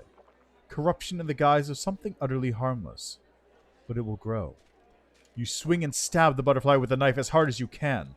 Your fingers cramp painfully. A howl invades your ears. Light. White light everywhere. The stone knife falls from the old elf's hand. Out of breath, he drops to his knees. He is trembling. The terror on his face is so unlike his unusual, dignified manner. What was that? That was not the past. That was something that was yet to happen. Or rather, might happen. One of the roads to the future. And one of the possible futures. This item that will help you cleanse the wardstone. Destroy it. You feel a longing to take the stone chisel and plunge it into your chest, right into the wound that is opened up in it. It is hard to resist this feeling. But at the last moment, your self-preservation instinct takes over, and you manage to keep control over your own hands. The old man stands up. He looks completely stunned. Never before has anything like this happened to me. How? I'm not Oracle or Prophet. Or is this another ritual from the past that's caught up with me? I must find out. Seeing stories that have changed is one thing, but seeing stories that are yet to happen, I don't know why this is happening now, but there's one thing I'm sure of. This is not a coincidence. This is a sign of coming changes. Great changes. I shared your vision, and this knife tempted me. Did you see what I saw? This has never happened before. Could it be the mind of the object that you brought me? I sense dark energies in it that can cloud and charm the mind. Be careful with this item. It may have tried to influence you. We managed to overcome its power and subdue it. Perhaps something else happened to us, something we don't yet understand. Can you see the future? I don't know. Obviously I can. Nothing like this has ever happened to me before. The future never opens its secrets to me before I met you. Gods, who are you and why have our paths crossed? I feel this is not a coincidence. Something momentous is happening. Destiny is pushing us towards something. But what? Questions without answers. I swear this is something I couldn't have imagined what awaited me. Right? That's got to be something. But I imagine it's probably like a... I imagine it's probably like a endgame, like, this is what would have happened if you plunged the knife into yourself. But I don't know what could have happened now if you did it. It feels like... This feels like a setup for the Nihindrian crystal thing later. It doesn't feel like something that's going to come back at the very end as like a pivotal moment. Maybe it's the knife that gives you the power of divination? This knife is a powerful artifact, but I feel that its power is of a different nature. No, I felt the same as I do when I tell the past. This is my gift, but manifested in a completely abnormal way. Is what you saw destined to happen? No, the future is not set. It used to be a long time ago when the god Arendae guarded Galarian. Not now. Prophecies do not come true. Or they do, but not the way they were supposed to. I only saw one version of the future, one of the paths leading to it. But the choice has not been made, and our destinies are not set in stone. Who were you in your vision? I don't know. Someone strong and desperate enough to resort to extreme measures. I felt that what I was doing had to be done. Your powers are amazing. A few moments ago, I would have agreed with you. But the thing that has just happened, it disturbs me. My gift never manifested like this. Something has changed, and these changes frighten me. Can I help you? The storyteller nods gratefully. I appreciate your offer. I have reason to believe that somewhere in Canabras there is a manuscript authored by an elf from Canonian, who witnessed Earthfall. The storyteller's voice suddenly breaks, and he stops for a moment.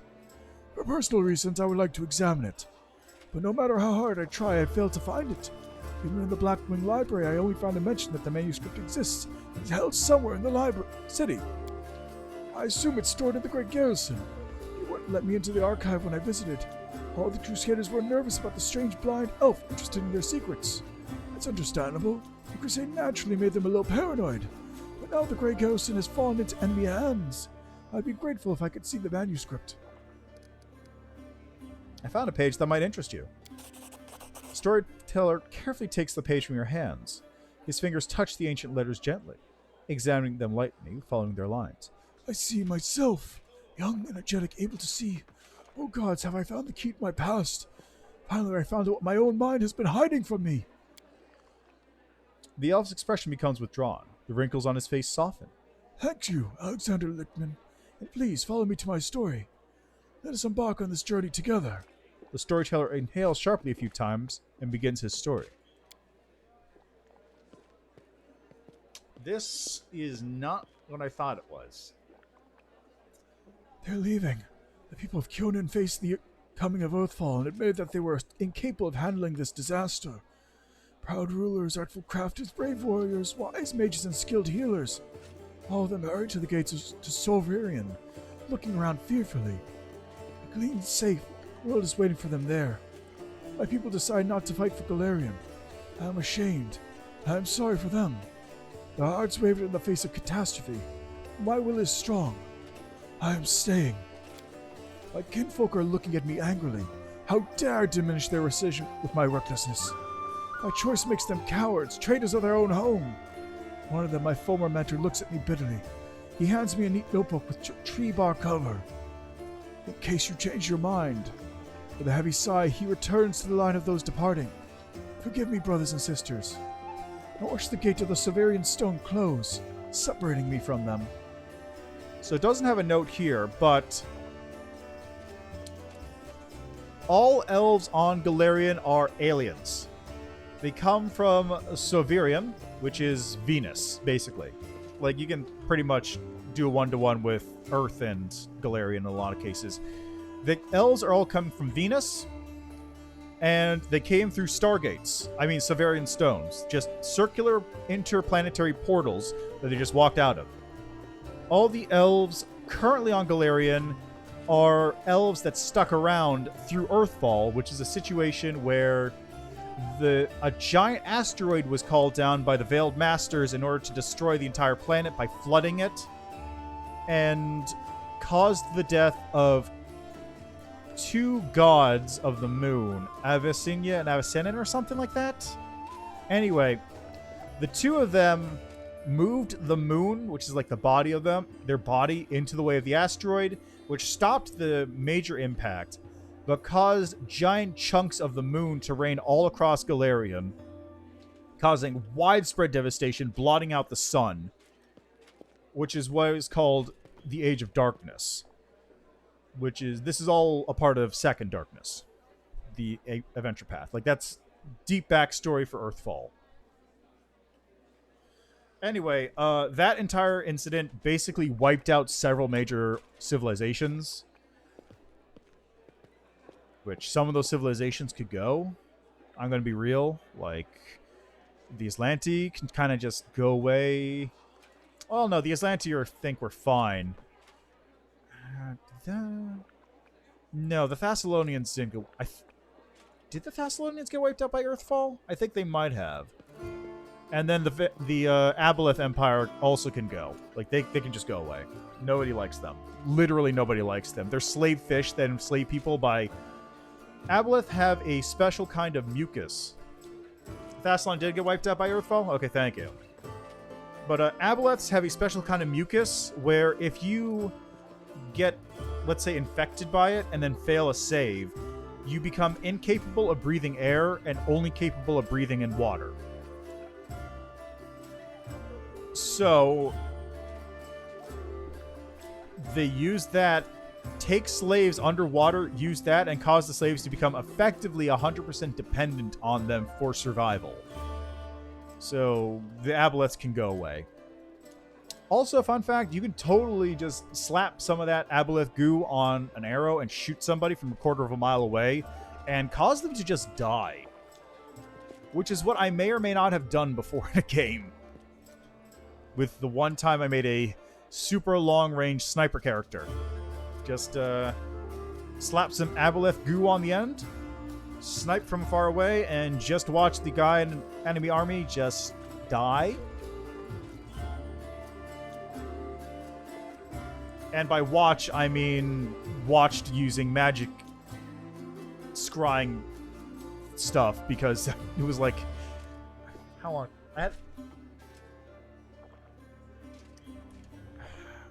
I think I had like a 2-mile range increment or something.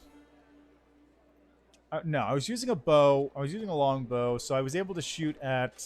I can't remember if it was a half-mile or an entire mile without penalty.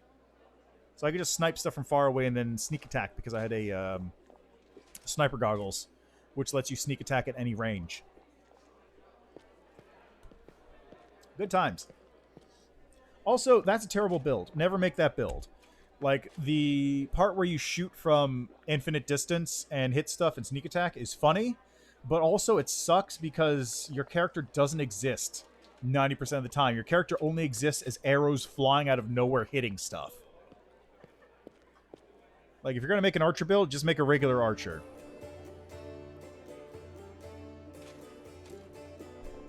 That's your, dumb optimization build recommendation of the day. Don't make an ultra long range sniper.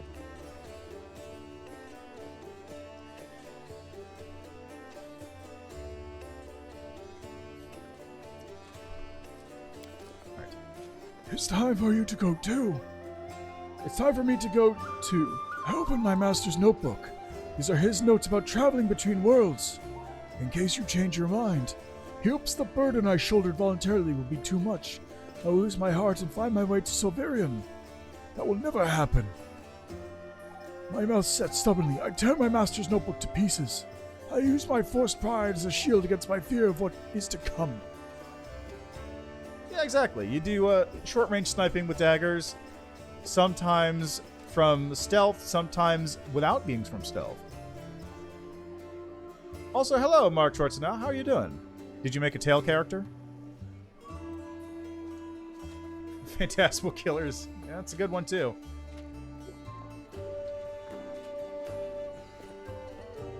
Ah, really? I'm going to be honest, I'm a little surprised. Oh, okay. You had me going there for a second. What do you play in 5e? I'm going to be real, like, I played a little teeny bit of 5e. Most of the 5e I played was Crown of Solasta, Crown of the Magister, which is basically 5e. Okay, so why did the elves decide to flee, not fight? The storyteller lips pursed with disdain. They're afraid to lose what they have. They were rulers, long-lived and powerful. They valued their lives and sunshine too much to enter the fight with the aftermath of Earthfall. Yeah, there it is. Oh, really? You know what? That's actually a fitting one. There is that Kitsune Rogue art in the game, too. That's the one I used for Red Greenson. Earthfall is the name given to the cataclysmic event in which a shower of meteorites impacted Galarian in 5293. Resulted in the destruction of the human empires of Thassalon and Aslant, which were consumed by earthquakes and massive tidal waves, and the creation of the Inner Sea. Cloud of dust thrown up by Earthfall's atmosphere impact settled in Galarian's upper atmosphere and blotted out the sun for 1,000 years, creating the Age of Darkness. Yeah, so there it is. Your mentor is a mage. Then you must be too, yes? Yes, I am an Archmage. This title is well deserved. I've acquired delicate mastery and succeed in many areas of magic. But curiosity has always pushed me toward new knowledge since the first day of my apprenticeship. What's the Salvarian Stone?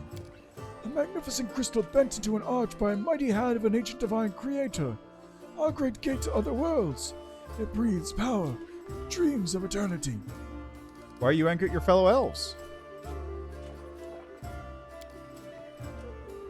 I spent many years, hundreds of years in Kyonin. I have always admired the way my kinfolk cared for the force that was our home. But the rest of the world seemed to mean nothing to them. But I love Galarian. All its places, all the forms it manifests in. I traveled widely and then came home and told my kinfolk about my travels. But they weren't interested. They only cared about Kyonin. The lack of desire to hear about the wider world makes me sad and angry. What happened next?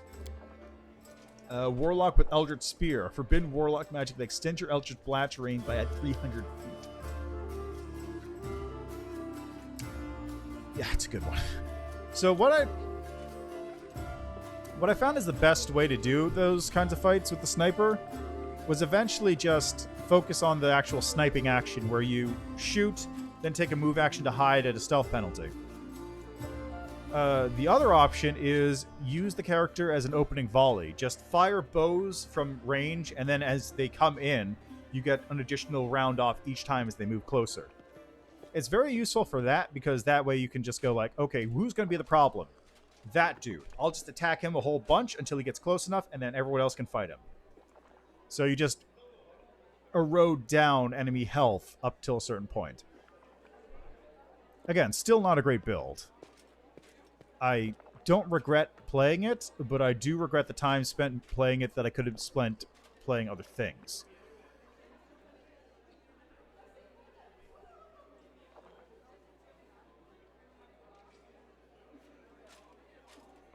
I don't think it would work in here. Maybe. Actually, maybe it could. No, because there's no sniper archetypes. There's no sniper rogue or sniper slayer or any kind of thing like that that would give you bonuses.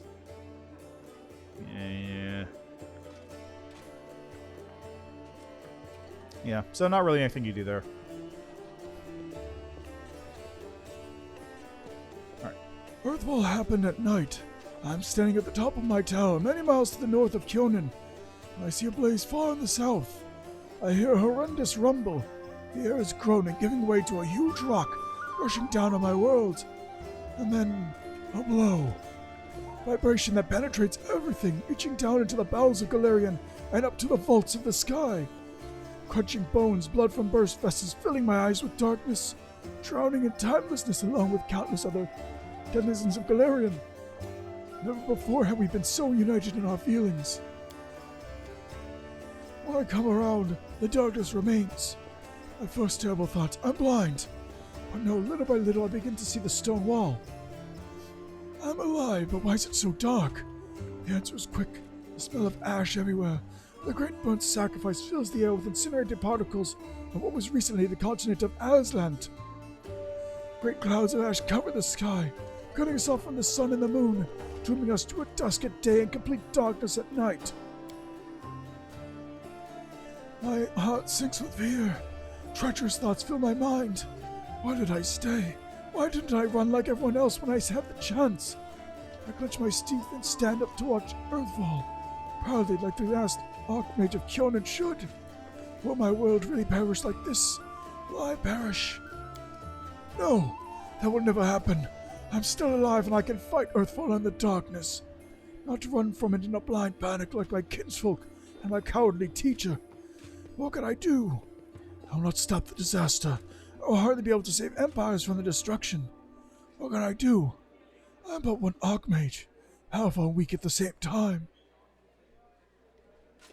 He's a bit of a charlatan. He has a signet ring of an imaginary duke, so he waited around and backs his fate to paying. He make brace with a telescoping wand with telescope wielded on top by order of the duke. That's pretty good, honestly. Just so he can, like, scope in on his hand. It's a much better way than I was doing it. I just, there's a magic item called Spy Eyes, and what they are, they're these little grape-sized magic sensors, which you can toss anywhere, basically, or I think you can meld them into objects.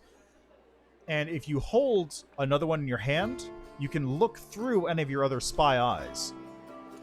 These things come like a batch of, like, 12 or something. So what I was doing is I was embedding these spy eyes into durable arrows so I could recollect them, firing the arrows off to act as, like, vision sensors, and use those as my line of sight to aim my regular bow. I also at one point was looking at, like, telescopes, but they're very ineffective, and the rules for telescopes barely exist in Pathfinder. Like, there's notes about it. There's, like, it multiplies your perception chance or perception score or something for determining things at far enough distance, but it's really weird and wonky and doesn't really work well, so I just kind of decide not to bother. Alright, what is Earthfall? A disaster of untold proportions. An unborn planet dropped on Galarian by blind fate or someone's evil will. Spoiler is evil will. A blow so strong that the continent of Aslant is destroyed within moments, turned to ashes, wiped off the face of Galarian. In this burnt sacrifice, clouds of ash and dust are born, stealing our sun. Without the warmth of our star, the air cools, the soil is barren, dark creatures crawl out of their lairs to rule, and the most frightening thing, without the sun, all hope dies in the heart. This is the age of darkness. No,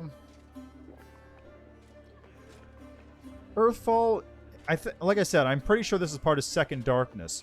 But Earthfall originally was Veiled Masters calling down this asteroid or whatever to try and wipe out, like, most of the surface stuff in order to take over the planet. Like, Earthfall was not a accident.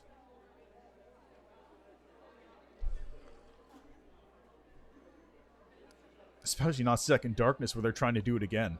Very big rituals. Ritual magic does a lot of shit. Alternatively, I did have a mythic character who could do it by himself.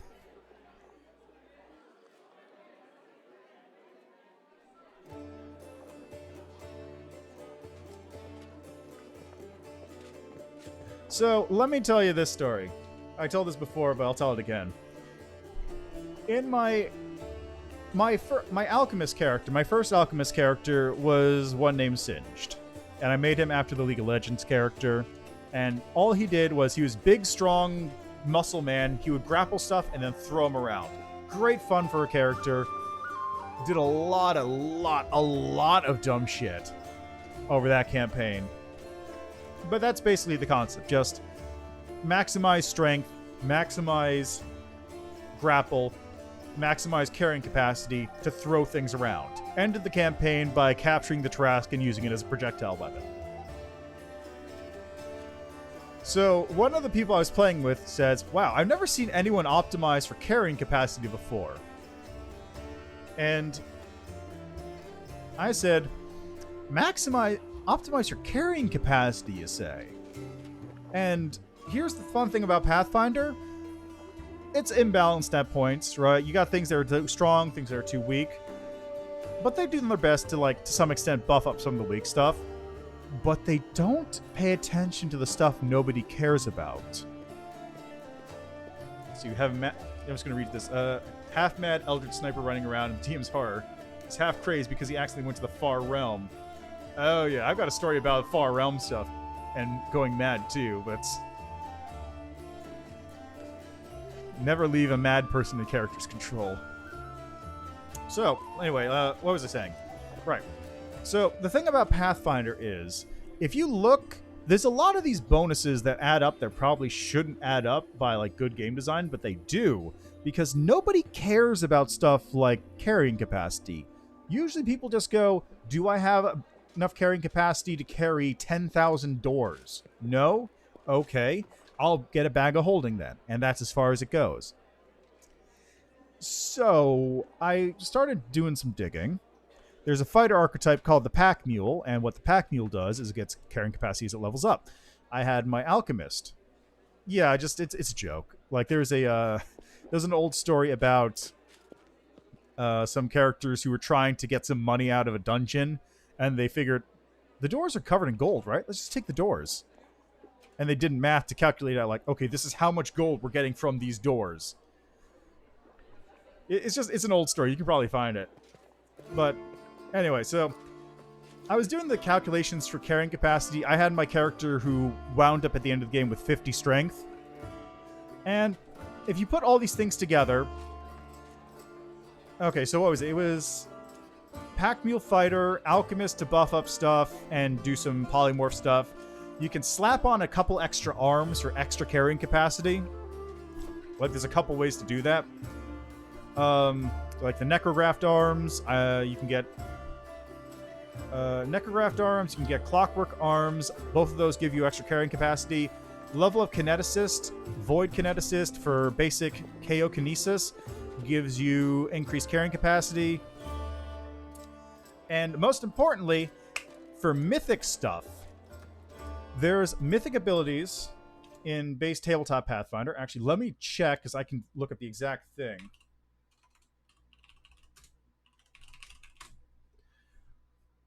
Let's see, mythic paths, mythic feats, mythic heroes.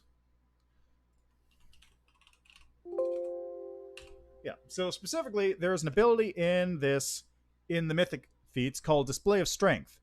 As a free action, you can expend one use of your mythic power to attempt a feat of strength, blah, blah, blah. Alternatively, you can use this ability to apply a plus 20 circumstance bonus to your strength score for a number of hours equal to your mythic tier for the purpose of determining your carrying capacity.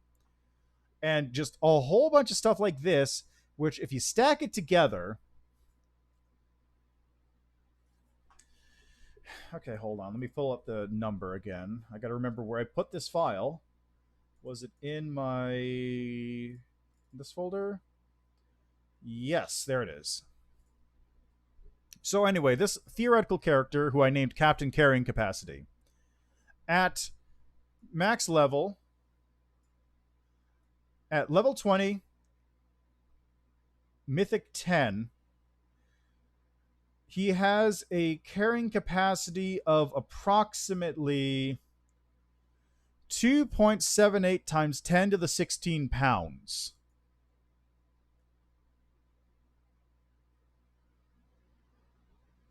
Like, he has a, oh, right. Yeah, okay, so let me repeat that. It's 2.78 times 10 to the 16th power pounds as his max carrying capacity. Like, that's drag load, effectively.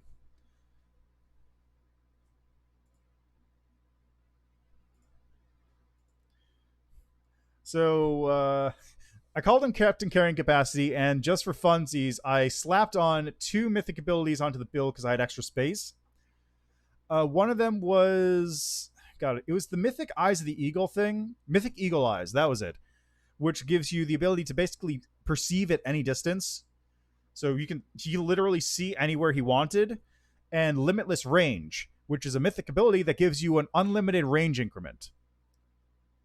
So what he could do is he could literally grab a hold of a nearby comet, chuck that, and then ride it as a mode of transportation by just literally like throwing this comet across the galaxy and arriving wherever he wanted within 6 seconds, because all combat rounds resolve in 6 seconds. This is the character who, instead of adventuring into a dungeon, would lift the dungeon and the surrounding continent out of the ground and shake it around to kill everything, like a maraca. Like the lesser version of this character that I actually used in a campaign, Singe, the one who I used to hurl the Tarrasque around, at the end of the campaign, yeah, it's good time. At the end of the campaign, we were fighting in a castle, like, you know, just evil wizard castle or whatever. I didn't have the Tarrasque at that point, unfortunately, but at the end of the campaign, I lifted up a wing of the castle and dropped it on the other part of the castle in order to, like, crush some people. I did all the math out, so I was able to do that. I made sure I had the carrying capacity necessary to do this, but that's what I did.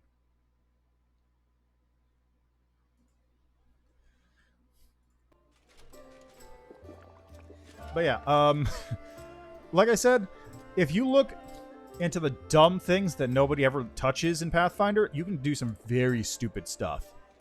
For example, my poison character, who I will talk about at a later time, because I've been talking about Captain Carrying Capacity for a little while now.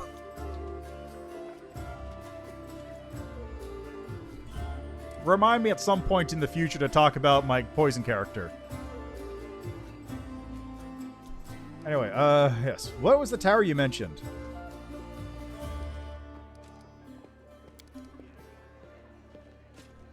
Yeah, it was a good time.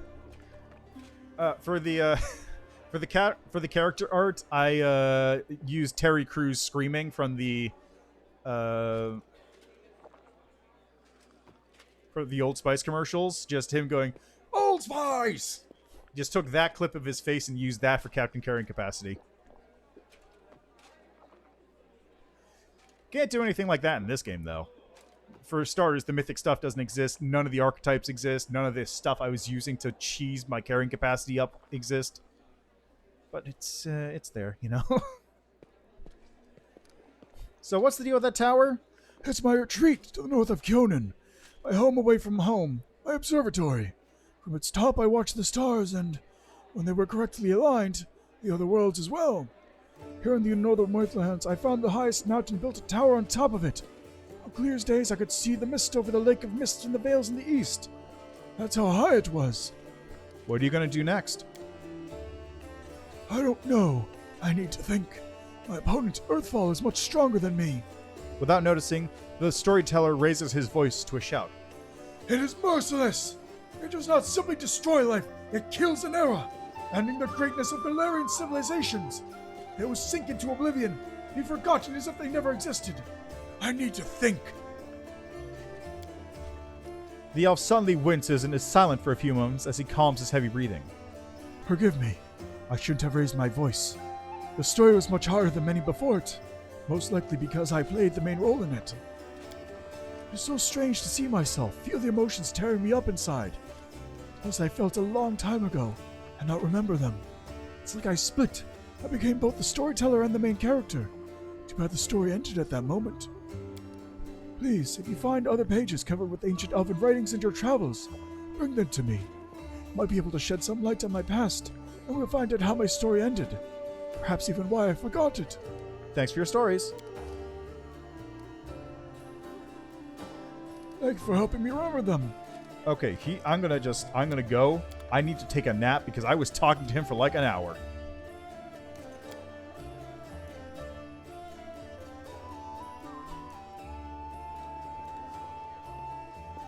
Pearls of wisdom from Brother Woljif. If you're gonna be napping dogs, go for the smaller ones. The smaller the pup, the bigger the ransom. Thanks, Woljif.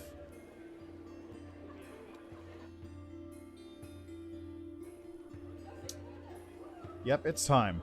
Okay, I'm just going to make a quick save right here before we start the assault on the Defender's Heart.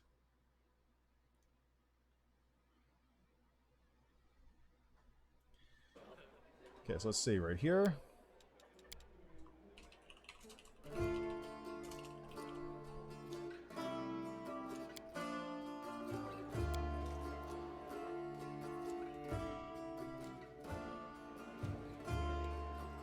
Sela, a ball gown would suit you very nicely.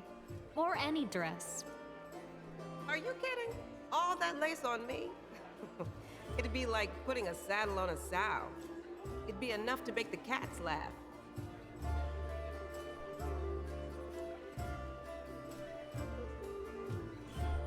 Oh, during the gargoyle stuff? Well...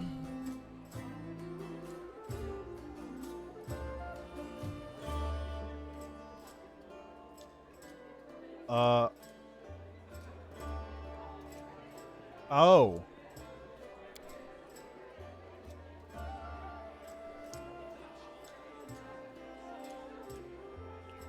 Couldn't leave the command tent in the east was gone. Weird.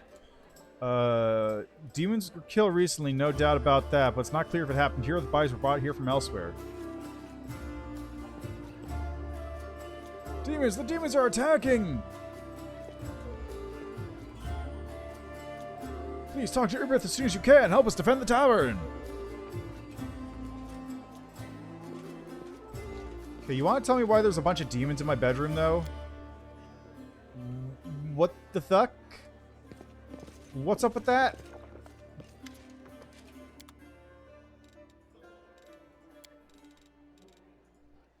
Anybody want to explain that to me? Anyone? I'm just gonna real quickly. Is that's any good?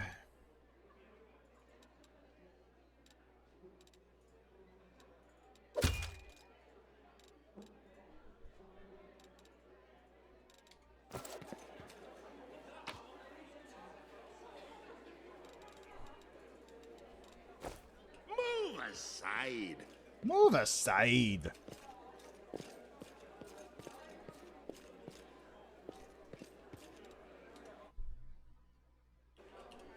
I'm just gonna double check. Everyone's spells are all set, right? Good.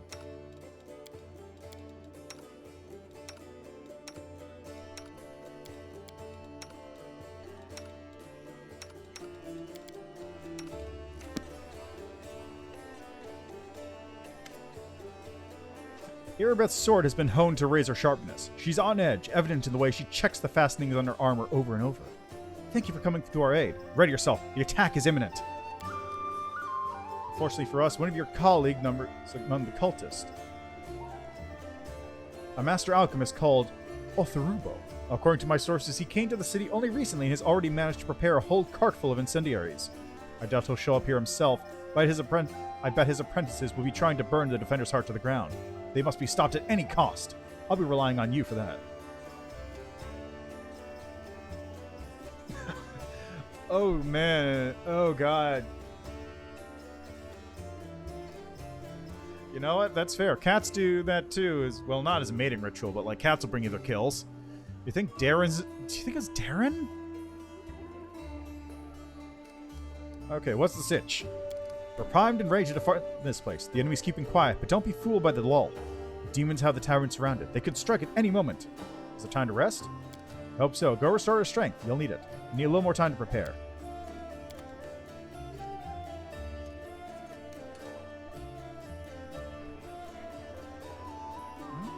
Well, I don't have Wendu on me, so it's got to be Darren.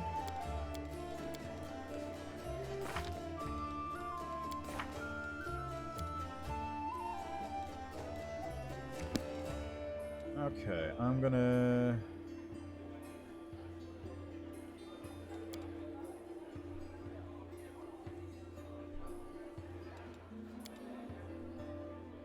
Let's see, I'm level 4? That's not a lot of time, is it?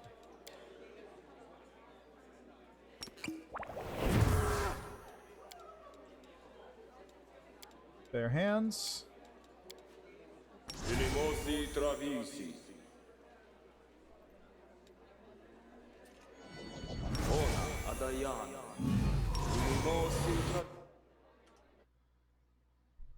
Let's fucking go.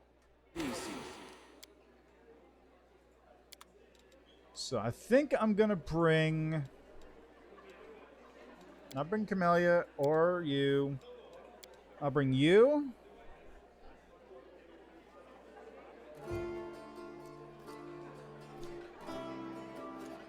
Yeah, that's true. It's just like, I didn't think it started now, right?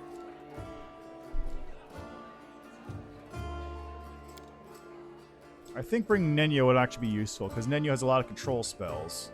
I definitely need land, because I need him to shoot the alchemists I can't reach.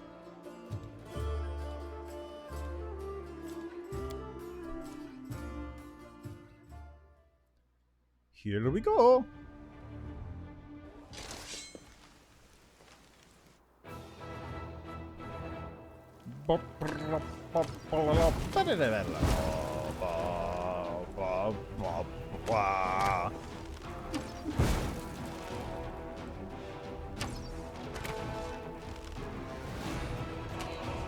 Too bad I don't have haste. Kill the arsonists!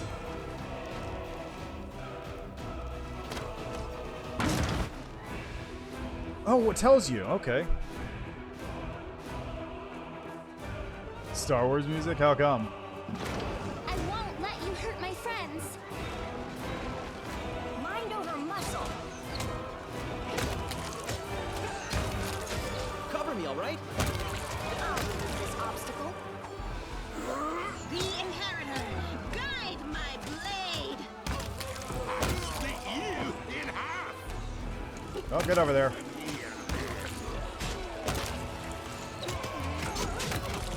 Jesus Christ.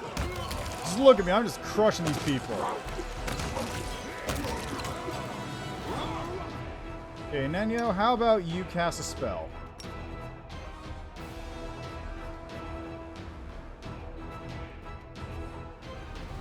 Right there seems good.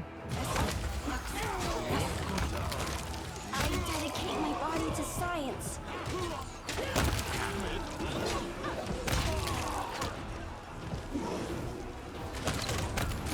Oh, there's the alchemist. Okay, this clearly hasn't worked. Fall of Anakin is very similar to these ongoing devil path. Oh yeah, I suppose that's true. I can see it.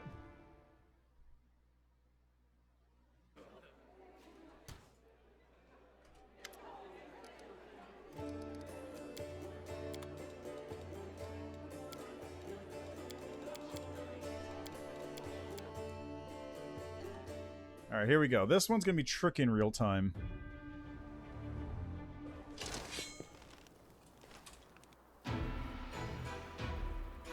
Bum, bum. Bum, bum, bum. Roll!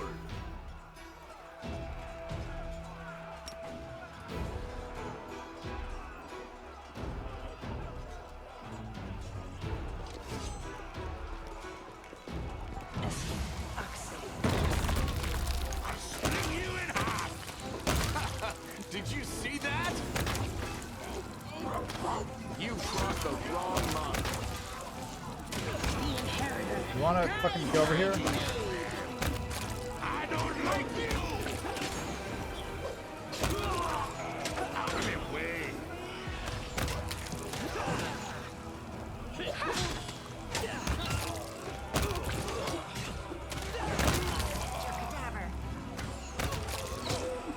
Oh, there's the alchemists. No.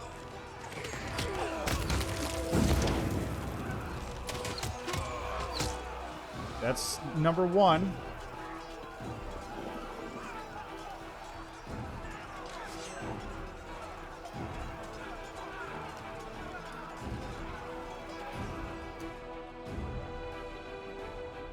Smear them. You won't survive me.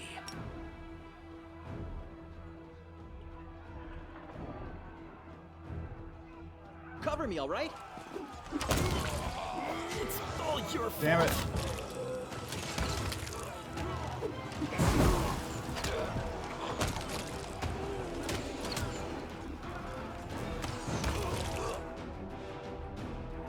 Endure this.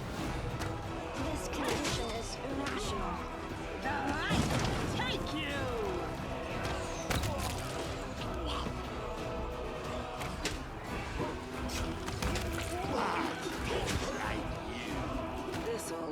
Okay, are there any other alchemists around?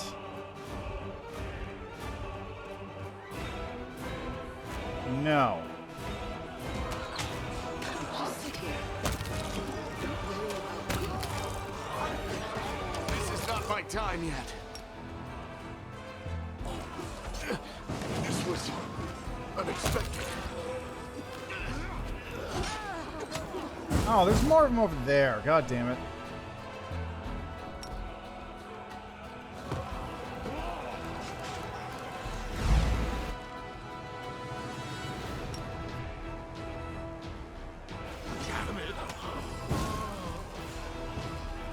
Well, okay, I'm just gonna do this on turn-based mode because this is not working with real time. I can't keep track of all the shit.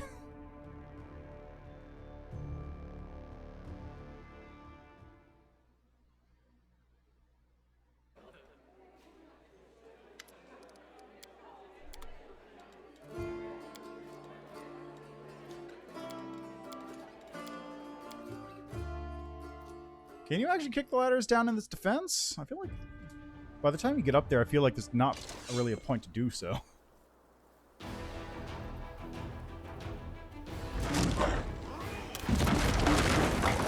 Turn-based mode, ahoy!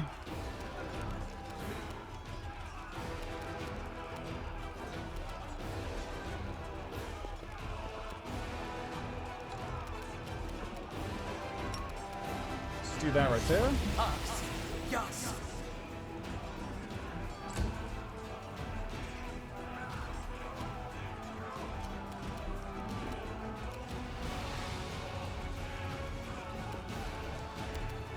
So what other spells do I got? I got web. I got web.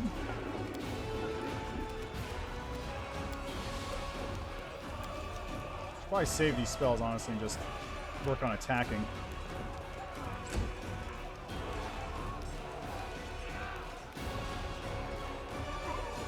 Oh, over there. Okay.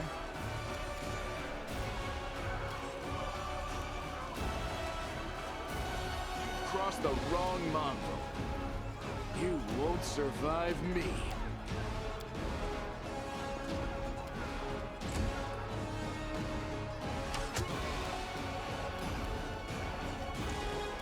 There we go. That speeds things up significantly.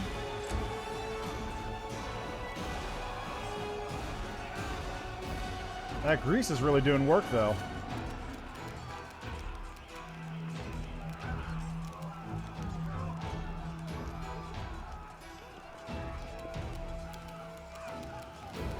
Let's have you slumber some people as well.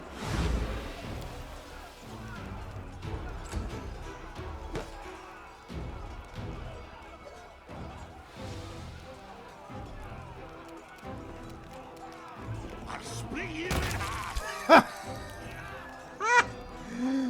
Oh, that was amazing. Literally just evaporated.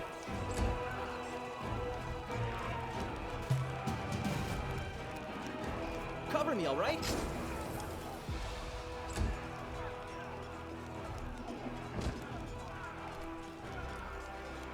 Yeah, it's either that or like doing it not turn-based is going to be a problem for me personally. Mind over muscle. Ooh, nice.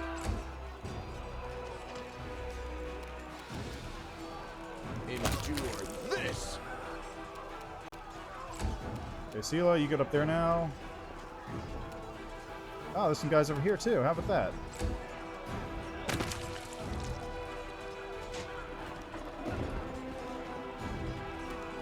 Alright, Ember, how about a snooze on this one?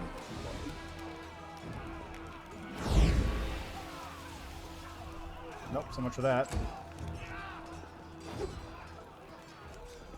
It's mostly because of how uncontrollable the AI is.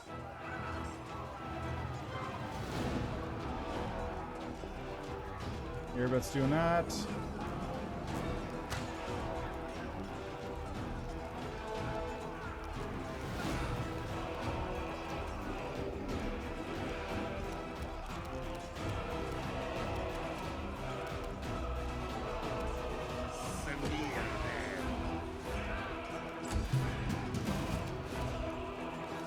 Stab you or zap you? Oh, Why not both? Bullshit! Are you fucking serious?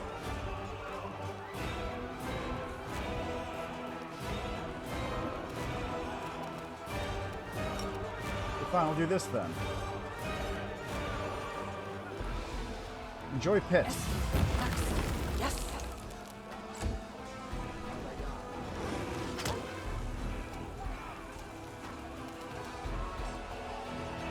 Let's see.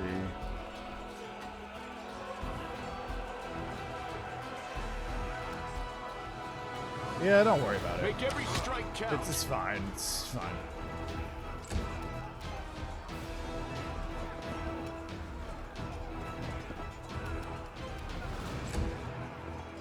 My main problem with this is just like, I know, yes, it's annoying, but I do also have to deal with these dumb idiots doing this kind of stuff. Made the save. They're all falling prey to the grease.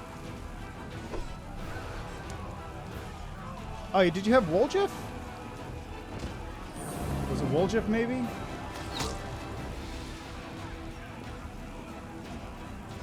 God, these guys are... Oh my god, are you serious? Everybody?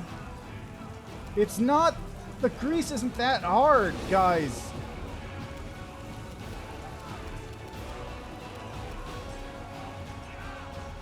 I'm just gonna let it go.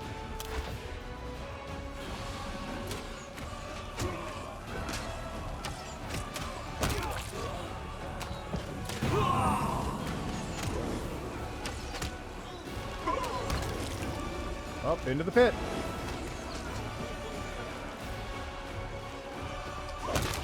Yeah, Finian has that stuff.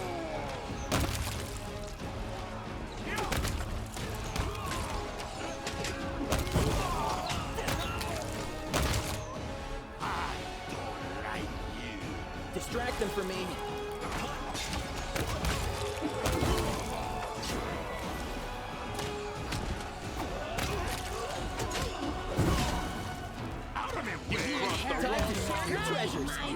There we go.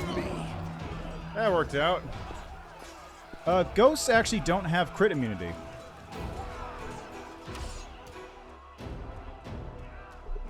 The crit immunity that incorporeal creatures have only applies if they are not being attacked by a ghost touch weapon. If it is a ghost touch weapon, then they can be crit.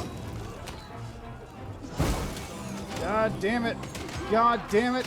God damn it.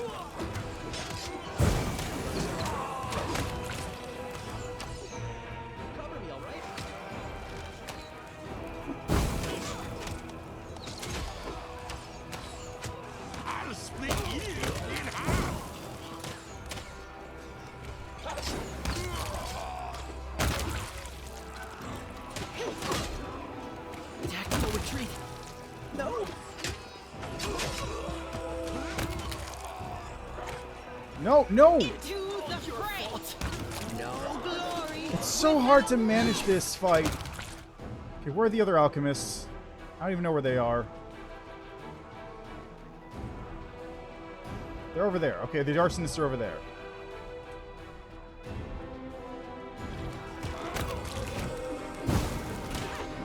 Okay, you three attack these.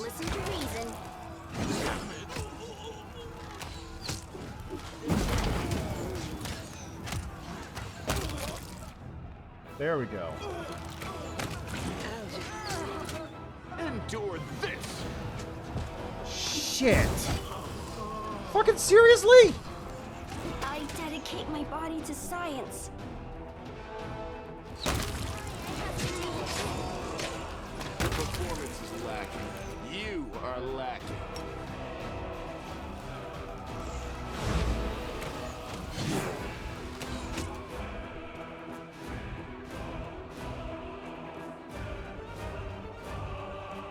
Okay, there's no other things around right now.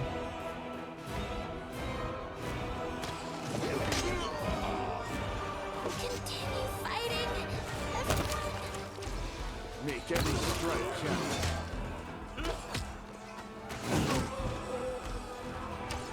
Is this a mock fight? You've crossed the wrong mongrel.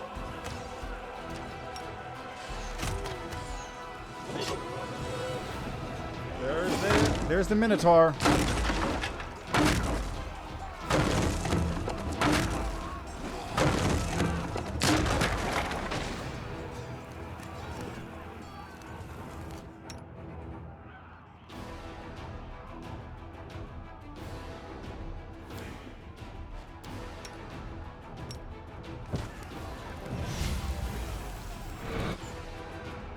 won't survive me.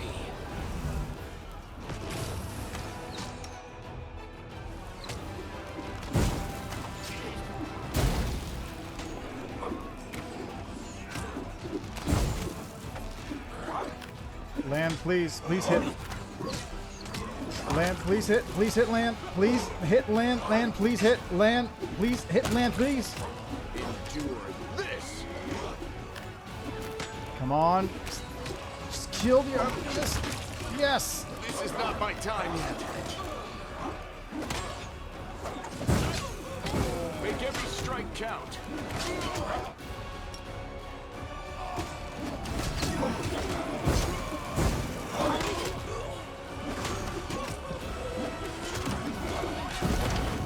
Oh god, there's more of them.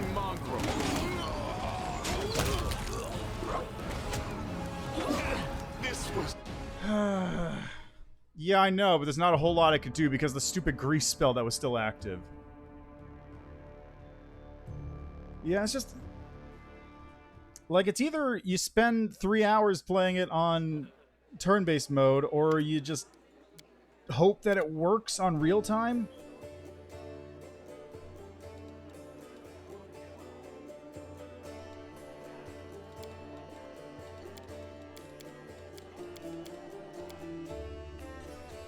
Like, the reason this worked last time I did it on story mode as well, because I had one character and you just can't crowd control.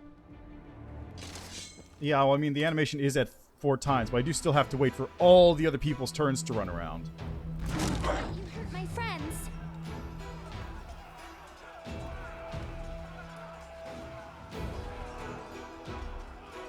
Maybe if I just have everybody come over here immediately to fight stuff. You've crossed the wrong line. Right. Take you. It's all your fault. God damn it, Bulger's already dead? Mind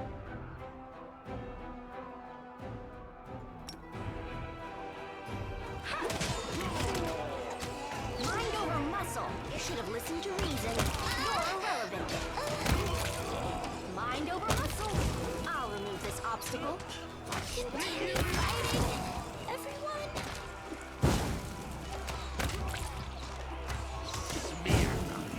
You're irrelevant.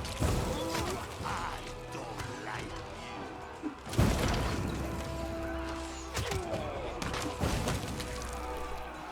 Yeah, just keeping...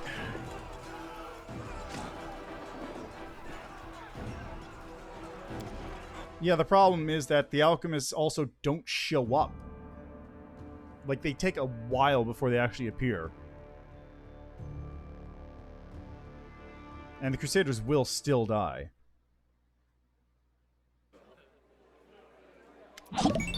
a new follower. Oh, thanks for the follow, Archivian72. Hope you're enjoying the stream. Whoops, no, don't do that. Yes, thank you for the follow. Alright, let's do this.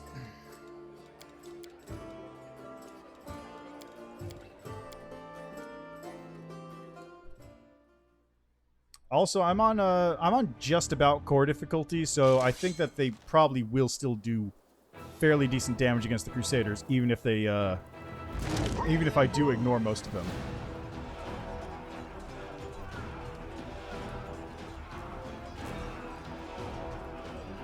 You know what I honestly should do? I should have Nenyo, Ember, and Lan go over here. Now the melee squad come over here and fight. Cover me, all right?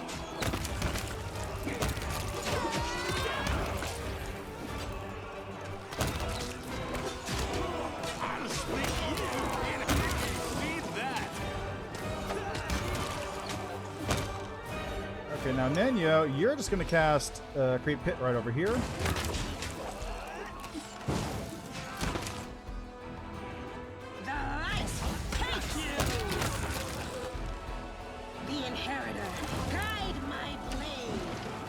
No! No, no, no, no! What the fuck are you people doing? You've crossed the wrong mongrel.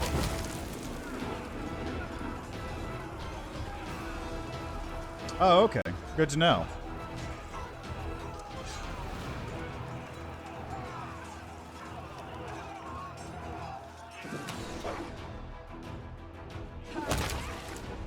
Okay, those guys are done.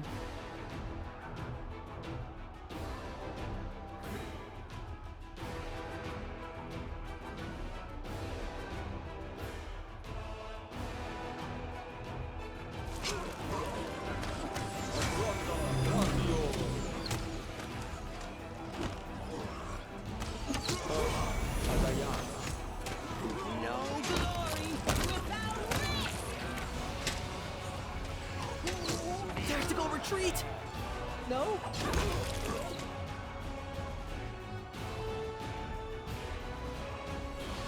It's all your fault.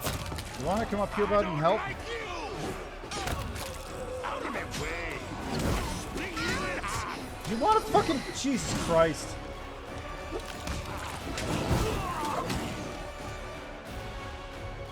You won't survive me.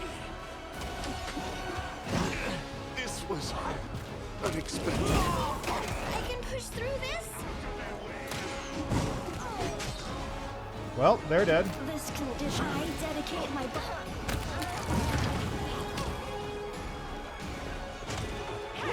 into the fray. So who's left? Damn it all. Fuck, I used to...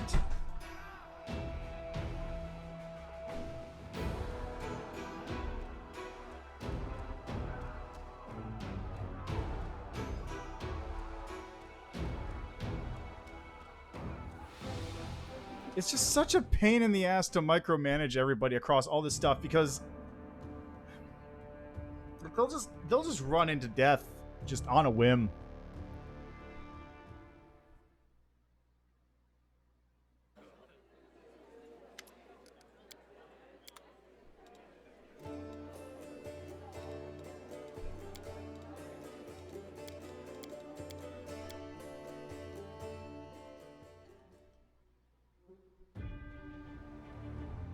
Yeah, that's fair enough. Yeah, that too.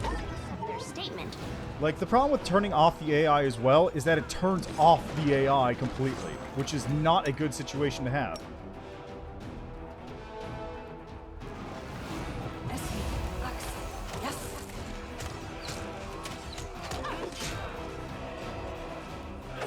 I'm sorry, I have to do this. And now they're on spells.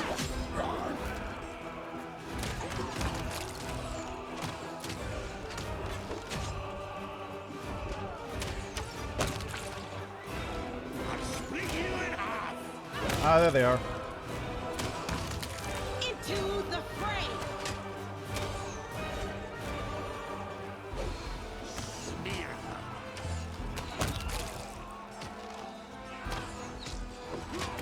It's all your fault. Surrender You crossed or the else. wrong mark. Just sit here.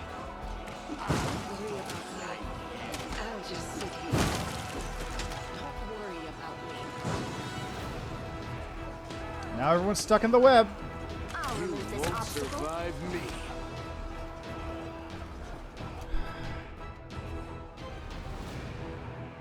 Yeah, I mean, there's not a whole lot I can do to prevent it, though. Like, if Nenya wants to run to the web, it's just gonna run to the web.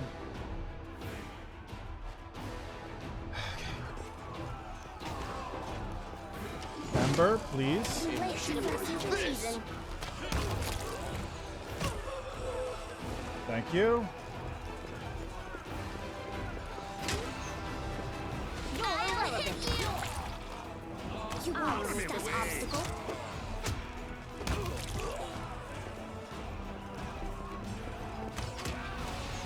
Surrender or else. Okay, there we go.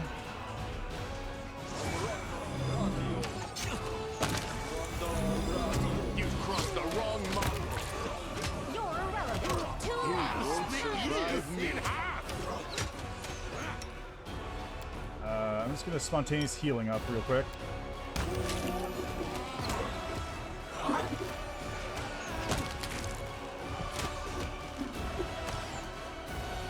Where's the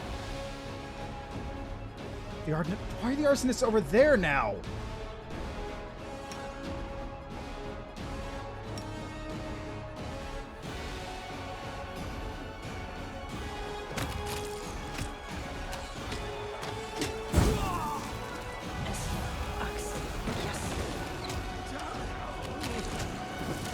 Nenyo! No, Nenyo!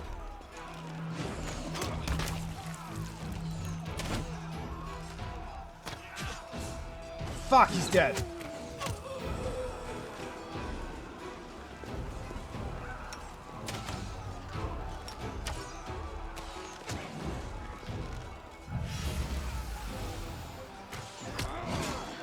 I dedicate my body to Cyber. Fucking...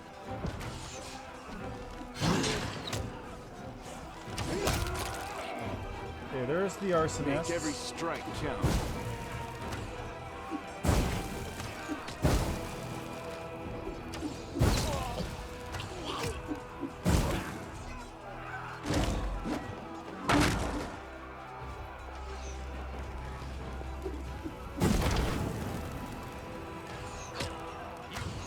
Wrong mongrel. You won't survive me. There we go. Now I can go.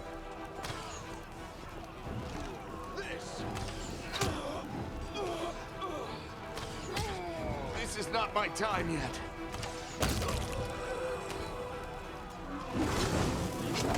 Now these guys go. You've crossed the wrong mongrel. You won't survive me. Endure this.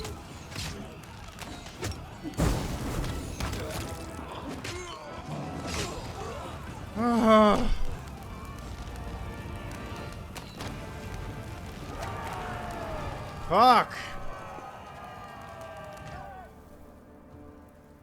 What an annoying encounter. Lan clutching it out, though. Thanks, Lan. You're awesome, Lan. Victory. Canaver's bites back and our teeth are sharp. Erebeth is glowing with zeal and she raises her fists in triumph. Now we take the fight to them. What are our losses? Minimal. Battle wasn't easy, but thanks to you, we chewed them up and spat them out again.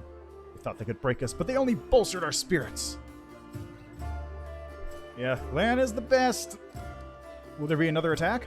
I doubt it. Demons aren't famed for their organization. We'll strike a blow at the Grey Garrison long before they regroup for a new assault. Congrats on the victory! It wouldn't have been possible without you. That reminds me, we found this among the attackers' remains. This trophy rightly belongs to you. Nicely done. Now our goal is to rout the demons in the Grey Garrison just like we did here. A level!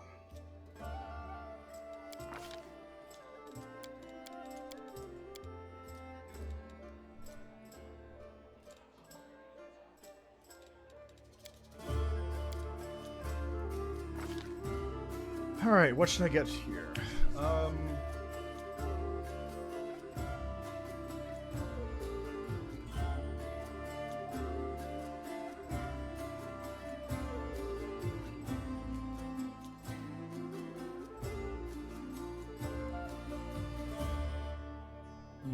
Sunder armor.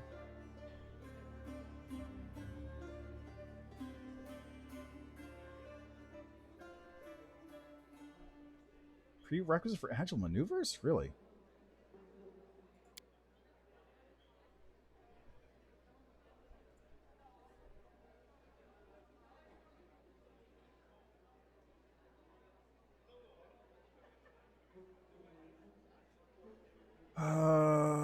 Anything else I should grab? Persuasive, metamagics. I'd honestly want more discoveries, but that's not an option. Magical Bite. Spellcaster armor focus. Blind Fight. Blood Feaster. When you use Blood Drinker, you gain +2 bonus on damage rolls for a number of rounds equal to half hit dice.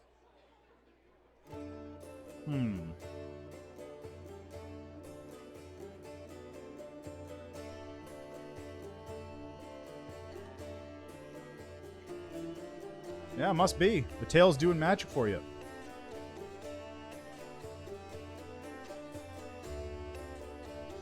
Oh, wait. You know what I should get? You know what I should get at this level?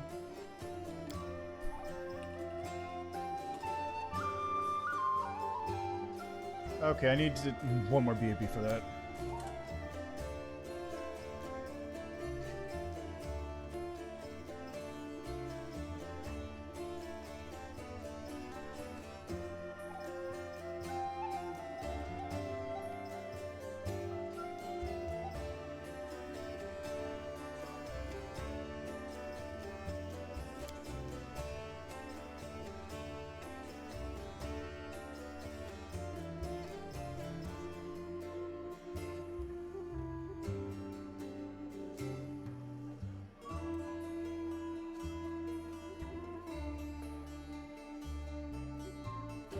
know what to grab, honestly.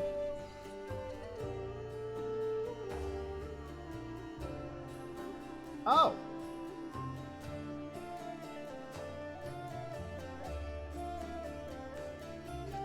Should probably grab this.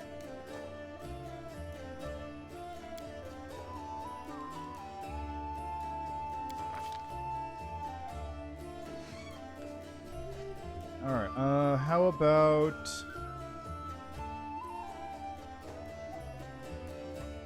Delay poison will be useful.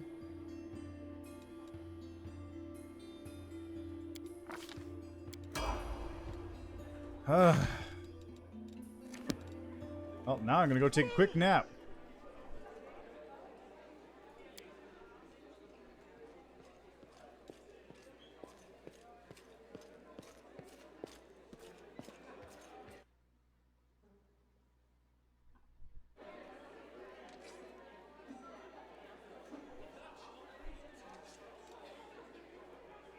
Tell me this. How come you're so sure you're really talking to spirits and not just hearing voices in your head?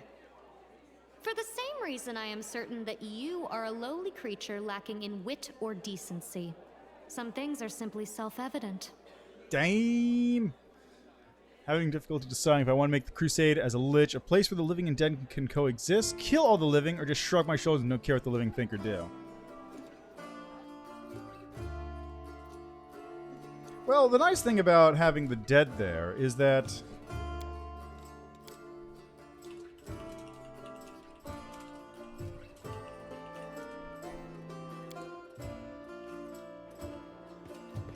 Make way. You can have the living there as a reminder of what's going to happen to them if they die. What's your strategy for the attack on the Grey Garrison? I shall lead the rest of my forces in a frontal assault. So distract the enemy enough to let you use the secret passage to read the wardstone. Strike before the demons turn Iomene's gift into a weapon of the abyss. Thus the allies you found will join my forces, but you can accept a certain amount of support from them. My opinion on Prelate Hullrun aside, is undeniable that his Inquisitors are a formidable force. You'll benefit from their pinpoint strikes against troublesome enemies. The Order of the Flaming Lance counts among its members both valiant knights and masters of the occult.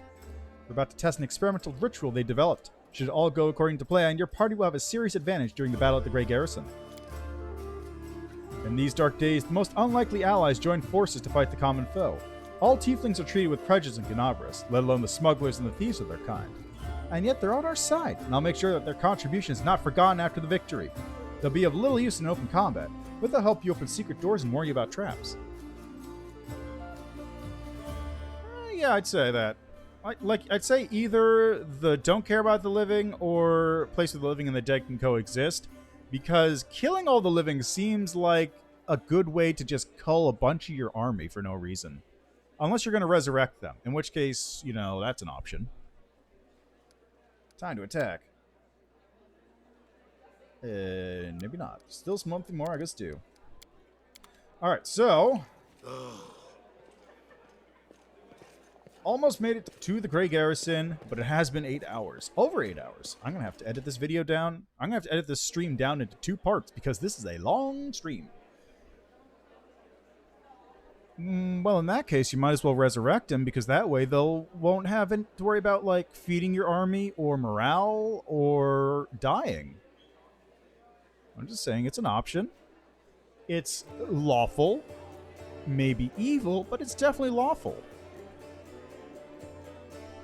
Oh, yeah, that's a good point, too. Living get to fight for you twice. Yeah, there's no reason to kill him off immediately when you can have double the units out of him.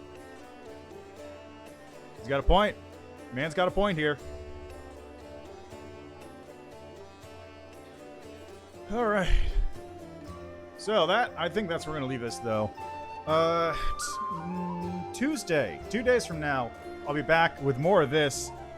And we're going to do a little bit of cleanup around Canabras, and then Grey Garrison, and then just, you know, however far we get in Act 2. Man, this game's good, though! Such a good dream! And I'll also have to see when I'm going to have time to do that second playthrough in the evenings. That, like, if I was doing the second playthrough, they would start an hour ago, so it's not going to be on days when I'm playing for this long. This game's so good, though! But anyway, yes. Tomorrow is Monday, which means my usual slew of demos and other games. The day after that, more Pathfinder. Because I just want to play more of this game. But before people disappear, one last thing. Let's see who we can raid. Who else is playing the old Wrath of the Righteous? Oh, Ko's probably playing it right now. Yeah, there he is, playing Wrath of the Righteous. Who else is playing? Because he's got plenty of people watching as is.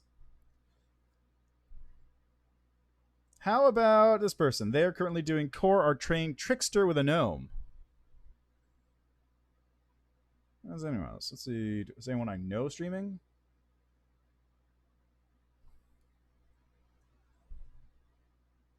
Let's just send you over here. So, say hi to Shiny. Otherwise? Yeah, exactly. Ko's got plenty. He's in the game as a voice. He doesn't need any more views. But yeah, say hi to Shiny.